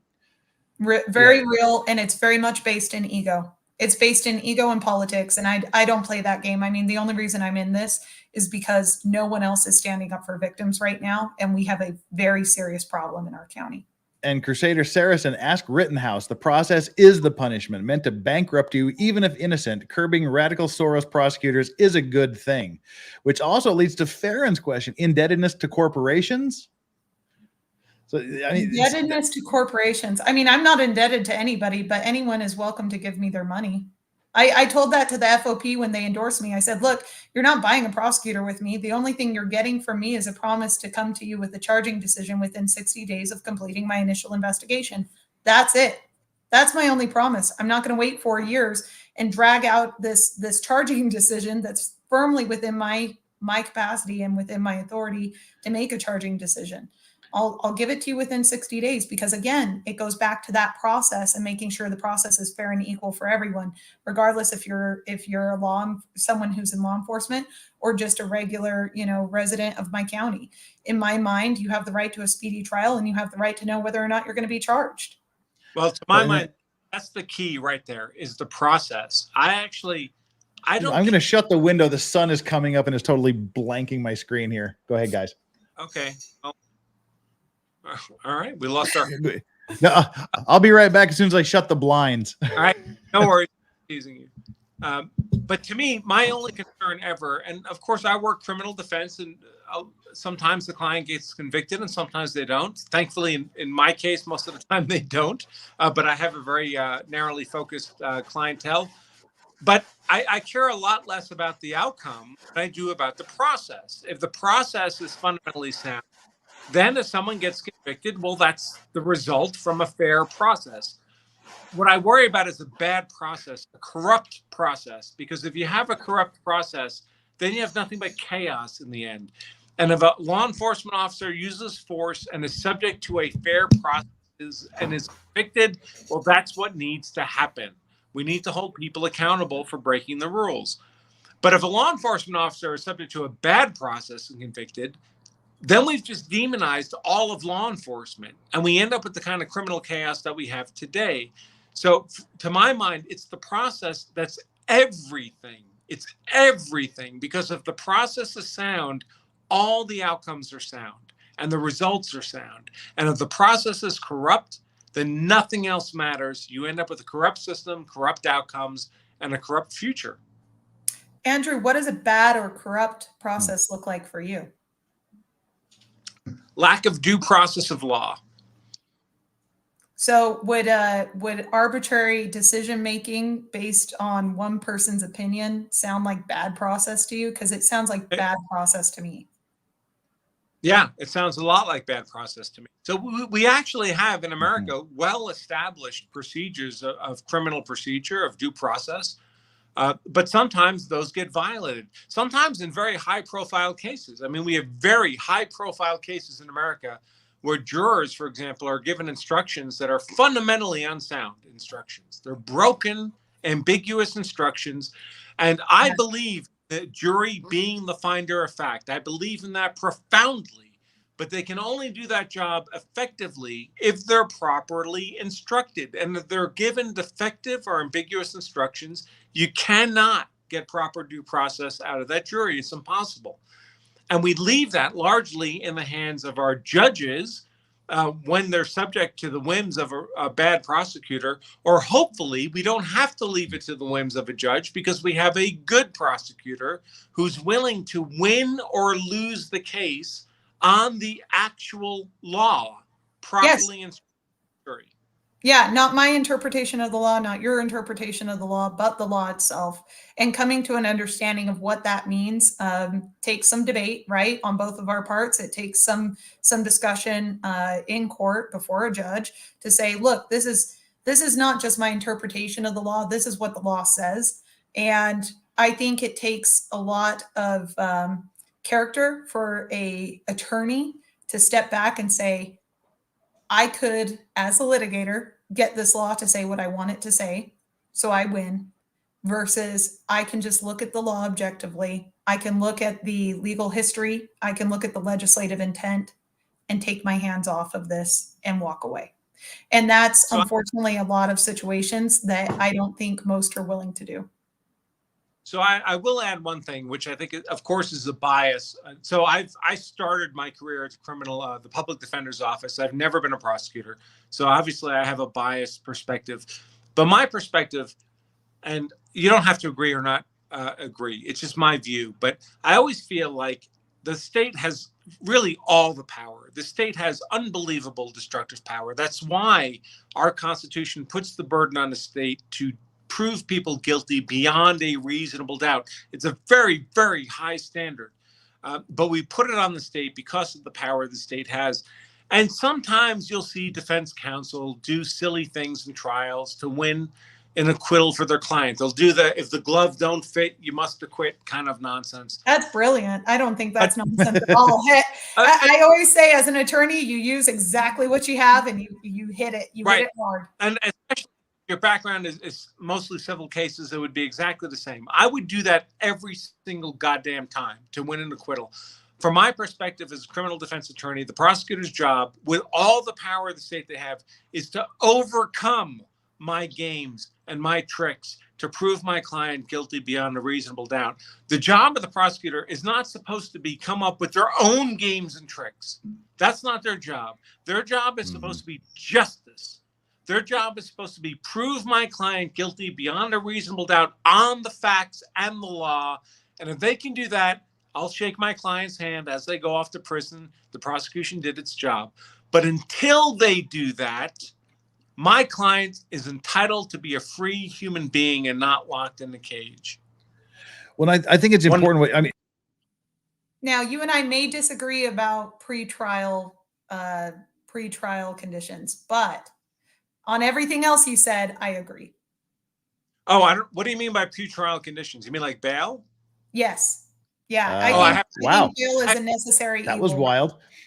I don't know what that was all about, but well, you all went away from me, but I don't know. I guess who knows? Internet. But the thing is, I was pointing out to people that they all say, "Oh, if you have good lawyers, you can buy justice." No, you can try to level the playing field. In the O.J. Simpson case, the county auditor assessed that they had spent $9 million prosecuting O.J. Simpson. His lawyer bill was somewhere around $4 or $5 million. He had the resources to try to level the playing field against an entity that has, at least theoretically, inexhaustible supplies of resources to prosecute with. I wish that were entirely true in my case. Right now, we're running short on funds in our county, and it's looking like, there may be a tax increase in order based on the incompetence of my opponent and his mismanagement of funds. But yes, I get exactly what you're saying. I think people misjudge defense attorneys and misjudge the criminal justice system, and I put that mostly on prosecutors. It really is the role of the DA and the prosecutor to make sure that the process is fair and that it's legitimate and that it's something that we all find as fair and legitimate. Otherwise, people are going to resort to their own means to find justice, and we don't want to see that. Brandon says, "Good Lord, Ty on Branca is going hard in the paint." Brandon, let's go. Hey, Brandon, when are you going to pay me to drink on your show? Come on. He paid Joe Logic. Like, I'm just kidding. I can't drink like Joe Logic can drink. I'll be under the table in half an hour. But Brendan, let's go. And by the way, I just want to make clear, I am not a no bail criminal defense attorney. If people are a danger to the community, they need to be held under bail. I am 100% fan of bail. Beautiful. That said, I think there's room for reasonable people to agree that there are people held under high bail that maybe don't need to. I think sometimes the system is abused, but that's way different than saying we got to take killers and let them out because we don't feel like levying a bail on them. That's ridiculous. You know what? I agree, and I appreciate that. Well, I mean, I think this is fascinating. We can get, I would guess, I know I don't want to put words into your mouth, Andrew, but it's probably refreshing to see someone who wants to be the district attorney, but is also willing to listen and to consider and work with defense counsel to come up with some good policy, some good recommendations, alternative sentencing and things like that. I think there's just way too much of just the ingrained, this is how we came up through the DA system. And you just keep reinforcing the old ways of doing things. Listen, DAs have a very difficult job. I mean, we have violent criminals in our community. They exist. They rape and murder and rob and maim people. And we have a system, a criminal justice system that's supposed to segregate those people from peaceful society. So our wives and our children are not victims of them. And the prosecutor is obliged to serve that function, to try to segregate those people in a just and fair way. So they're not abusing their power to put people who don't need to be in the cage. But the people who need to be in a cage really, really need to be there. I mean, these are dangerous, horrible people who will do horrible things to you and yours if they're just allowed to roam the streets. We absolutely have to have the prosecutor to do that. We just want a prosecutor with the appropriate discretion to do that job, segregate the genuinely violent people from society without abusing the job, to either release those people upon society or lock up people who don't need to be there. Well said.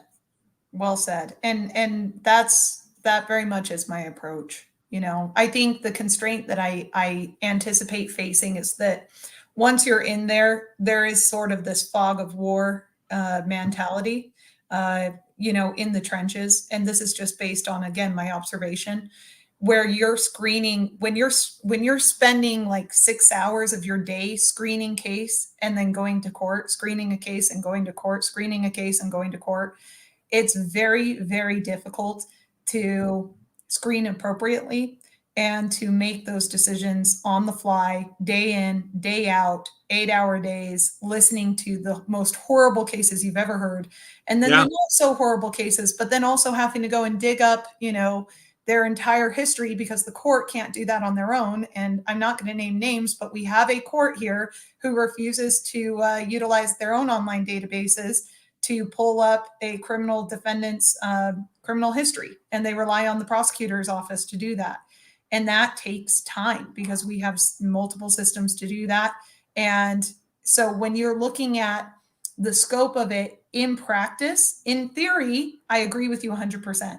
In practice, I'm looking at what policies can I put in place to allow prosecutors the time to go through that analysis, to take a step back, to have a little bit of breathing room, and to reorient themselves and to focus on justice more than focusing on convictions. Because when you're in the process, right, you're just thinking, okay, that's a conviction, that's a plea deal, okay, that's off my desk, right? You're just going through the process. Just like, and this is really simplifying it, but if anyone's ever worked fast food or any type of quick food service job, you're just it's exactly it's the fog of war, you know. You're like peeking up over the counter and being like, okay, what do you want? And you're getting people what you want, and you're not stopping to think, okay, what am I actually doing? There's no consciousness in your work. And so creating conscious lawyering and very focused prosecution, it's going to take time to develop those policies correctly internally, so that way we're having quality prosecution on our side, so that I don't have to worry, am I putting innocent guys away, or am I utilizing these resources appropriately? And those I think that the people, these progressive prosecutors like we have here, I think they're well intended, but I think what they did is they overcorrected the ship really quickly. And I'm going to tie it back into what Legal Vices does. What was the name of what that? Do I do? That ship disaster that you talked about that went into a hurricane and it flipped on its side, and or it started to list this way, and then they retriangulated. Oh yeah, you overcorrect. Yeah. Yeah, they overcorrected, and then the oil didn't make it into the pumps, and then they lost their engine altogether. I think that's what has happened in the legal field, where they overcorrected, where it was already listing, we already had problems, right? And then they shifted it to the other side, and now no oil is getting to the engine. Things are getting clogged up. Cases have just snowballed here. And so no justice is being found. And so how you rescue an office from that is going to take a little bit of time and a whole lot of focus and a whole lot of small, minor adjustments, turning it on, trying it, watching it, seeing how it functions, seeing how it works, and then going back. And so it is a very large ship, and you ride it very slowly and very consciously. And I think that's where we have to be very careful and very cautious. And that's my focus, is once I get into office, to implement I'll tell you real quick, just so I can, since I am running for office, my platform is very straightforward.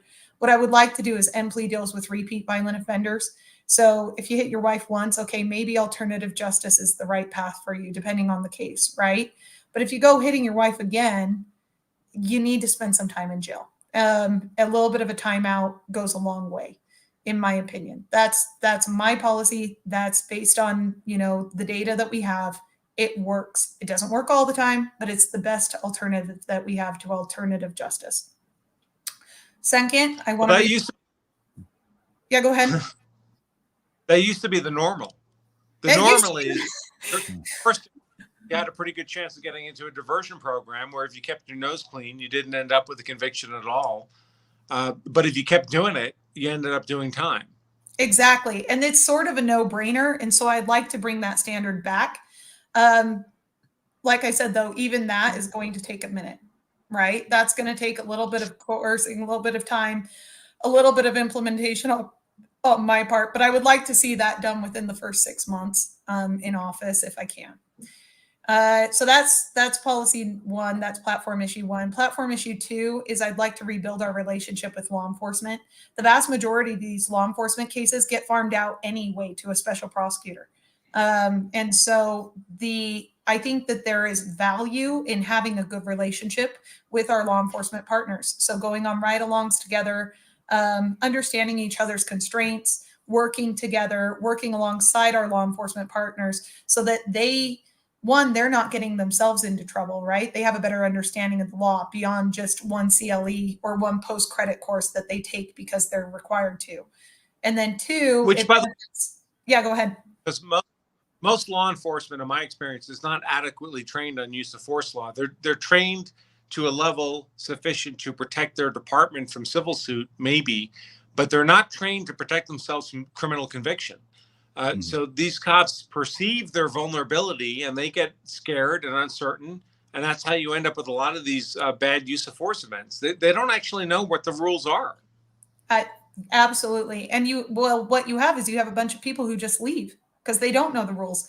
And it's such a frightening liability that they may not be able to articulate because they're not attorneys, but they feel it. And it creates this cooling in the force, and people stop joining, people stop wanting to do the job. And if we have that, we have chaos. And that's what we have right now. In Salt Lake County, we are 35% short, I believe, in the DA's office, last I heard. And that's untenable. And that the same is being mirrored in law enforcement. So I want to bring those relationships back. I want to do joint training. I want to have trauma-informed training for both prosecutors and our law enforcement partners, because a lot of times they go to get confessions or they go to get testimony, and witnesses don't want to testify because they said something, they just used the wrong words, right? They say it in a way that re-victimizes and makes people clam up. And so what we want to do is we want to help our victims feel like they can testify, feel like they can be strong witnesses. And we want to help prepare that case by being more trauma informed and also being able to recognize trauma in ourselves and in our police partners, right? So secondhand trauma, it's a real thing. When you're screening these cases all day long and you're seeing, mothers coming in crying because their family member was a victim of a serious violent crime, or even a business owner who's extremely frustrated because they just had $16,000 worth of damage from some tweaker who came to destroy their business, and no one's going to pay for it but them.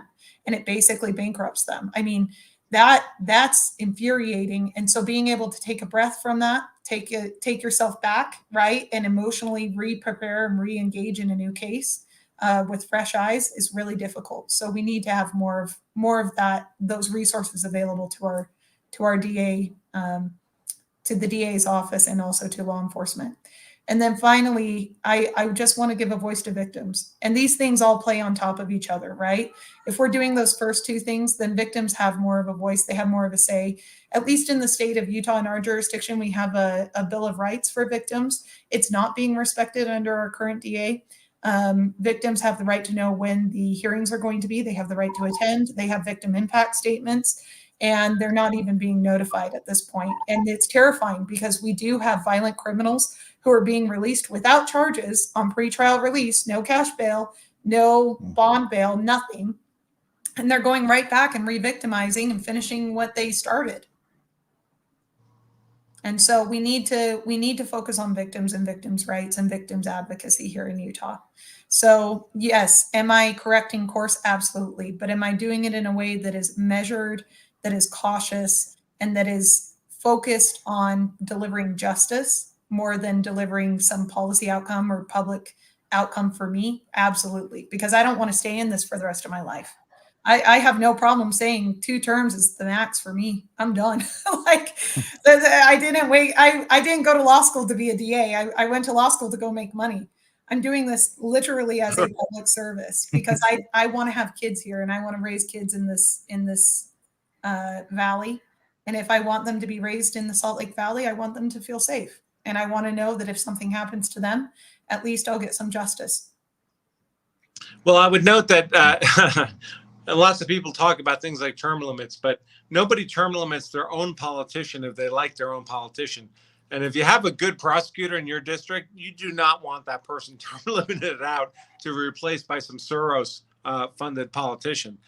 Politicians, prosecutors per se, have unbelievable power, authority, and discretion. And if you have a good person in that job, you want them in that job, frankly, at whatever the cost. Because the cost of having a bad person in that job is unimaginable. Yeah, no, absolutely. And I have a big announcement coming up here soon. Speaking of processes, there is no process to appeal a declination, and I would like to change that. And so big announcement coming maybe next week or the week after. But I don't want to give any hints to my opponent. So kind of a malfeasance or a misfeasance of authority, failure to prosecute, that kind of thing? No, it's a mechanism that exists in terms of process in other states and other jurisdictions that's very popular that we do not have here. I'll just say Jussie Smollett and I'll leave it there. All right, fair enough.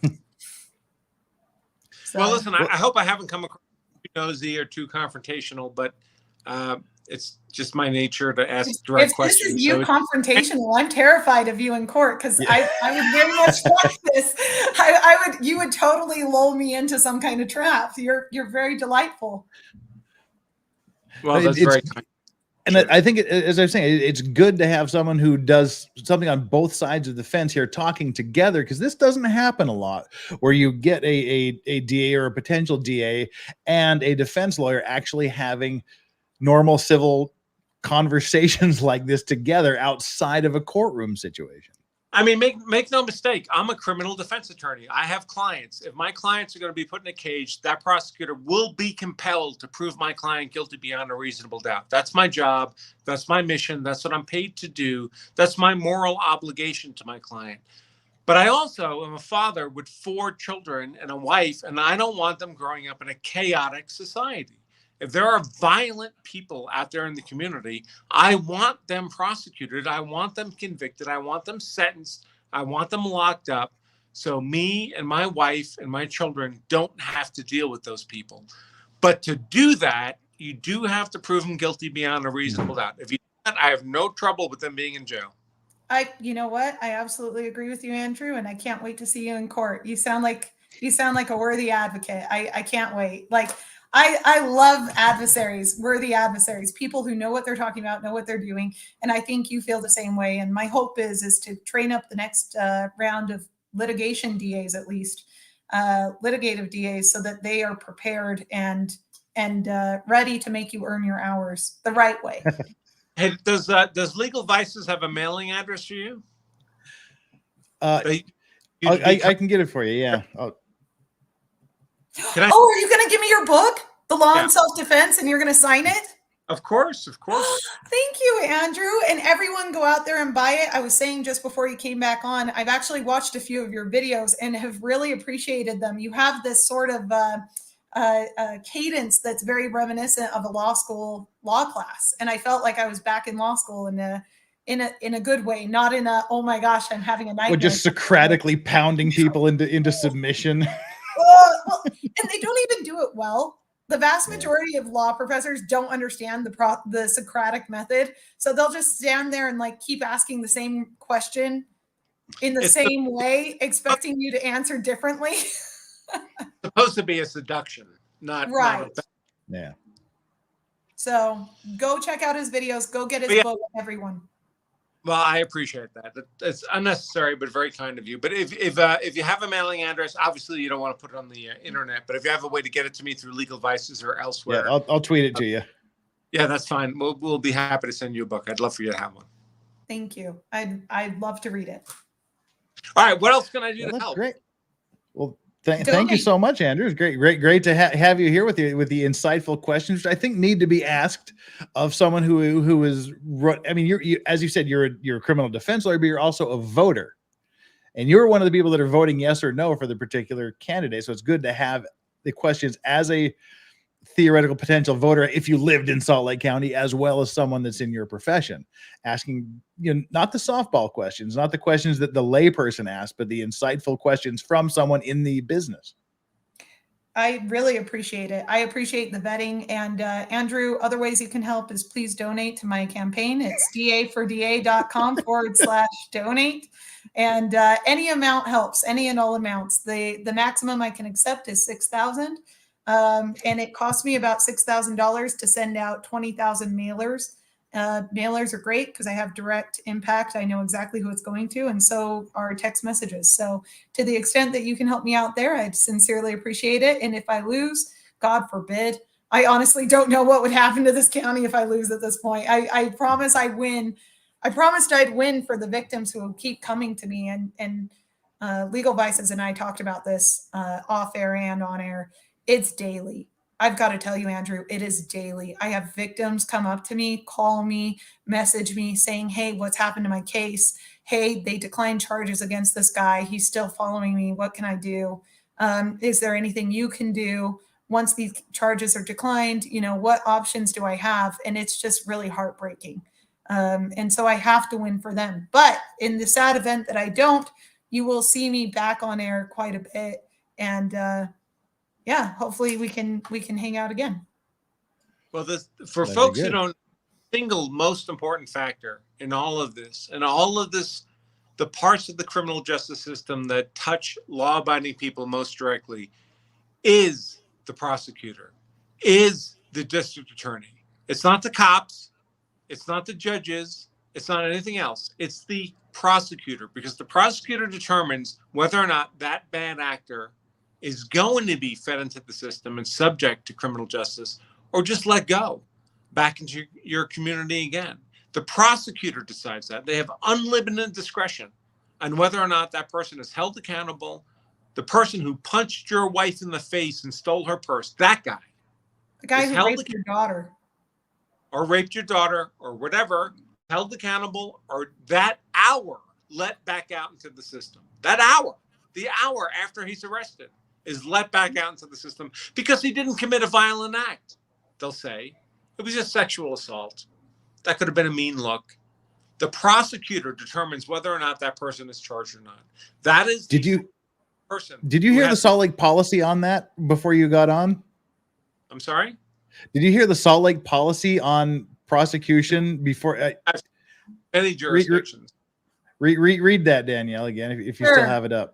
I do still have it up, and I'll drop it down in the chat again because it is insane. And when I first read it, I had to read it a few times because I'm dyslexic, and I thought, oh, well, maybe I read this backwards. But here it is. Quote, a prosecutor should not file or maintain charges if they believe the defendant is innocent, comma, regardless of the evidence provided, end quote. Right. What's regardless of the evidence? Isn't that the weirdest thing you've ever fucking heard in your life? I mean, people have to understand, nobody knows what actually happened. Nobody was there. The prosecutor wasn't there. The cops weren't there. The judge wasn't there. All we know is looking at the evidence. If you're not basing your judgment on the evidence, you're basing it on nothing, on thoughts, on fiction, on unicorn farts. I mean, Yeah. you can only evaluate your assessment of whether or not someone's guilty of a crime independent of the evidence. It's saying nothing. It's completely a subjective belief too. I mean, there is no qualifier, there's no nothing, and it comes out of left field too, because it's within the screening and filing criminal charges. And one thing I will give credit to my opponent for is, since I've been discussing this one particular part of his policy, he has tried to include it in the second paragraph, but it really does stand on its own as an independent clause. A prosecutor should not file or maintain charges if they believe the defendant is innocent, regardless of the evidence provided. Right. And that's a standard that is so untenable to me. I don't understand how the bar accepts that, and how the bar has just let that go for as long as they have. I mean, that's crazy. Regardless of, based on the evidence. Okay, fair enough. I mean, prosecutors are supposed to make judgments based on evidence all the time. But to say they're making judgments, substantive judgments, regardless of the evidence, that's insane.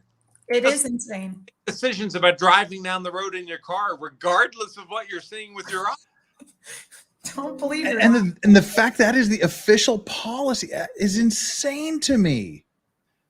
It's crazy. That's why I keep dropping it in the chat. I honestly, I mean it when I say I did not believe that was the case when I had first heard it. Or when I had first read it, and I had to keep rereading it. And when I finally read it out loud, slowly, I went, oh my goodness, this is real. And this is actually what he's instructing his prosecutors to do. Right. Well, no wonder there's 180 declination letters coming down that just say, in the interest of justice, the state declines to charge. Right, because I feel like it. I feel because social injustice, or because it's Tuesday, or because I like vanilla ice cream, or for any variety of reasons other than something based on the evidence, I feel like not bringing charges in this case. But of course, the consequence is there's a victim out there.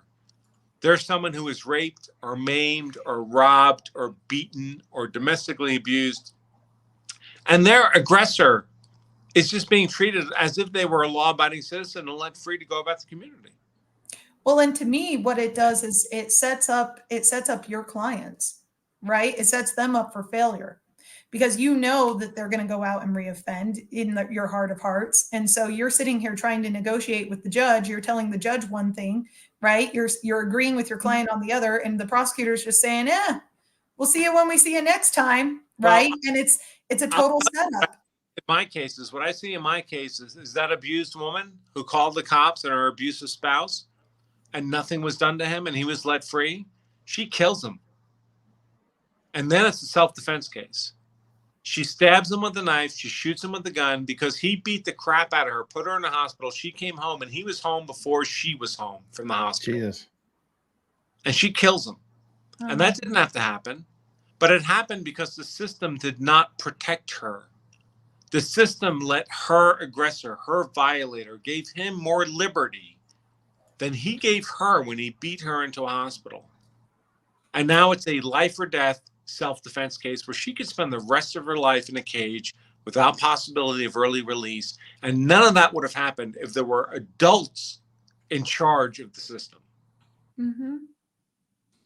Adults who are willing to make difficult decisions and to fall on their swords and take accountability for those decisions. I think that's fundamentally what it is. The accountability starts with you, right? You have to say, yeah, that was a dumb thing. I do that all the time. I say crap on here all the time, Legal Vices, where I go, well, that was dumb. I don't know why I walked myself into that trap. And then I just apologize publicly, and I just say it. I say, look, you know what? That was a dumb thing I said, or I should have clarified that. Or in the case of our spammer, right? I'm happy to clarify what I said earlier. Go ahead and reach out to me. I have no problem discussing it. You know, even with people who operate in bad faith, they're usually operating in bad faith because they're really upset, or they're angry, or someone hurt them in their past. And you just got to be patient, and you've got to be the adult in the room, right? And you have to take ownership of what you've done. That's a nice angle of your chin. Sorry, I'm on my phone.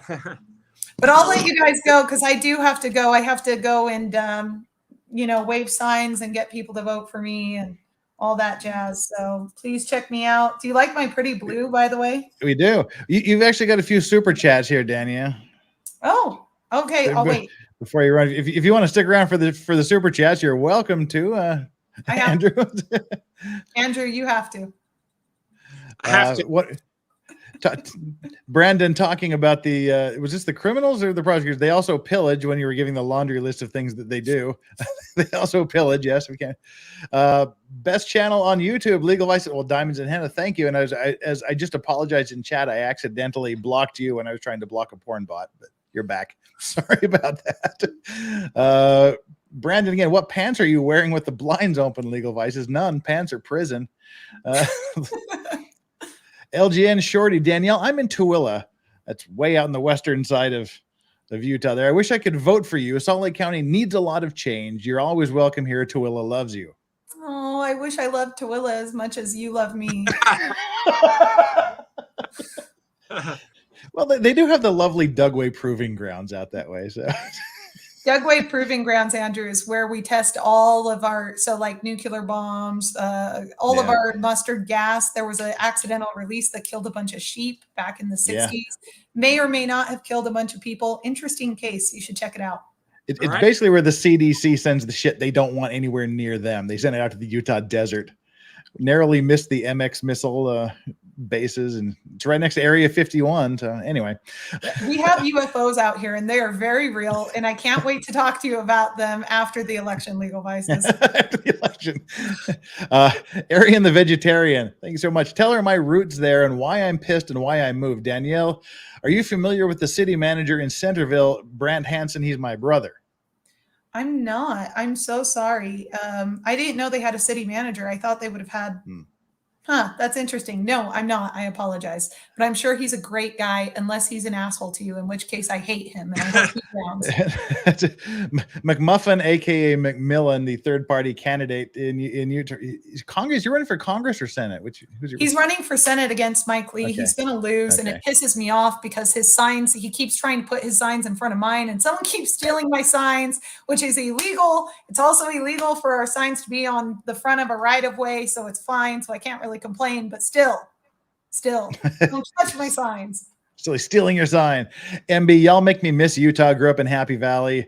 Haven't been back for a few years. Thanks for that quick comment. And hey, from Utah. So you got a lot of support here from Utah. And I think that's up. I think we're all caught up. We're hitting the 5-hour mark of my 2-hour stream. But hey, guys, thank you for popping in. What was that, Andrew? Poor Danielle, she's waving that fan like crazy.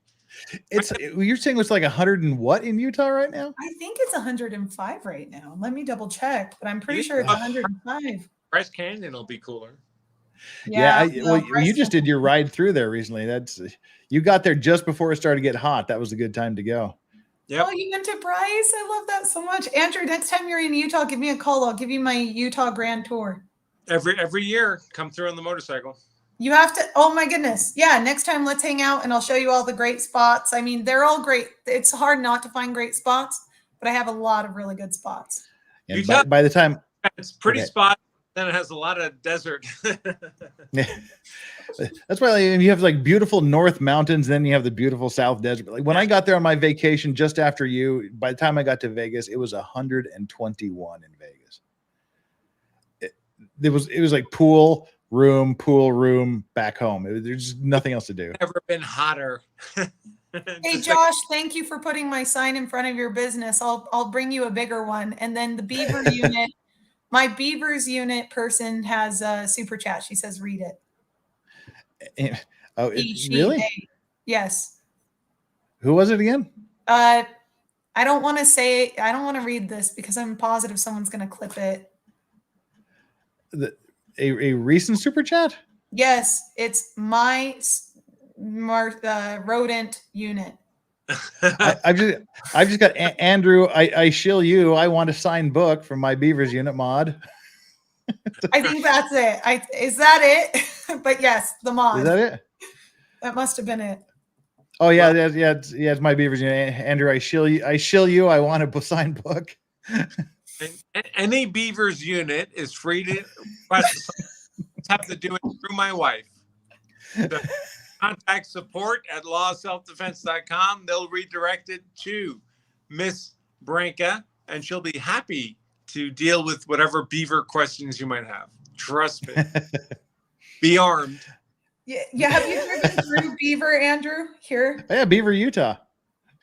No, I don't know it. No. Oh my goodness. When you send me the book, I'm going to send you back a I Love Beaver bumper sticker from Utah. You would have driven on your way between Bryce and Vegas. You would have driven through it literally without knowing it.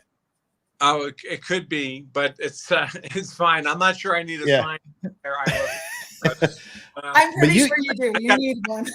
You must have been super hot. Children.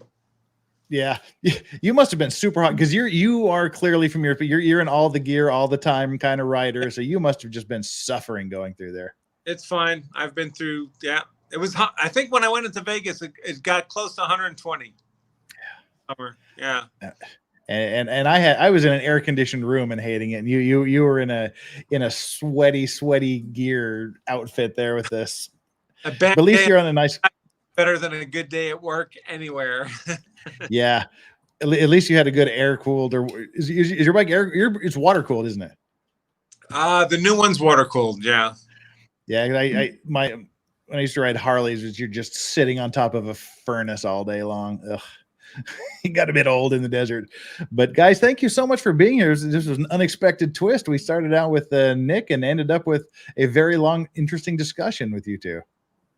Oh, hey, I hope it helped. Don't want to drag on the welcome. In fact, given my time, I should head home. Danielle, very best of luck. If I can do anything to help, you know where to find me, or at least Legal Vices can tell you where to find me. If you give them an address, I'll be happy to send you out a book. And to everybody else out there, folks, most people have no idea who their local prosecutor is. You ought to, because that person has unbelievable authority over your life. So do yourselves a favor, know who that person is, vote for a person you would trust to have authority over your life, because they do. And tell us anything else you want on your way out. Your courses, your books. No, I'm good. Take care. Have a great week. Take care. Have a great day. Bye-bye. Thanks a bunch. And it looks like we've also lost Danny. We've lost Danny. Looks like she finally got the stream disappeared, either for whatever reason, dead batteries, Utah, Wi-Fi, whatever. Legal Vices. That's me. Beavers unit. Yep. And Annie's a good. Bye everybody. Danny on. Thank you so much for being here, Danny. I'm not sure what the deal was, but it's gone. Beavers unit. Send me your stuff or go to his site. We'll make sure you get it. We'll do that. All right. Again, 5 hours. Thank you guys so much for sticking around and putting up with us. We ended up with 1,000 of you here. I think I've cleared all of the super chats. That was wild. Yeah, not quite used to so many super chats, but we had Nick on. Then Danny wanted to fangirl a bit. She did, and that led to Andrew there. And I thought it was a very, very interesting discussion between those two. That's why I just kind of shut up and let the people directly involved talk about things between themselves. Now, what have I got going on? I don't even know what time it is. It's 8 o'clock here. At some point in the next 3 hours from now, 3.5 hours from now, I will be on with Good Logic. I should literally check this here. What time? We're 10:30 p.m. Eastern, so that would be 11:30 a.m. here. So 3.5 hours. Good. I can go back to sleep and get some rest. Alan asks, "Are you on tonight?" Okay, so like I said, 3.5 hours from now, I'm going to be on with Joe. Depending on what happens, I'm planning on streaming tonight, going over some other things, but I haven't put anything out yet because we're about 50-50 on whether I'm going to be able to get there tonight or not. I hope so. I may just do something just to hang out. I was going to do the Nirvana judgment that Nirvana just recently won against the kid who was complaining about being the model on the old Nirvana album with the boy in the swimming pool, suing them for sexual reasons. I was just going to mention that XCOMer, I noticed that just a second ago. Said you missed. I did miss it when it happened, but you added another 50 members to the cult. Yeah, I was just looking to make sure I didn't miss any of the super chats, and suddenly I saw that I had 66 new members, and I thought, what the hell happened? XCOMer, God, thank you so much for the even more memberships you've gifted. Brandon, I'll sync that battleship. Yeah, you should sync my stream battleship because I'm sure that's what you were talking about, right? Yeah, sure. We know that. So yeah, again, I got to focus here. I'm getting punch drunk. I'm tired as fuck. I got like 2.5 hours sleep. So, so 3.5 hours from now, I'll be on with Joe and Good Logic. Be doing that. I'll be doing some day drinking, obviously, because how can you not? Then I've really got to do some stuff around the house, run some chores, and you run some errands, do some chores. I plan on streaming. I just haven't put it out yet. Probably do the Nirvana thing. If not, I might just kind of chill and hang out just for an hour or so, just to say hi. Where there's not going to be the weekly Unexplained with Fair and Balanced and I'm busy, and she's got things going as well. So we're taking a rain check on the Unexplained stream this week. And then next Monday will be another Maritime Monday. So great. No, I'm not working today. Alan Tempest asks. Today is the beginning of the Korean Thanksgiving holiday. It runs from Friday through Saturday, Sunday, and Monday. I'll go back to work on Tuesday. So that's why I was able to do all of this. And the timing just worked out great because I would be in the office 2 hours from now if I was working today. Instead, I'm going back to sleep. Thank you so much, everybody that was here. You know, I really hate ending these shows. Oh, especially when we get porn botted right at the end. Goodbye, porn bot. See you later. Oh, someone beat me to the punch. Someone's quick with a ban hammer. You know, I hate ending these shows. My endings drag out like 5 minutes because I hate saying goodbye to y'all. Thank you so much for everybody that was here. Thank you so much for all the viewers. My mods, you guys worked fucking overtime today. You guys had it rough. Absolutely the best mods in the business, absolutely the best chat in the business. And I hope some of you that are just coming over from REKIETA will continue to stay with me. We can do this more fun. I stream at completely different times than he does. So we're not stepping over each other. Thank you for everyone that gave the insane amount of super chats today. Thanks for the subscriptions. Thanks for the likes. What did we get to on the like count? This is clearly the most likes I've ever had. 2,315 likes at the moment. If any of you haven't hit the like button, just please do so on your way out. Subscribe if you haven't done so. Hit the notifications. Come back later and just leave a comment because that helps with the engagement. And until you see me on Joe Good Logic 3.5 hours from now, don't forget to enjoy your legal vices. See you later. Bye-bye.